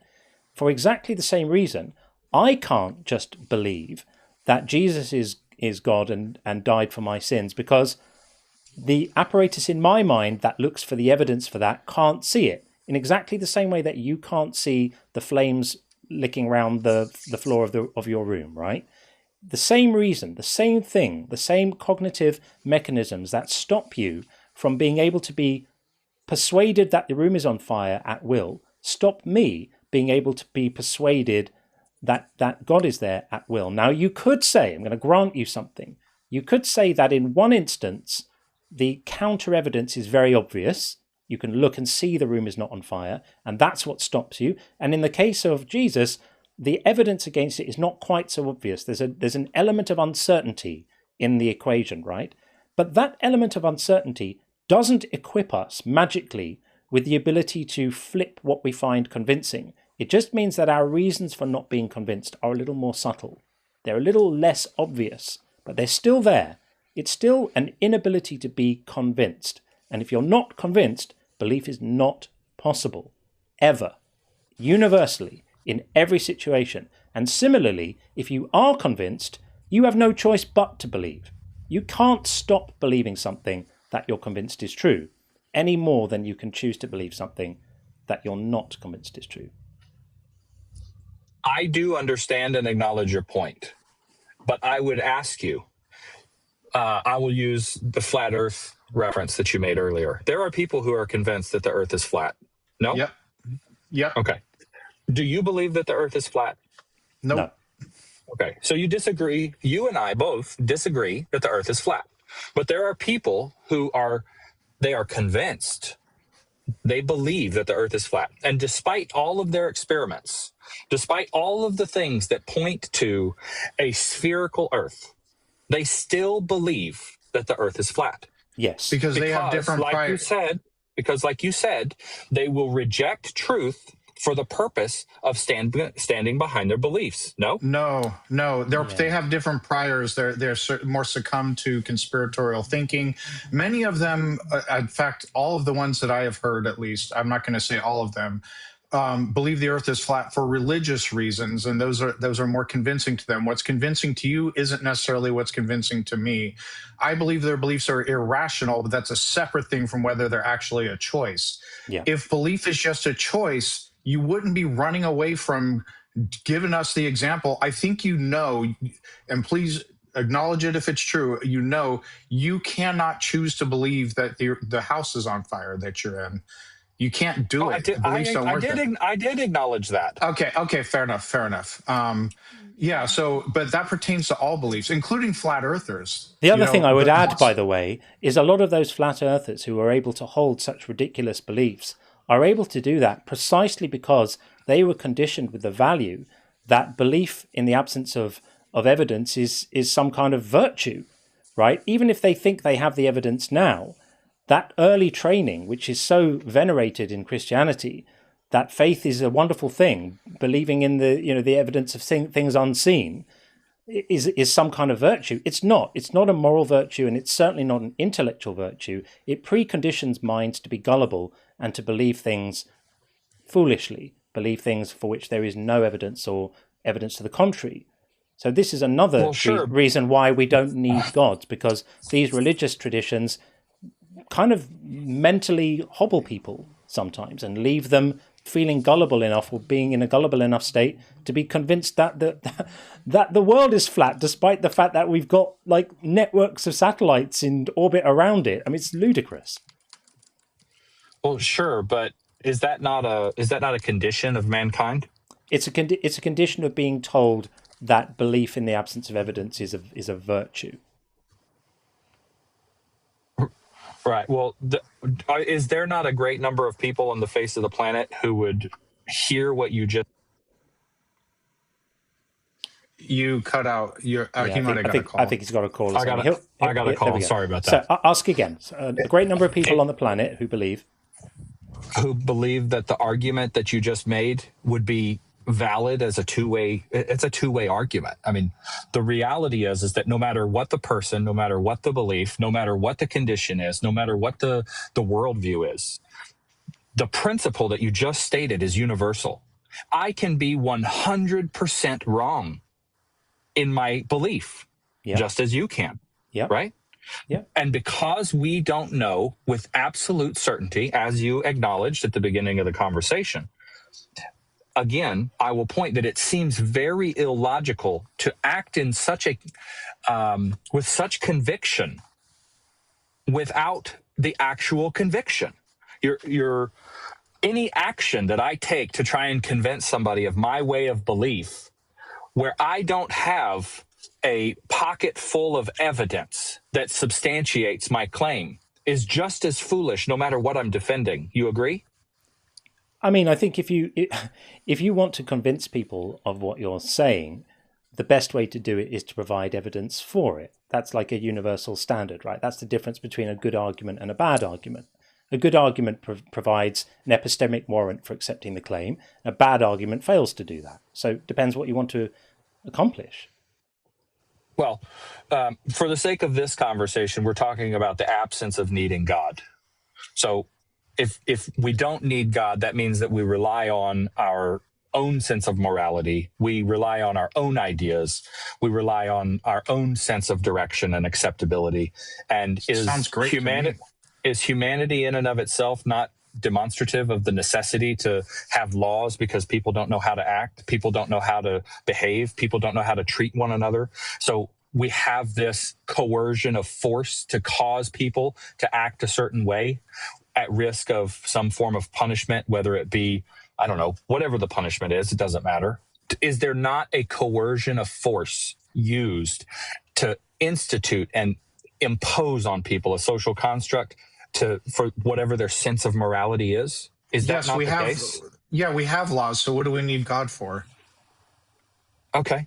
Well, in the event that God is real and Christ is the savior of mankind, the ultimate sacrifice for all of us to not have to worry about it, I suppose my question to you is, why then is it so important to you to try and demean, diminish, or completely extract any hope in a person's mind to even explore it with something that happened 2,000 years before he showed up? Right. We don't do that to prevent people from exploring it. We're all about exploration. Hold on. I did not mean to say to you that you were actively doing that. I'm sorry. That was not what I intended to say. What I should have said is your attack on the morality of the Old Testament, does it not demonstrate a necessity to question the morality of Christ? Well, yes, because it deserves to be, because it's morally disgusting. Do you believe that Christ in the Bible, in his ministry to people, was demonstrative of his belief that it was acceptable to take slaves and wives from conquered opponents? He never repudiated it. In Matthew 5:17, he said, "I am not here to abolish." I understand that he didn't do that. To fulfill. He had every opportunity, standing on the mount, to say human beings shouldn't own other human beings. Women should be treated with respect. He had every opportunity to do that, and he didn't do it. And even if he had, it wouldn't erase the moral responsibility for the fact that if you think Jesus is God, then it was him passing those barbarous Levitical laws and those ridiculous commandments in Deuteronomy about virginity tests and establishing the legitimacy of slavery. Jesus needed only have said one sentence to say slavery is unacceptable in all situations for people to own other human beings as property. And it would have cast a completely different light over the history of humankind for centuries after that. And an all-knowing God would have known this, right? So an all-knowing God sends himself down to earth, and instead he validates it. Well, sure, but you're presupposing that Christ's purpose in his ministry was to set straight errors in your understanding of the law. Can you demonstrate to me one time where Christ acknowledged the law as needing to be followed over loving your neighbor in his time in his ministry? Just one example. Even if he never did. Even if he never did, and he categorized the law, didn't he? And he said that all of the laws fall into one of two categories, either to love thy neighbor or to love God. And all of them can be categorized into that system, right? He wasn't saying they should be removed. He was just saying that all of the laws need to be followed, but they fall into either the bucket of here's how you love God with all your heart, or here's how you love your neighbor, as long as they're a fellow Israelite. If they're not, then fuck them, right? Either literally or metaphorically, right? Yeah, and I that, hear that. Yeah. Right, and that was, he had the opportunity to do a much better job than he did. So I don't understand where you're going with this, and we seem to have shifted to some sort of utility argument about how we don't want to take hope away from people. I'm not really interested in that. Oh no. I didn't intend to turn it to a utility argument. My point that I was attempting to make was, in the event that you believe the possibility of God exists, but you have not been demonstrated to the point of belief, is fine. 100% on board with you. If you do not believe that Christ is the Son of God, that's fine. That it just hasn't been demonstrated to you. I didn't come to the conclusion because somebody proved it to me. I came to the conclusion personally because of my observation of human nature and the way that it's depicted in the Bible, because it matched up. We can generalize this. We can generalize this to say you came to the conclusion because something persuaded you, right? Something or combination of things persuaded you. And specifically what they are, whether it was looking at nature or an argument or that you heard, or a dream you had, or an experience or a personal revelation, it almost doesn't matter. We can just generalize it and say you had some set of inputs and experiences that led you to become convinced. Fantastic. That's great. You've passed the test. You don't get set on fire. But what about the other people? What about the people who weren't gifted that? What about the people who haven't had those experiences? Do they or do they not stand condemned right now? Yes, they do. But John, and is that morally okay in your view? Well, are we presupposing that everything is good if there's not a God that determines a yes or no to my wrong? question? A yes or no would be great here if you can manage one. Well, okay. Well, I'm happy to answer your question. I just want to point out that it's very easy to form a question in the form of an indictment, and I'm trying to push back on your question because you're formulating your question in the form of an indictment. So when you ask that question, yes, there is good and there is bad. There is honoring God's word and there is rejecting it. There is doing the right thing. There's doing the wrong thing. And according to your argument, it can easily be stated that a person's morality is subjective to their beliefs. So I reject the premise that one person's morality is superior to the next as the standard for morality. I'd really love a yes or a no. That's the thing we're all waiting for. I just asked you a really straightforward question. Is it morally acceptable for people to be condemned for what they find convincing? Yes. Okay. You have Even to live though with you that. acknowledge belief isn't a choice? It's morally acceptable to punish people for things they cannot choose? Well, I suppose if we go back to the flat Earth people, you acknowledge that I'm they not for them being punished. They suffer their own consequence for that belief. I didn't acknowledge they choose. I didn't acknowledge they choose their beliefs. I said quite the opposite. And are you going back on? You conceded that belief is not. Hold on. Did you concede that belief is not a choice? You did, didn't you? You conceded that belief isn't. Yeah, you conceded that, right? Well, there's a part of me that disagrees with that, but yes, I did concede that. Okay, yes, so I did concede that. Okay, so if you're going to go back on that, then we can follow you there. But if belief is not a choice, the punishing people for not believing is punishing people for something they did not choose, which is morally nonsensical. That's right? the problem. That's the problem. That's really what this whole conversation has been about. With all the dancing around the edges and the details, this is really what it comes down to.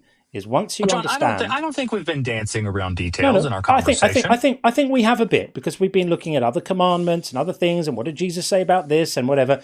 Really, this is the nub of it all, right? We've been at this now for 35 minutes. We'll draw it to a close shortly. But really, what this comes down to is, I'd like to think that we were able to help you see belief a little bit differently, with a bit more nuance and a bit more sophistication. That belief is a process that happens to your mind rather than just an action that anyone is free to take. And once you realize that, I then offered you a chance to consider the moral kind of coherence of condemning people based on what they happened to find convincing.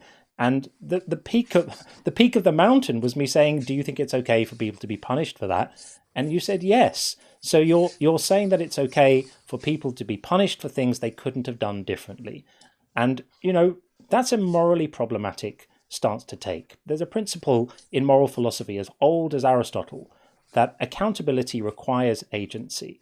If you can't have done differently, then it doesn't make ethical sense for you to be punished. It's why we know intuitively that it's wrong for people to be punished for their hair color or their eye color or their skin color. It's wrong because they didn't get a choice in the matter.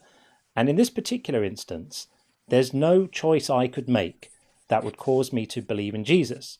So punishing me for that is cruel. It's morally unacceptable even. Sorry.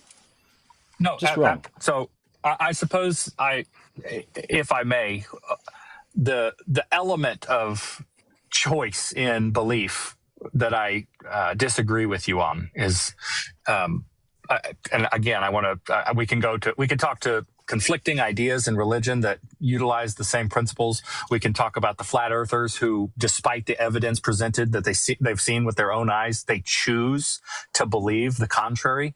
I think that is demonstrative of a person's ability to choose not to believe something they've witnessed with their own eyes. You'd just be wrong. They've been convinced by the bullshit they've heard that what they see with their own eyes is not a sufficient explanation for what's really there, and there are other explanations that are better because they hang out on Conspiracy FM and they hang out in the areas of the internet that trains them to believe conspiratorial thinking that tells them what you see with your eyes is not the whole picture. Here's the whole picture, just for the people in the know. But your own argument is self-defeating. It's not self-defeating at all. How so? It is, because you are saying, you're on one hand, you're telling me that people do not have a choice in what they believe.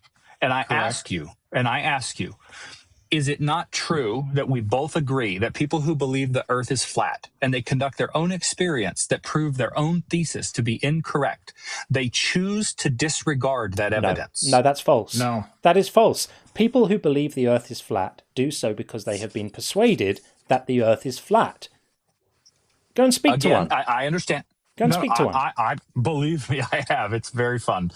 But the point that I'm making in it being self-defeating is the same line of logic could be argued for anything that you just made. They are convinced by other things in what they believe, and despite any contradictory evidence, they choose to believe what it is that is wrong. In the instance of the flat earthers, no one chooses to believe. You're throwing in the word choose, but you're saying it's self-defeating.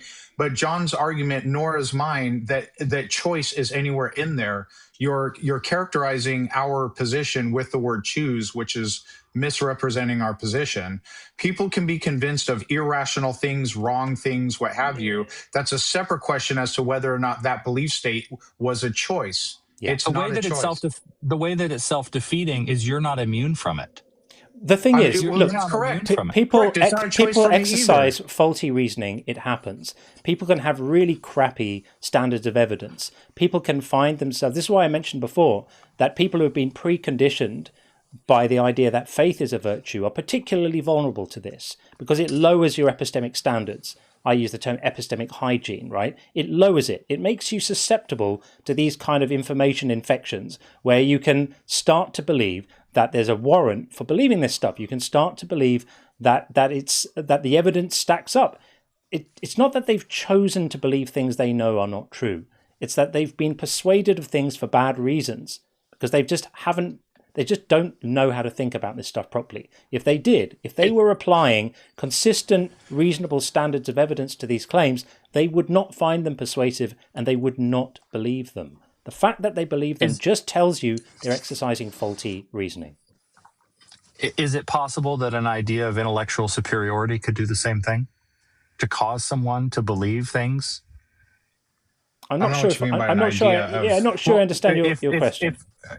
If what you had stated is that people who subject themselves to religious ideologies that they find convincing, is it not possible to replace religious ideologies with a idea of intellectual superiority? So if a person adopts an idea around an idea, any example, that it is intellectually superior to believe that one thing over everything else? Is it not possible that they could demonstrate the same behavior? Yes, it is possible. People will believe all sorts of people will believe all sorts of nonsense, right? And I don't promote a culture of intellectual superiority.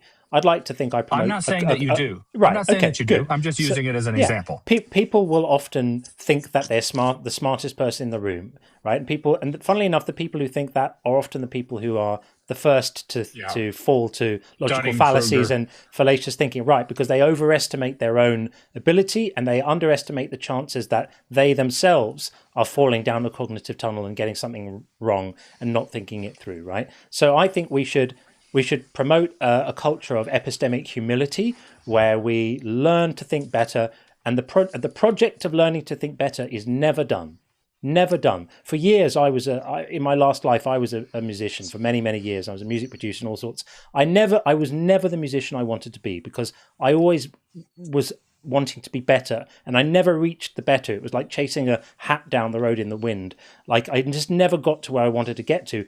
And I feel a bit the same about my thinking. Like I don't ever think I'm going to get to being the thinker I want because I always see people who do it better. And I want to be more like that. So I'm always trying. So yes, you can think you're the smartest person in the room and you can think that, did you phrase it, intellectual superiority.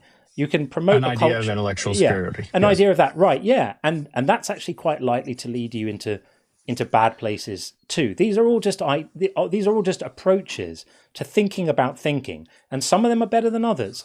And faith is a really bad one because faith tells you that it's a virtue to believe things on insufficient evidence or no evidence. And then the Bible shows that up, right? Lean not on your own understanding, but believe like a child.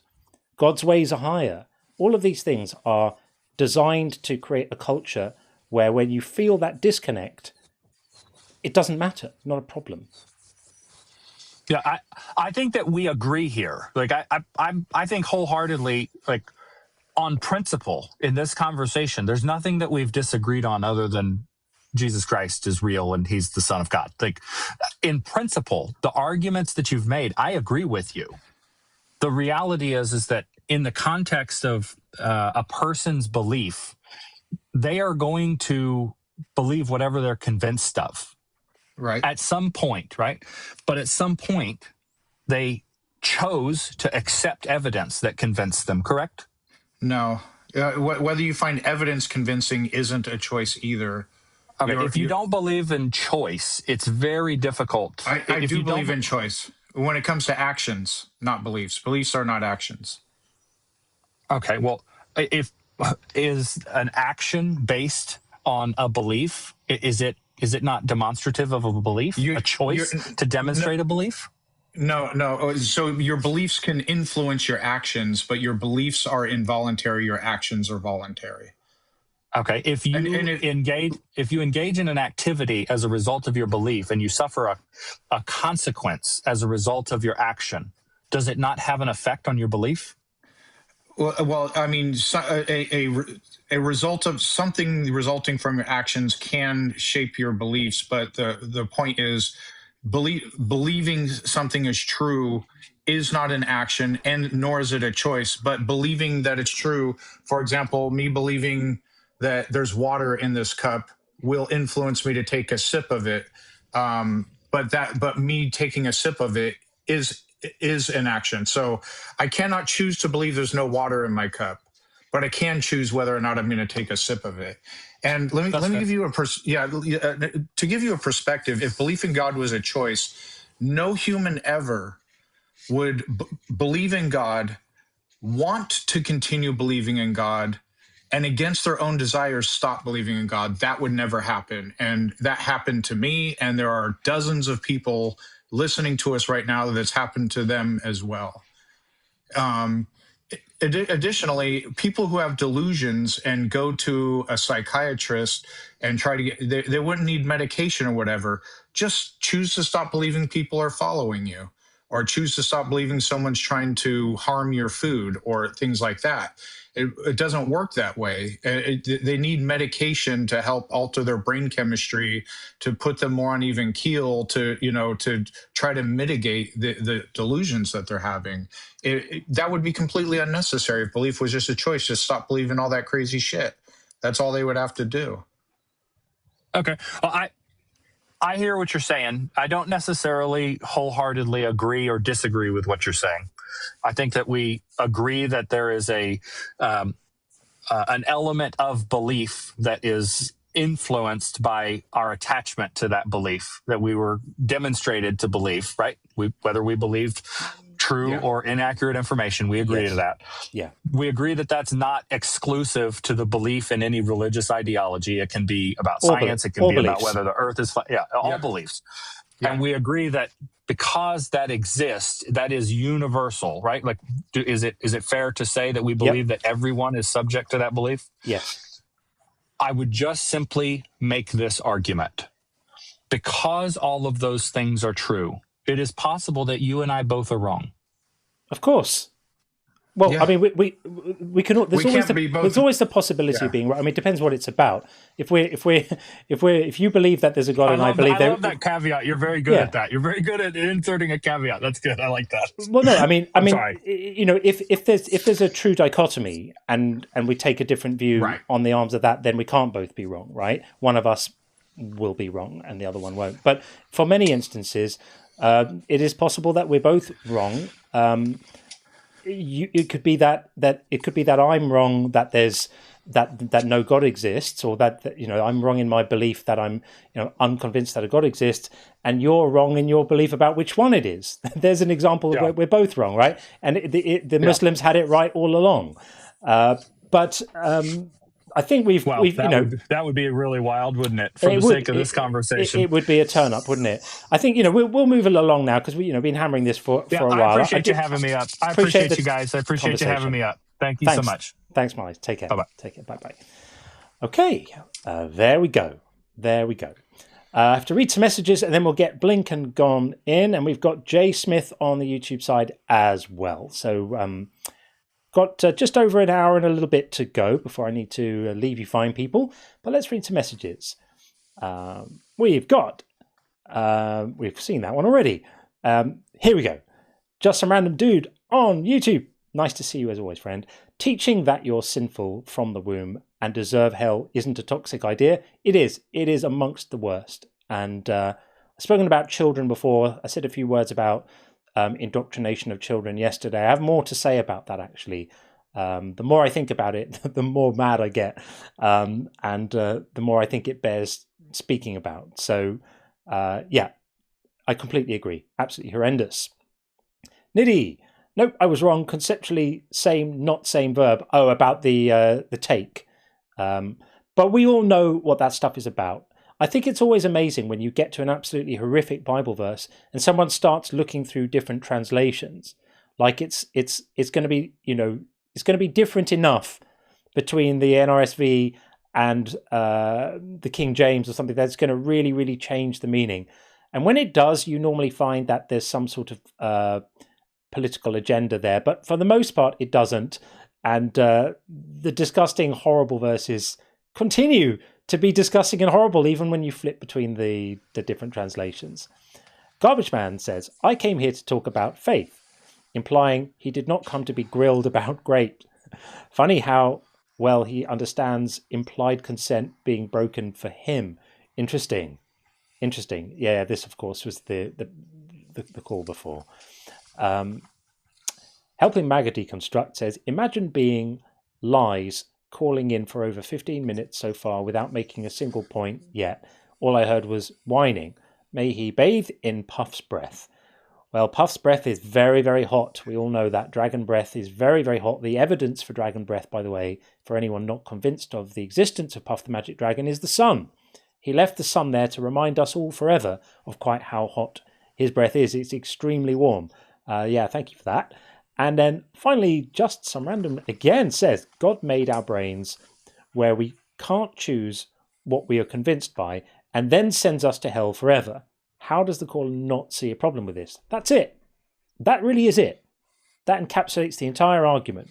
We have brains that are only capable of being persuaded by certain inputs, and God would know that those inputs wouldn't persuade us, so he configured us just right to not be persuaded, and then he burns us forever for being exactly as he knew we would be. And then finally, PVG said, no true Scotsman, free will, shift, burning of proof on the bingo. Do we need to check the bingo out? Have I been negligent in checking out the bingo? Let's have a look and see what we've got. We've got a few calls on the bingo, haven't we? Quite a bit there. We got a few. Yeah, so we got mini school called Crash Out. PVG called God Works in Mysterious Ways. There's the crash. PVG called God Works in Mysterious Ways immediately after someone came in to talk about God Works in Mysterious Ways, which I thought was an excellent call. PVG, you are on fire with the bingo, dude. Fine-Tuned Universe, also from PVG. And read it in context, of course. That should be on there twice after the conversations we've had today. And, of course, Jesus Fulfilled Prophecy. We are killing it today, people. And then the final one for now. That's the Old Testament. Of course it is. It's the Old Testament. There you go. So we are doing very, very well. The only ones we don't have are Nothing Comes From Nothing. I'm surprised we haven't had that yet today. The Bible is historically accurate. Have we had that? No, we haven't quite had that today. And evolution is just a theory. Of course. It's just a theory. Just like gravity and germs. Right. Let us do that. And get Blink and Gone in. We did have another caller on the YouTube side, but they've dropped out right now. So, Blink and Gone, welcome back. There we go. Are you there? T-Goat. We can't hear you. There we go.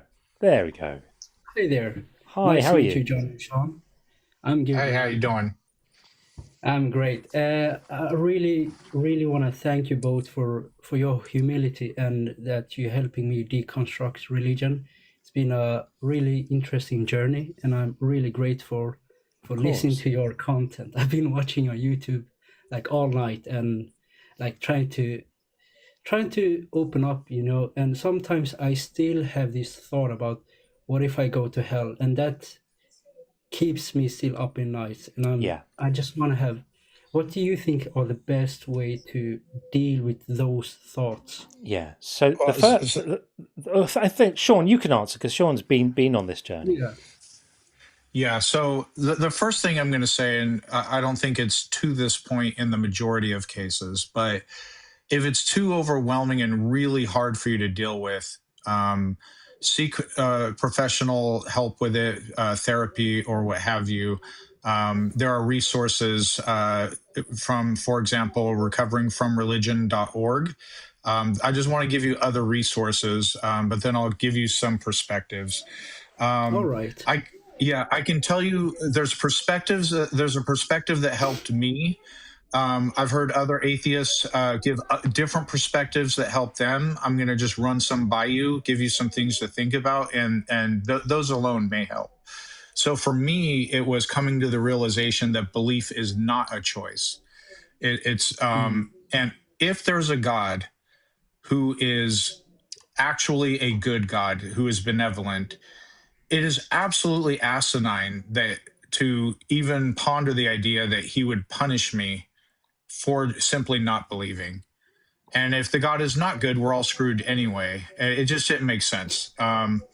I've heard others, like for Matt Dillahunty, what helped him was thinking about, well, which hell am I going to be afraid of?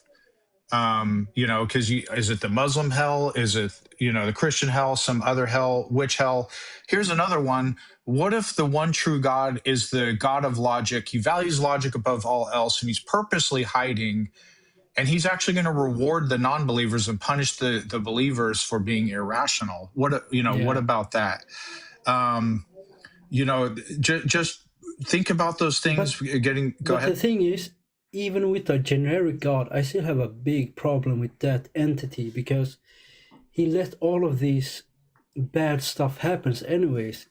He couldn't be better, Jesus or Allah. He is the same to me because even if I don't know him from any scripture, He is the authority that created everything, and everything is upon him. Yeah, I mean, yeah, that's true. But there could be a God and there is no hell. Yeah. You know, I really, for me, it just seems just asinine. The whole idea of eternal punishment, anyways, is ridiculous on its own. But if there is a God, it's if there's an all powerful God and it cares that much that you know He exists, you would know He exists. He would tell you. Yeah. But exactly. but he, you know, you get silence, and if there's a good God, he's not going to punish people for like.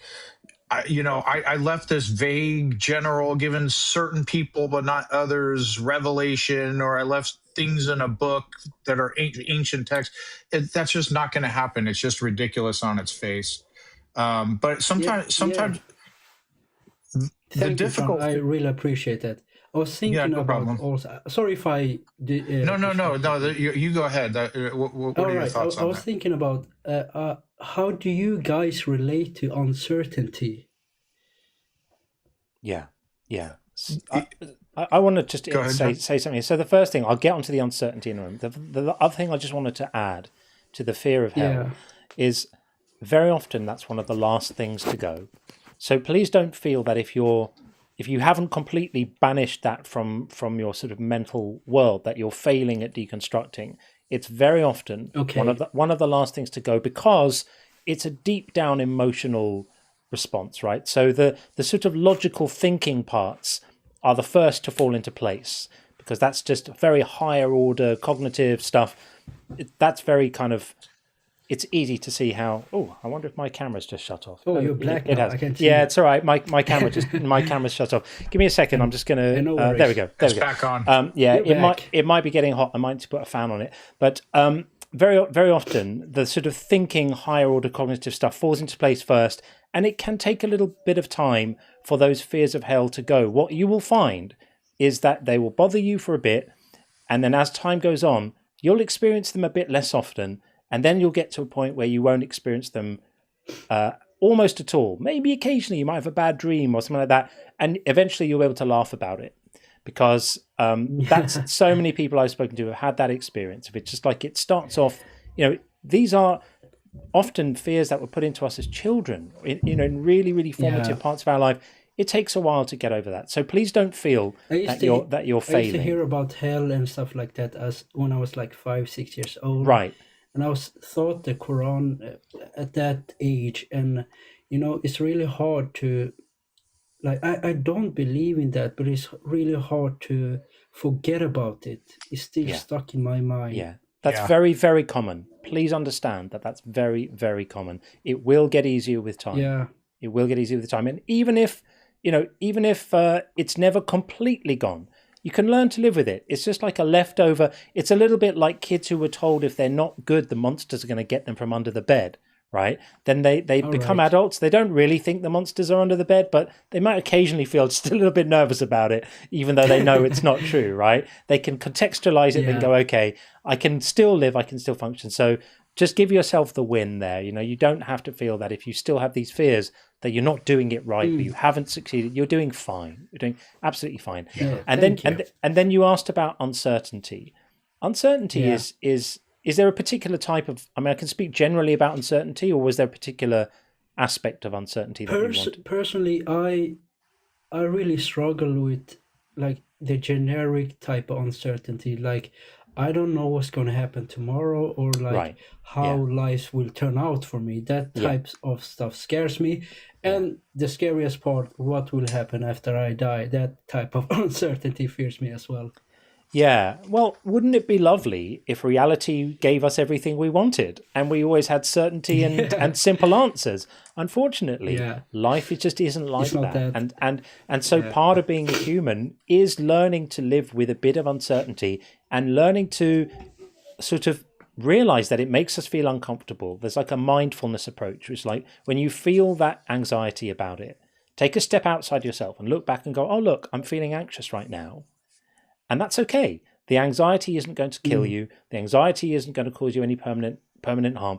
The anxiety itself is just an emotion that you're feeling in that moment, and it will pass, and then you'll be okay.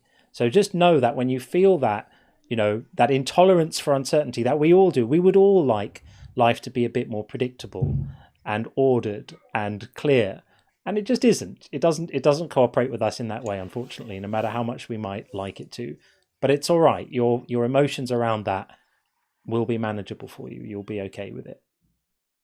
Thank you very much. That helped. And maybe having really, yeah. What you say? Maybe having certainty would make your life boring. So enjoy living out the movie of your life with no spoilers. You don't know what tomorrow is going to bring. That is true. Yeah. Yeah. And yeah, that was all. I'm really appreciating of you guys, and I really like this lovely community. It is really nice to. It's a great community. Get to know these people. Yeah. They are awesome people, and we're very happy that you're part of it. So you're very, very, very welcome. Thank you. All right. Keep well, friend. Thank you. Nice to talk again. Yeah. Take care. Bye-bye. Bye. Take care. Bye. Bye. Okay. John, that was a really awesome thing that you added. That was a really important thing for others to know, that it is so common for, even after your belief ends, for the fear of hell to linger on for a bit, but it almost always fades. So just know that if you're experiencing that, it is not unique to you. It's even expected, and it's totally okay. Totally normal. Sean. Thanks, man. Yeah, I appreciate that. Yeah, good. Okay, let's get Geo Miles in right now, still on TikTok, and then we're going to take Jay over on YouTube after that. Let's bring in Geo right now. Hello. Hey, Geo. How are you doing? Good. Excellent. Welcome in. You're in with I like Sean where you and guys John. are going with this. I like where you guys are going with this stuff. Thank you. The thing about lingering fears that people have, I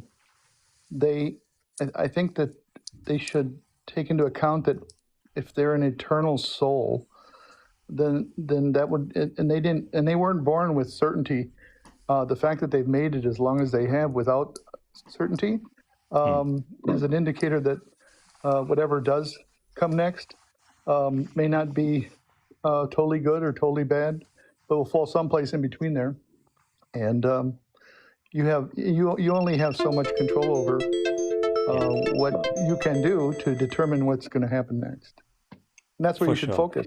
That's where a person should focus, because that's really the only control they have is in the immediate. Like, what are you going to do to make something possible to emerge in the future?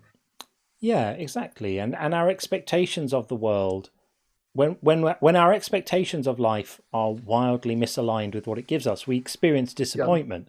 But the disappointment isn't going to kill you. And then you sort of make it less by realigning your expectations a little bit and saying, okay, well, I understand life is a bit unpredictable. Things can happen. It's just, it's not exactly as I would want it. I'm reminded, no one ever promised you a rose garden. Like, things can be a bit difficult. Life throws curveballs at you. It's just how it goes, right? And I'm glad you said align and not lower expectations. Yeah, align it. Yeah, exactly. And just like, it would be lovely if the universe bowed to our expectations and wishes all the time. Wouldn't that be fun? It just isn't that way, and so we manage. We make do. Okay, so here's a tool someone can use too. You can create things in your mind that are inconsistent. Obviously, that's the freedom of cognition. But reality can't. In other words, reality, what exists has to be consistent. So if you see something, or if you have a concept of, let's say, hell, and you find inconsistencies in that concept, then that concept can't exist other than in your mind. So you're afraid of something in your mind rather than something that's real. Yeah, right. Yeah. I think all of these ways of thinking about these issues can be helpful to people. What's your story, Geo Miles? Like, are you? Well, I realized I was an atheist when I was 12, but for a long time I played the game of sitting on the fence and saying that I don't know one way or the other. But over the course of time, I established that from finding all the inconsistencies in the stories, that the probability. So I started dealing. Then I said it's a matter of probability of this being true or not being true, and that's where we sort of exist today scientifically. But more recently, I've actually got more certainty because I've been able to use metaphysics to determine that causality is not primal. It can't be because it's contingent. So all causality that exists is contingent. So if something is contingent, that means that it's dependent upon something prior to it. And so if that's the case, causality can't be primal. So there can't. So the concept of a first cause is incoherent. It's inconsistent. But here's the interesting thing: the idea of a first emergence is completely coherent, especially if it's coming from a non-contingent baseline. So that basically makes me realize that certain things are admissibly possible to exist, and certain things aren't. And contingency is another tool that you can use to try and determine whether something is fundamental, if people are going to claim that it's fundamental. So within reality, so anytime we talk about fundamental within reality, we're really talking about a relative fundamental. In other words, a field. So a field has a relative, boundary condition. But the interesting thing about that is all boundary conditions in reality have coherent symmetry. In other words, they have two sides from a coherency standpoint, but the baseline of reality is asymmetrical. And the reason it's asymmetrical is because on one side you have existence, on the other side you have non-existence, and non-existence can't exist because that's a contradiction. In other words, it basically contradicts itself, so it's basically inconsistent. So non-existence serves as a cognitive placeholder for us, because that's why we have the ability to make things intelligible, because we can actually form a foil to push things across that can't exist. So non-existence, from an absolute standpoint, is incoherent. Where non-existence within a field, you can have things within a field that drop out of the field, that go basically transition through the boundary of the field and are outside of the field. That would be non-existence, relative non-existence. So everything within reality is sort of relative because it's coming from an asymmetrical baseline. So from a coherent standpoint, everything within reality has coherent symmetry, but everything. So the one thing that doesn't would be the baseline. It's asymmetrical because, like I said, this other side of it can't exist. Did you get all that, John? It's above my pay grade, but it sounds great. What can I say? Yeah, and I know. I'm trying to do it as simple language as I can. That's I got you. It's a non-intuitive context because we evolved to see things from a standpoint of causality. Yeah. But causality is really what causality really is, if you think about it, is it's coherent constraint. So coherent constraint just basically says what can emerge and what can't emerge. So a married bachelor can't emerge in reality, other than, but it can emerge in reality in our cognitive field, right? So our ability to create a concept of a married bachelor is an incoherent concept, and we can use that. And so it can't actually exist. It can't actually emerge into and become real. It's basically just cognitive, So if we look at what is causality, to us, causality is determinism. It's like one, and it's always contingent, right? Because there's always one thing causes another from a linear standpoint. But causality is really a function of coherent constraint. So you've got coherent constraint would be the boundary condition. It's a static boundary, and then you've got inside there you've got dynamics because everything is interacting and relating. So what's basically happening is that coherent constraint that's the boundary inside the field is actually dynamic coherent constraint that interacts in triadic relationships, which is what we consider to be causality. And so we evolved to perceive causality because causality is you can flatten the triadic relationships down to two through the idea of logic. So we sort of developed logic. It's more efficient. It's more utilitarian. So we perceive everything as like this versus that. But in reality, there's a third element that's always there, but we don't necessarily perceive it. I'll be honest with you. For me to be able to conceptualize all that, it would probably take me to sitting down with you. And I'd actually be interested to do it. I just can't do it here. But I would have to sit down with you and kind of sort out each one of these terms and what they specifically mean, and kind of follow you. You're right. Follow you on that. Yeah, you have to have the context. Make sure you're there, because terms are contextual, and that's why some people don't like that, because it means that they have to learn the framework of what the framework that someone's talking through. Yeah. And a lot of people have frameworks that they don't have their definitions well defined, and their definitions are inconsistent with their framework. And a lot of what you said, I kind of got the words, but it's a little over my head. It's a lot. It's a lot to absorb in one sitting. That's for sure. Yeah, I've been working on this for years. So good stuff. Well, thanks for coming in. Yeah, no problem. Appreciate you coming up. And keep doing the good work. Again. Thanks, friend. Yeah. All the best. Yeah. Thanks. All right. Okay. There you go. Right. Well, we did have a guest in the YouTube queue. If you were in the YouTube queue about 5 minutes ago and dropped out, come back. You're welcome to come in. I will put the link onto the YouTube chat as well for anyone who would like it. There you go. That gets you straight in the door. And if you're on TikTok and you're listening and you want to come talk to us and you think we need God, we would like to hear from you. Got like a sort of a little bit over half an hour until we've got to start winding things down. So it would be good to get some more conversation going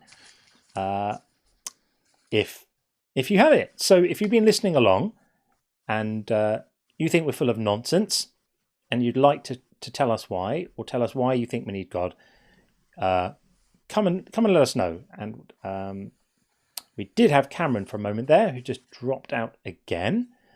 What are you saying, people? Come and say hello. There we go. Cameron's back again. There we go. Let's try and get Cameron in right now and see what Cameron is saying. Hey, Cameron. Hey, guys. How are you? I'm good. How you doing, boss? Good, thank you. You're very welcome. Thanks for coming up. Yeah, I wanted to come up. It wasn't empty. I just want to know what you guys thought about like Mormonism and whatnot. I actually don't know too much about Mormonism. I have had some discussions with Mormons who have told me about a very convoluted and complicated sounding setup for the afterlife, where there's a first afterlife and then another one, and things go, and then a period of this and a thing of that, and then things that happen before you were born, and it all sounds very, very overly complicated to me. And I think it's just maybe I need to become better acquainted with the tenets of the faith. It's just such an obviously fraudulent religion. It's remarkable to me that it's achieved the success it has. Yeah, I was actually raised Mormon, and I was listening on your guys' conversation about like fear of damnation and all that. And I wanted to give you a little spin on the Mormon, because I'm an ex-Mormon. I was born and raised. Right. Left the church. But one thing I actually struggled with is probably kind of too weird for you guys to think about, but before you do, just a very quick one. I just need to double check this just for sort of safety. You're just walking along a road. You're not driving, are you? I'm walking. Yeah, thought so. Just needed to check. Thanks, friend. Yeah, no problem. When in Mormonism, they teach you if you make it to that final kingdom, the top good boys, you basically become a god.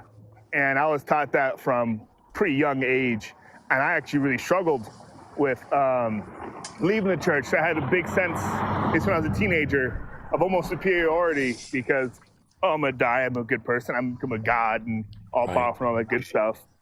And then leaving, oh no, you're actually just some speck in the middle of the universe. And that was actually how I struggled. Oh, just lost you for a moment. Cut out. Hopefully we get you back. There you go. Oh, there you go. Okay. But I was saying is that I struggled when it came to like learning that I'm not important. I guess was the big thing when I left Mormonism, because they're very big on you get to the final kingdom, you become this kind of all-powerful God, create your own universe and all that. What? Yeah. I hadn't heard that. That's pretty wild. God essentially they were teaching them, at least the church I was in, they taught that God used to be kind of like a man like us, and he had his own God, and that he was so good. Is there an infinite regress of gods creating people who become gods? Yeah. Wow. Just endless levels of main character syndrome. Yeah. Wow. And teaching that to a little kid up until their teenage years. Yeah. I think I kind of drew the line. I was at church one day, and they told me dinosaurs came from space and cavemen weren't real. And I was like, goodness. I can't do this. Was that the final straw? That's what finally did it? That was fine. I was like, I can't make this work anymore in my head. Tell us about the magic underwear. Okay, so in the Book of Mormon, there is a story about a character. I forget his name. Anyways, he's wearing the garments, which are inscribed with certain verses from the Book of Mormon, and he falls into a pit, and the lions attack him, but they can't get through his garments, and he catches on fire, but the garments protect him from the fire. And it's a lot less nowadays, but it's still it's a mandatory wearing of garments that have certain verses on them. Like my dad, he doesn't wear regular underwear. He has to wear the garments that are essentially a t-shirt and shorts with verses inscribed on them. Wow. And they're believed to be like your covenant with God and your wife, assuming that's the way you go. That's wild. Okay. Well. Yeah, I looked those up one time out of curiosity. They are not sexy at all. No. Pockets for your bits, essentially. That's right. Oh dear. Right. Well, fair enough. And have you seen the Book of Mormon musical? It's actually fairly accurate. It's so good. It is so I good. haven't seen it. I've seen it twice. It's very good. Yeah, I laughed so much my day, stomach hurt. if It you're was Mormon, so funny. You have to believe either Joseph Smith was a con man or it's true. There's no other option besides those two. Right. Yeah, that is absolutely wild. Yeah, it is brilliant. I do recommend it. It's by the makers of South Park, and like they really go there. Like it's pretty out of order, but it's funny. Okay. Yes. I'll have to see if that's playing at a theater near I'm just surprised I didn't see more Mormons in the chat, because I've had a lot of discussions with current Mormons, and the arguments get pretty heated because they're pretty vitriolic to an extent. Interesting. I'm being asked to ask you about the wooden submarines tight like a dish. Is that ringing a bell? I didn't get that far. Okay. I left when I was about 14, and most of my indoctrination was mostly about just learning right and wrong, learning about the three kingdoms, that if even a frickin' H-man himself went to heaven if he accepted Jesus in his heart.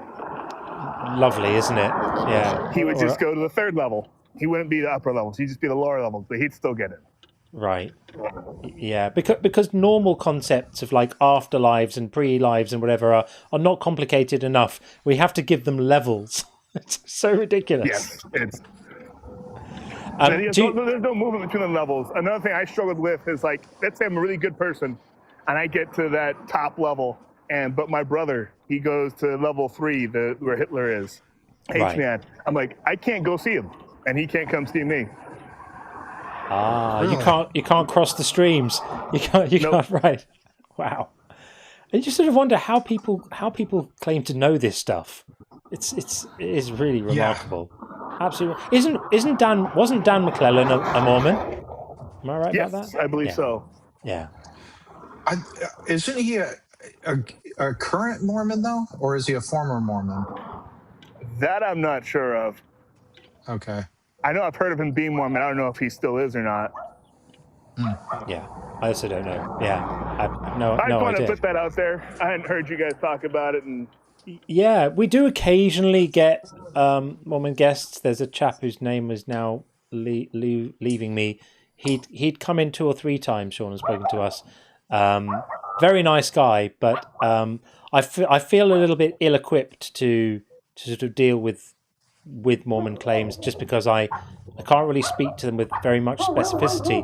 I know they did have some real problems with racism being in the kind of baked in, and I think they've tried to row back on some of that, haven't they? That's mostly because in Mormonism, at least when I was taught, the descendants of Cain are the black people and the Mexican people. Like the mark of Cain is dark skin. That's right. Yeah. Oh wow. Apparently McClellan is a current Mormon. Thanks, guys, for letting me know that. Yeah, I find that sort of surprising. You would think that someone with such expertise on the Bible would have the skills to kind of learn to contextualize in a broader way and not fall for it again. I don't know. I find that quite strange. Mormonism's kind of, because I would have a hard time going to Mormonism from Christianity, because the Mormons believe that most of the Bible is like a pick your choice what you like from it, because the Book of Mormon is the true word and the Bible is just inspired. Yeah, I have found conversations about the Bible with Mormons. Everyone I can, at least that I can recall that I've spoken with, has not accepted that the Bible is inerrant nor univocal. I can't disagree with them on that. Yeah, the Book of Mormon from Mormon view is you can take some of the good stuff from it, but it's been translated too many times and it's lost its translation through God. And the Book of Mormon is the true word. Which I've never read a letter of the Book of Mormon. It's boring. Don't worry about it. I find it really interesting when you get people like McClellan who you would almost assume wouldn't be capable of holding a particular position on something, and then they do. The other one that blows my mind is Francis Collins, so the former head of the Human Genome Project, celebrated geneticist, evolutionary biologist, and evangelical, and I just find that really weird. It's like, does he hang up a part of his mind when he hangs up his lab coat?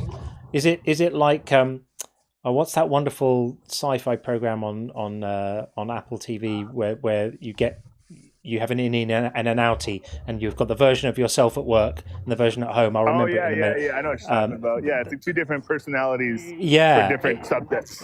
One for when you're at work and one for you're at home, and they never know what's going on in each other's worlds. I'll remember it in a moment. Fantastic program, by the way. If anyone hasn't seen it, someone will name it. Severance. Yes. Thanks, guys. Yeah, it's absolutely brilliant. Do you think it's like that, where people just like have a particular set of a particular kind of set of intellectual principles that they live by, and then they just selectively deactivate them at key moments? Because I find it really strange. I do too. A lot of the people I've talked to, like I knew someone in my church actually who taught at my school as a science teacher, and he was like, "Science is true. God just made science." Yeah.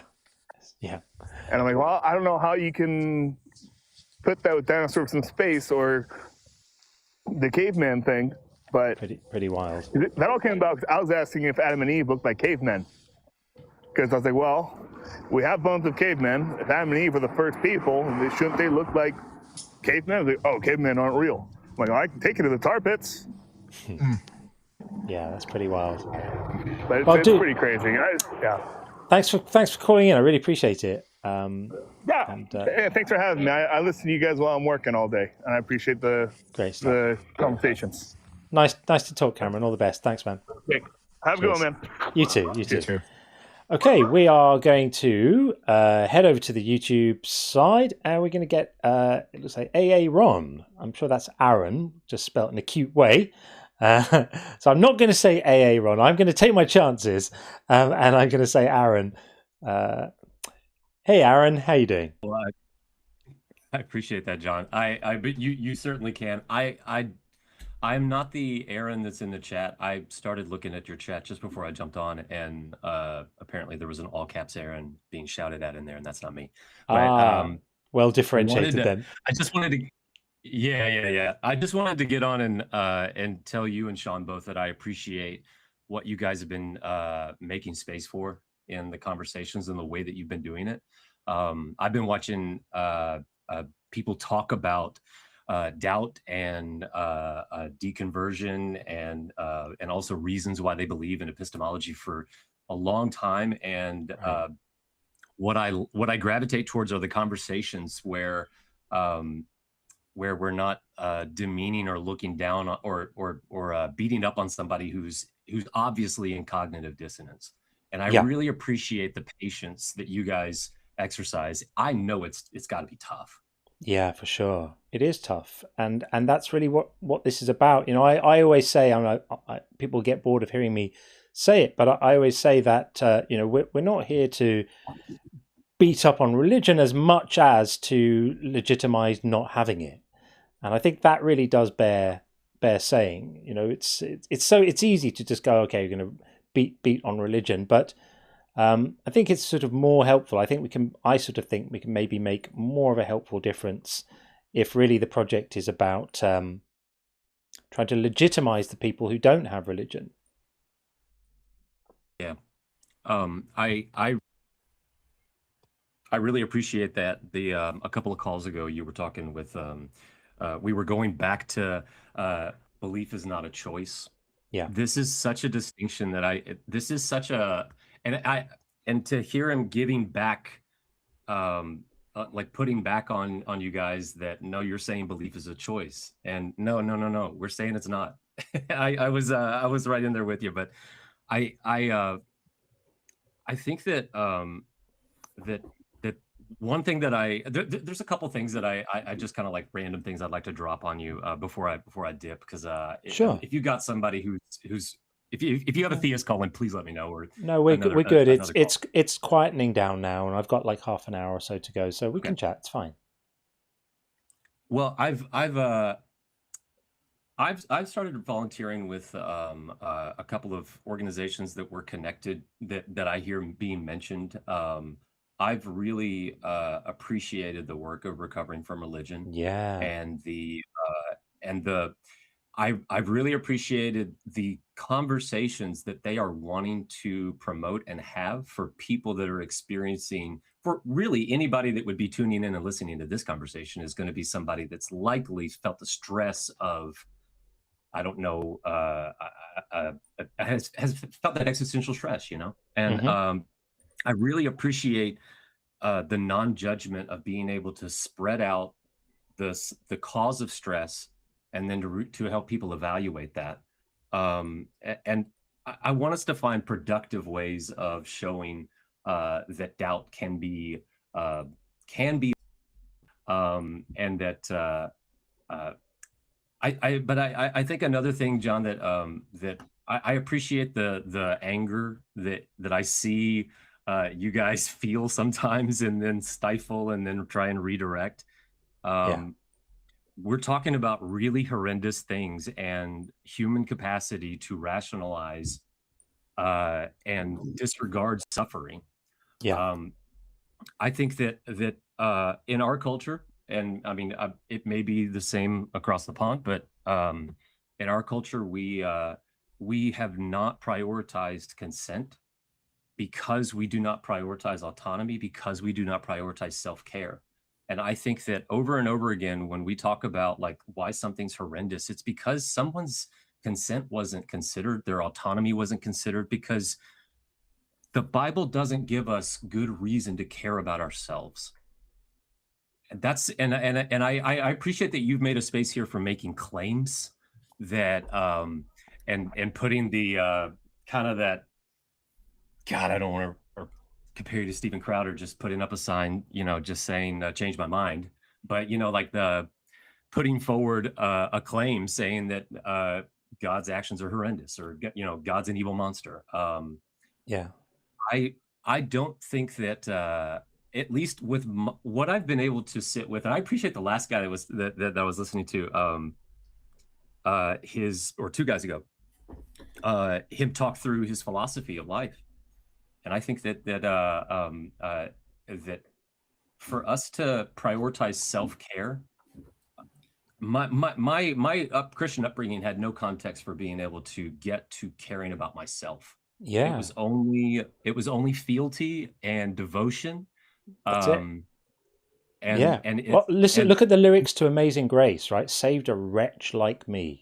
Correct. You know, it's I think you're really onto something there. It's that there's not a core message there of you are valuable. It's you're valuable in as much as you grovel and love this thing that made you and is threatening to set you on fire.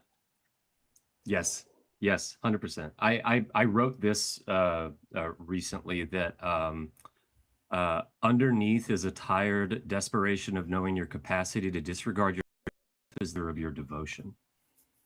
Because as much as I could see myself as a tool or just a conduit for someone else to be seen, I think that the codependent parts of religion and Christianity, and specifically Abrahamic religions, the codependency that we teach on this relationship with God, it causes the same kind of problems in our lives as it does when we do it with other people.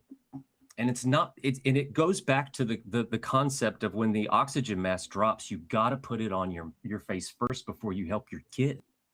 Yeah. And so in simple terms, I think that what I like to ask when I sit with Christians and I'm trying to learn to have conversations where my amygdala doesn't get activated and I run away. It's hard. You know, it's hard. Yeah. Hard, real hard, right? Especially when you care, you know? Yeah. But I've been trying to ask, like, why do you think you should care about yourself? And why do you should think about what you think of yourself? When does it matter? Because I never thought that it mattered. And I actively taught myself as a teenager, having bought the indoctrination that I was born with, that I was raised in. But I was telling myself as a teenager and my peers that self-love is bullshit. Because really, your value comes 100% from God. And I had nothing but scripture to back me up on this. And it's not like this God treats people as though they are like they have their own authority to be treated with respect. You are called to be obedient. So I think that any religion in which you see yourself subservient, this is toxic, man. And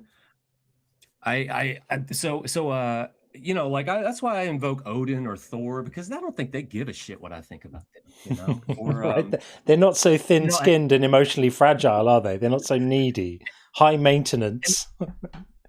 And I wish that more people from my background could understand. Like, I wish that my family, that my friends could understand that I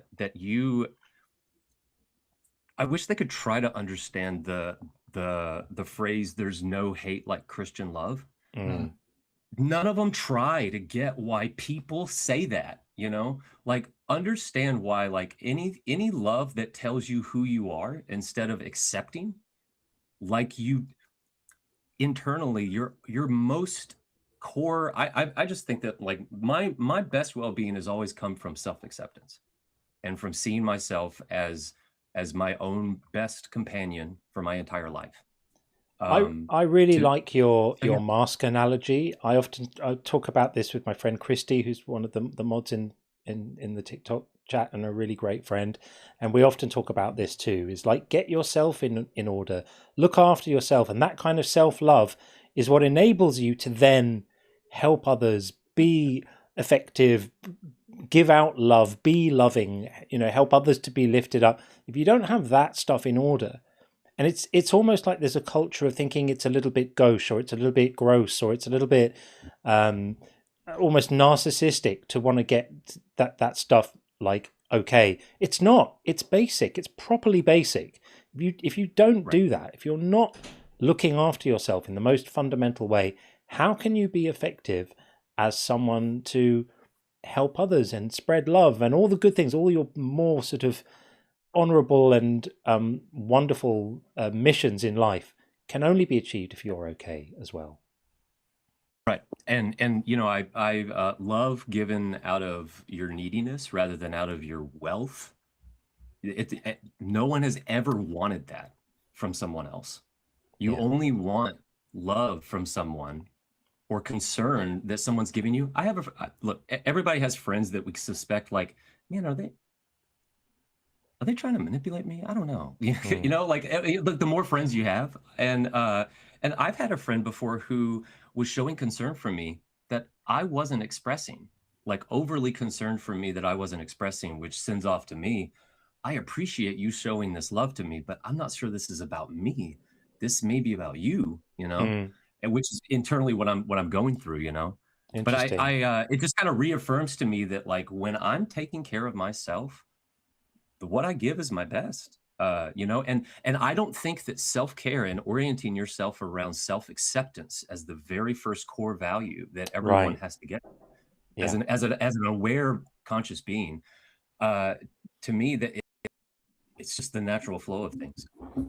Aaron, I must say you're incredibly articulate about this stuff. Are you active in this space? Are you doing stuff? Are you what are you up to?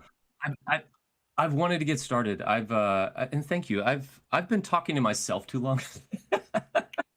I've been kind of ruminating and talking to myself too long. Probably worn my friends out too much. But I know that one well. I know that one. Yeah. Yeah. I live in Austin. I'm going up to the ACA. I'm wanting to help get people in Austin together. I really see that like we can coalesce around our values, like we have enough shared values just based on what we find worth investing into, that we can agree on right and wrong. We don't have to trace everything back to like the origin of the universe to have a functional community even. But I'm doing that, and I'm also I'm wanting to learn and take my time with RFR and learn how to have these conversations. And give are you going to be working with Recovering from Religion then, or I hope so. It's training, and so if you volunteer, I can illuminate the audience at least to the volunteer process so far. Is that if you volunteer, you're going to be learning how to have conversations where you're sitting with either in chat or verbal. And there's also learning how to do peer support groups. But you first learn really what we're there to offer is a one-sided conversation which is not a bad thing. When you go to therapy, it's one-sided, although we're not therapists. I'm learning that too, and I have to remind myself, right? But but just being able to help people spread out information, or it's just help people spread out their stress, and then digest that. And sit with maybe what feels like a scary thing to think about. Like, what if I tell my mom what I think? What would happen? And lay those out, and then hopefully like work towards a resolution where they felt like they've been heard. Because honestly, just feeling heard is something most people don't get the chance to do. It's a huge part of it. Yeah. So I want people to feel heard by me, and I think that those skills that I'm learning are really helpful. Dude, I really think you need to be online doing your thing, just literally just on the basis of the conversation we've had here and how you present and how you are. I think that you could be really, really effective. If there's anything I can do to help you along, just shout me. Thank you, John. My email address is jon@unconvincedbook.com. So just drop me a line. If there's anything I can do to help you get going, or any advice I can give you, just shout me. I'd be really happy to help. I think that you just have something. I think people are responding as well here. I think you just present really well. You come across as very, very honest and believable and decent and articulate and smart and kind. And I think these are the values that this movement should be embodying. So just let me know how I can help. Oh, thank you so much, John. I'm going to be reflecting on those words for days. So I appreciate that. And Charlie, if you don't mind, indulge me a quick sidebar. Where do you get the full-size arcade games? Because that's sort of my idea of self-care right there. So these are arcade one-ups, and I think they just went out of business. But I got that one, believe it or not, on QVC. Okay. Random spot, I know, but I want to get me some Galaga, some original Street Fighter. You know what? I honestly, if you live in a city, go look on Facebook. Somebody on Facebook is selling one at a discount because they just got tired of it. But check the stick and everything. You can also mod these things to play a shit ton of games. Yeah, but I haven't modded those. But there's a whole hobby that you can get into of home arcade. Nice. Good stuff. Appreciate it. All right, buddy. Thank you, guys. Thank you so much. Yeah, lovely to talk, Aaron. Guys have a good Keep in touch, friend. Take care. All right, will do. Bye. Okay, let's get Charlie in. We are approaching the landing. A few minutes to go. Let's get Charlie in and catch up. We haven't spoken to Charlie in a little bit, but Charlie is also awesome. Got lots of awesome callers today. Charlie, what's up? Are you not hearing me? Charlie, can you hear us? Maybe he's watching the stream, and he'll get it in a minute. There we go. No sound, Charlie. Yeah, we can't hear you, friend. See if I can see what your microphone is. Not sure if I can see it right here. You might need to refresh your browser, Charlie, or something to try and just get back in again, because we see you but can't hear you. That's it. He'll come back in right now. With any luck. Oh, the technology, hey? Yeah. In the olden days, it was just phone calls. I've been thinking about maybe getting a call in line. I don't think it's that expensive to do it. You just have a number that people can call in on as well. Might do that. Okay, let's try this. How's that, Charlie? Yeah, we got you. Can you hear me now? Yeah, we got you. Yeah, we got you. Sorry about that. No worries. Welcome back. Thanks. Good to talk to you guys again.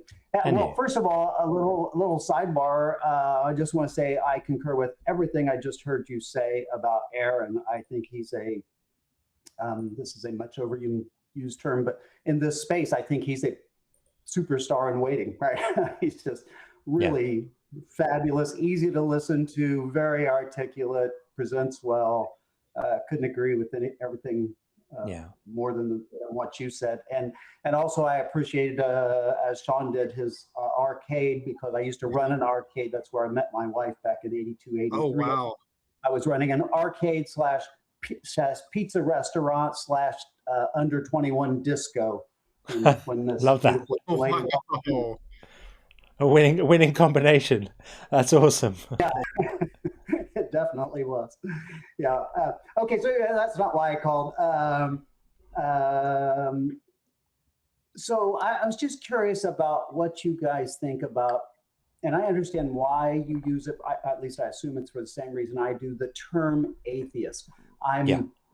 I'm often reminded of what Sam Harris wrote many, many years ago about what a silly term it is that we give such deference to this term, and I remember. It'd be better if we all just called ourselves nothing and just, dealt with other people as rational human beings, who just don't believe in superstitious nonsense. And so do you use it just as I do, which is basically it's a shorthand that makes it easier for other people to understand quickly what kind of your position is? Yes, and with the knowledge that in at least half the cases, people will still not understand what the position is, because they will infer that, it means you definitely believe no gods exist, or you hate God, or they'll grab the end of a completely different stick and run with that in many cases. But I think, I've spoken a bit about Harris's thing before of not using the term. I think ultimately, especially now with Christian nationalism and tribalism and stuff so prevalent, I think it's not a bad thing to have a collective term for people who just are in the same kind of religious bucket that we're in. And, a few years ago, they tried to come up with other terms, and they started inventing these really cringy names like brights and stuff like that. It's just, no. Look, we have a word that does this. We have a word for people who are without a belief in a God. They're people who are not theists, right? I sometimes use the word non-theist, because the word non-theist does all the work you need it to do, but without quite the same negative connotations that some people attach to atheist. But I think it's all right. Strategically at this point, I think a common name is not a bad thing. What do you think? I intentionally wear the label atheist, one, because it's accurate, but two, I don't dance around it because of the negative connotation surrounding it. And so I want the label to become more well-known, to, try to be an example of just a normal person who has values like everyone else, but also as an atheist, it could spark up conversation about, wow, you're an atheist, because I could tell them I'm an agnostic, and I wouldn't be lying if I do that. And many people do to avoid the negative connotation, but I have a personal goal of mine to take the taboo out of the name, out of the label. And so the only way I can do that is to wear the label myself, to, as John always says, legitimize non-belief. And so I just deal with it. And I recognize that I have that luxury being in an area where the repercussions aren't so bad. In some countries, it's literally a danger to your life to be open about it. And if you're, everyone needs to make that decision for themselves. There's no shame if you're in a country where it's not safe to be an open atheist, or if it's going to severely adversely affect your life. There's no shame in hiding it, not wearing the label, not being open about it. There's no shame in that.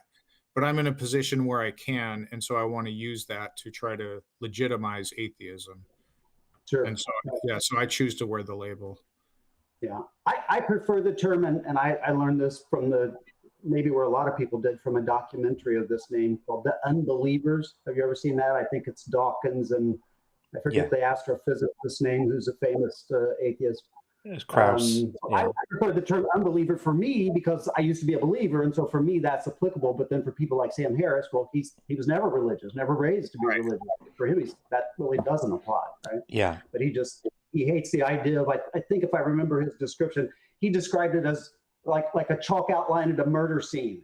And you're basically, you let them define what the world is, which is what's inside that chalk line. And you're just going there and laying down in it and say, okay, I fit into your view of the world, which is theism. And I'm just saying, I'm an atheist, but we don't have a word, I think he said, for non-believers in astrology. Yeah. Right. It was a solid argument. It is a solid argument. I think we're living in a very different world now, and I don't think it's a bad idea to have a sort of term that people can organize around. And there's crossover, and there was a comment in the TikTok chat saying, "Isn't agnostic a better term?" But of course, you can be both. You can be an agnostic atheist, and I think agnostic doesn't actually tell. It depends on what you're trying to do. If you're trying to tell somebody what your actual belief position is, well, then you can just be honest. You don't even need a label at all. You can just say, "I don't believe in any gods," and then they can use whatever term they want for you. But I think just saying agnostic doesn't necessarily convey enough information about what your position is on these issues, if that's your intention, is to convey information about it and identify where you are on this stuff for other people. Yeah, excuse my dog bark back there. I wonder, I have never looked up the definition of agnostic, but when I was growing up religious, we always assumed agnostic was kind of a middle ground between believing and atheism, where you doubt, you're just not sure. So an agnostic is one who doubts. When you use the term, is that what you mean? No. So I the way that I tend to use the term, which has become much more normal nowadays, is that agnostic is nothing to do with what you believe. It's about what knowledge claims you're making. So you could say, so whether you're think about it like this. This is how I think about it. Everyone in the world is either a theist or they're not. If you're a theist, you believe in a god or gods. And if you don't believe in a god or gods, you're not a theist. Therefore, you are an atheist. Now, agnosticism is not a sort of halfway point on the journey between believing something and not believing it, because there is no halfway point on that. You either do or you don't.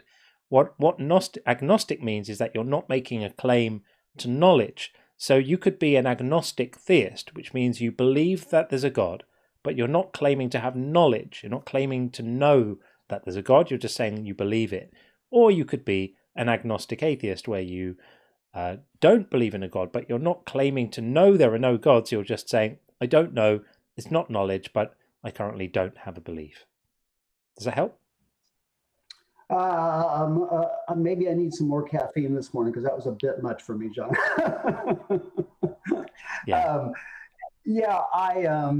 I would say no pun intended. I'm unconvinced, at least by what you said at the outset there, which is that there's no such thing as a middle ground. I think one, at least it seems reasonable to me, that one can doubt whether something is true or not. And so they're not really saying they don't believe it, and they're not saying they do believe it.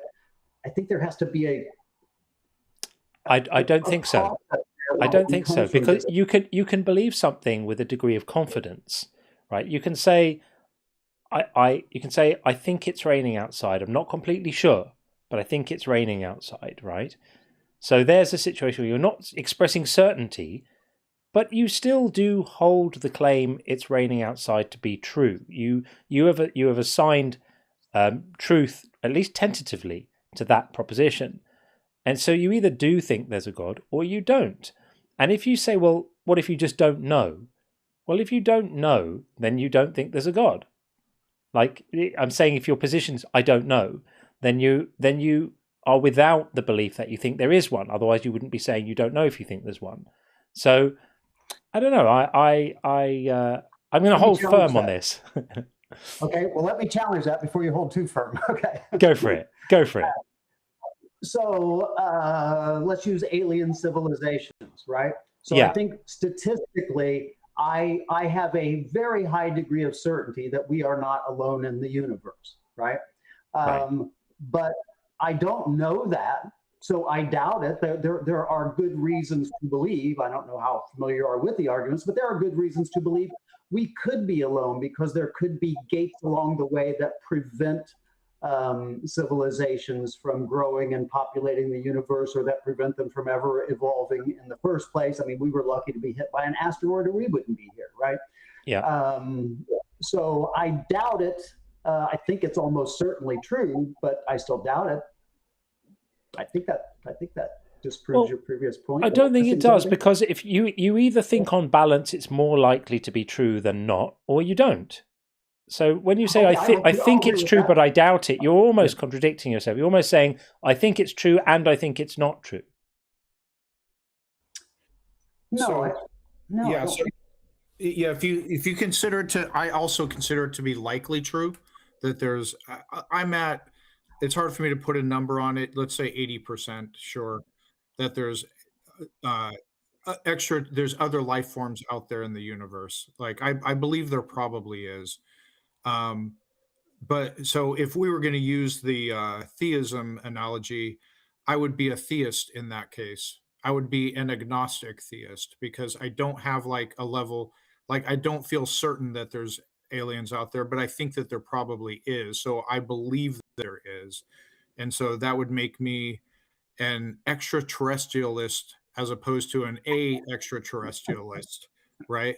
And then my uncertainty in it, my not claiming to know, would make me an agnostic, extraterrestrialist. If I didn't overly confuse things there. Oh, you did for my little brain, sure. Yeah, it's okay to believe something, but hold to the possibility that you could be wrong, right? Maybe that's what you mean by doubt.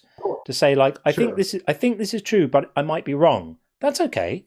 But you still are holding the belief. You're just holding it with less confidence than other beliefs where you think the possibility of you being wrong is much less or zero. That's okay. They exist on a spectrum of confidence. Okay, sure. Yeah. All right. Can I ask one more question? Yeah, and then we'll tie it up because I got to close up shop shortly. Okay, this will be brief.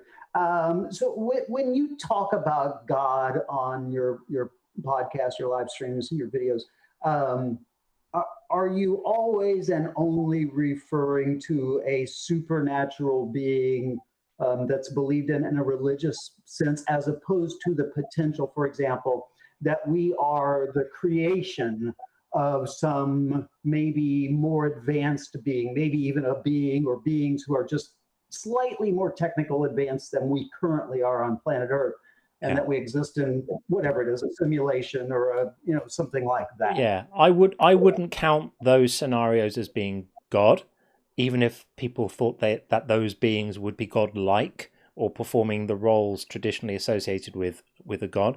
So I'm open to the possibility, for example, that the entire observable universe is some kind of simulation being run by someone, or that we're an experiment, or we're a bunch of brains in a vat, or one brain in a vat, or all of these things are candidate hypotheses to explain reality.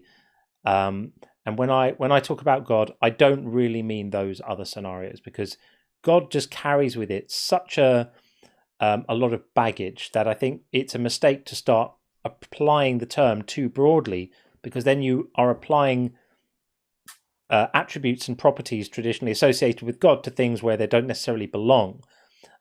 So no, I'm not really thinking about that, even though I admit, of course, that those scenarios you're talking about are possible. We have no reason to think they're true, but they are possible. Right. Okay. All right. Thanks, guys. Appreciate it. Have a great day.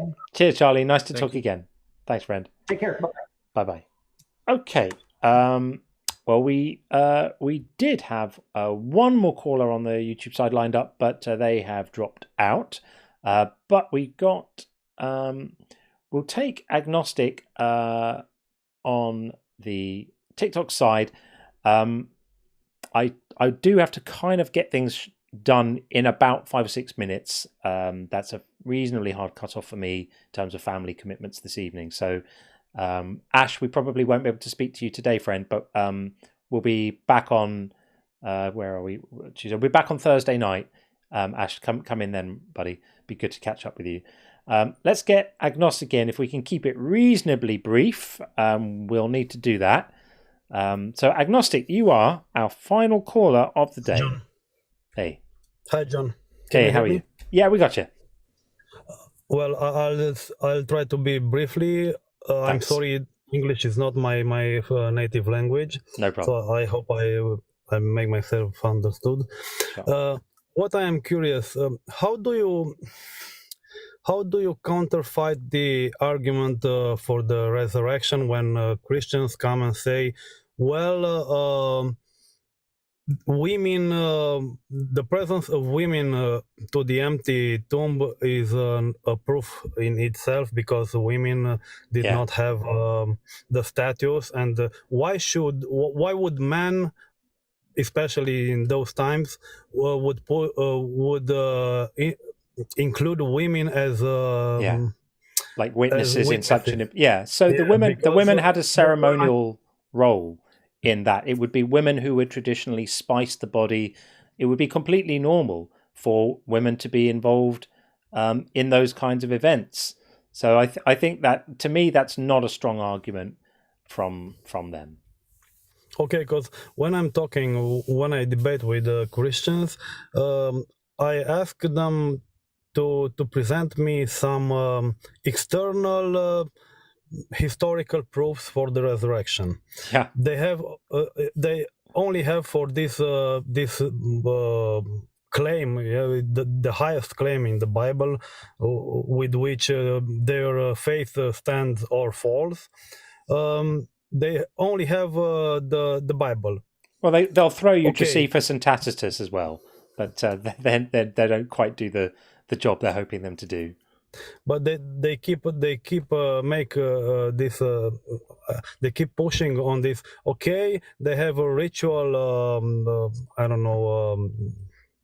How did you put it? A role. Women, they have a role. A ritual role. Okay, but still, why did those men, misogynist, would put them as witnesses for the resurrection, for the empty tomb? Because they were, apparently. They could skip the episode. They could. I've always found this a remarkably unimpressive argument. I just think that myself, but okay. It reminds me of the conversation we had earlier about the difference between with Not Jay. We had this conversation. The difference between coming up with a response to something and coming up with a good response to something. Here they're just coming up with a response and they go, there we go, we've argued it, we've defended historicity, we just said, why would women be used as witnesses? Job done. The fact is, it's just not a very good job. It's like they were women in the culture. Yes, women were not equal status to men, but women could be witnesses to things. And in this particular case, it certainly wouldn't be men who went there to spice a body. It would be women. So they would make their story even less credible if they said, well, suddenly it's men going to do this traditionally, a job traditionally done by women. They would be ruining their own credibility even more. I don't think it's a good argument, but maybe you can use that if you need to. All right, friend. Okay. Yeah, go for it. Thank you very much, John. All right, agnostic. Thanks, friend. Thank you so much. Have a nice day. And you, Bye-bye. friend. Take care. All the best. Thanks. All right. Yeah, sorry, Sean. We'll shut up unless there was a particular point you needed to make or wanted to make. No, it wasn't that important. I just heard Alex O'Connor discussing this, and apparently 2 women were equivalent to 1 man when it comes to like the legal system as far as witnesses, and there were more than 1 woman there, and it was later confirmed by men. There's no problems in the story, and as you said, it makes sense that women would be the ones who are sent to anoint the body, etc. So everything lines up with like if it were a fictional story. And I don't know that it was, but that's not really compelling, the fact that women were first to discover the resurrection. So, a couple of things before we shut up shop then. So last messages, Tim said, what's cheaper, beer nuts or deer nuts? Beer nuts are $1.99, deer nuts are under $1. Think about it. Thank you, Tim. Nothing if not consistent. And then final super chat of the day. Thank you so much for this. Rod Blow says, I thought for years that believing was an experience, not a decision. One night, my partner found your live stream and told me, check this out. This guy thinks like you. The rest is history. Oh, that's so nice. John Sean, much love and respect. Well, thank you, Rod Blow. I really appreciate that. And that's how Sean and I met. Exactly the same thing. For anyone who doesn't know, Sean was a guest in the early days of streaming. He came in to say, I've been thinking this for ages. And it was love straight away, and the rest is history. So, thank you for that. The other thing I must do, hopefully it will work nicely, is the members wall. If you've joined in the middle of this, I don't think anyone has joined in the circle, so I don't think I'm going to miss anyone. If you've joined and I've missed you, I really apologize. I promise it's always updated after the stream. So if you're in a circle member and I don't read you out here, then forgive me. It will all be righted before the next one.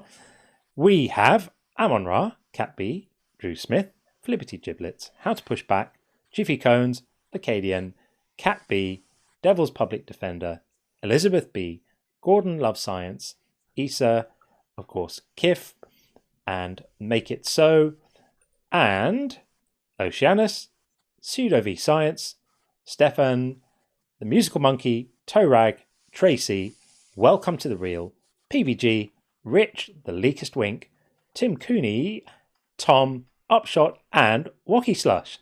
So thank you to the Inner Circle members. Trying to think, did we get a... Yeah, we did. We got 1 kill switch activation today, and I think it was a good one. I think it was reasonable. It was proportionate. It was justified. Very good indeed.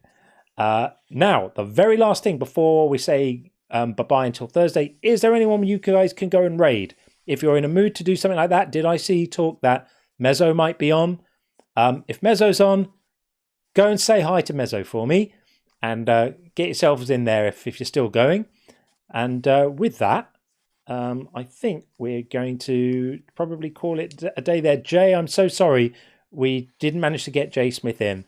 We'll be back on Thursday evening, 5:30 Eastern Time, 10:30 p.m. UK time on Thursday. Jay, if you want to come in, then we'll get you in. I'll make it a priority to jump you up the queue if I see you, Jay. And with that, I think we are complete. Do we have a bingo to check in on? Anything else on the bingo? One more call from PVG, who called the Nothing Comes From Nothing. Did we get that? Let's have it anyway. Why not? There we go. I feel like we did. Fair enough. PVG is on fire with the bingo, always. Thank you, friends. Been really fun today. I really needed today, actually, because last night was kind of a little bit slow. It wasn't everything I'd hoped for last night, even though we had some really nice discussions. So today we had brilliant calls, brilliant conversation, great engagement, fantastic behavior in the chat. I love you guys. Absolutely amazing. Both sides. Thank you to mods. Thank you to 124,000 likes on TikTok. That's bonkers. Thank you, everyone. And awesome. Thank you for the likes and the subscribes and the things and all of that stuff. And thank you, Sean, for getting up super early to come and do this. Really appreciate that too, buddy. Thank you.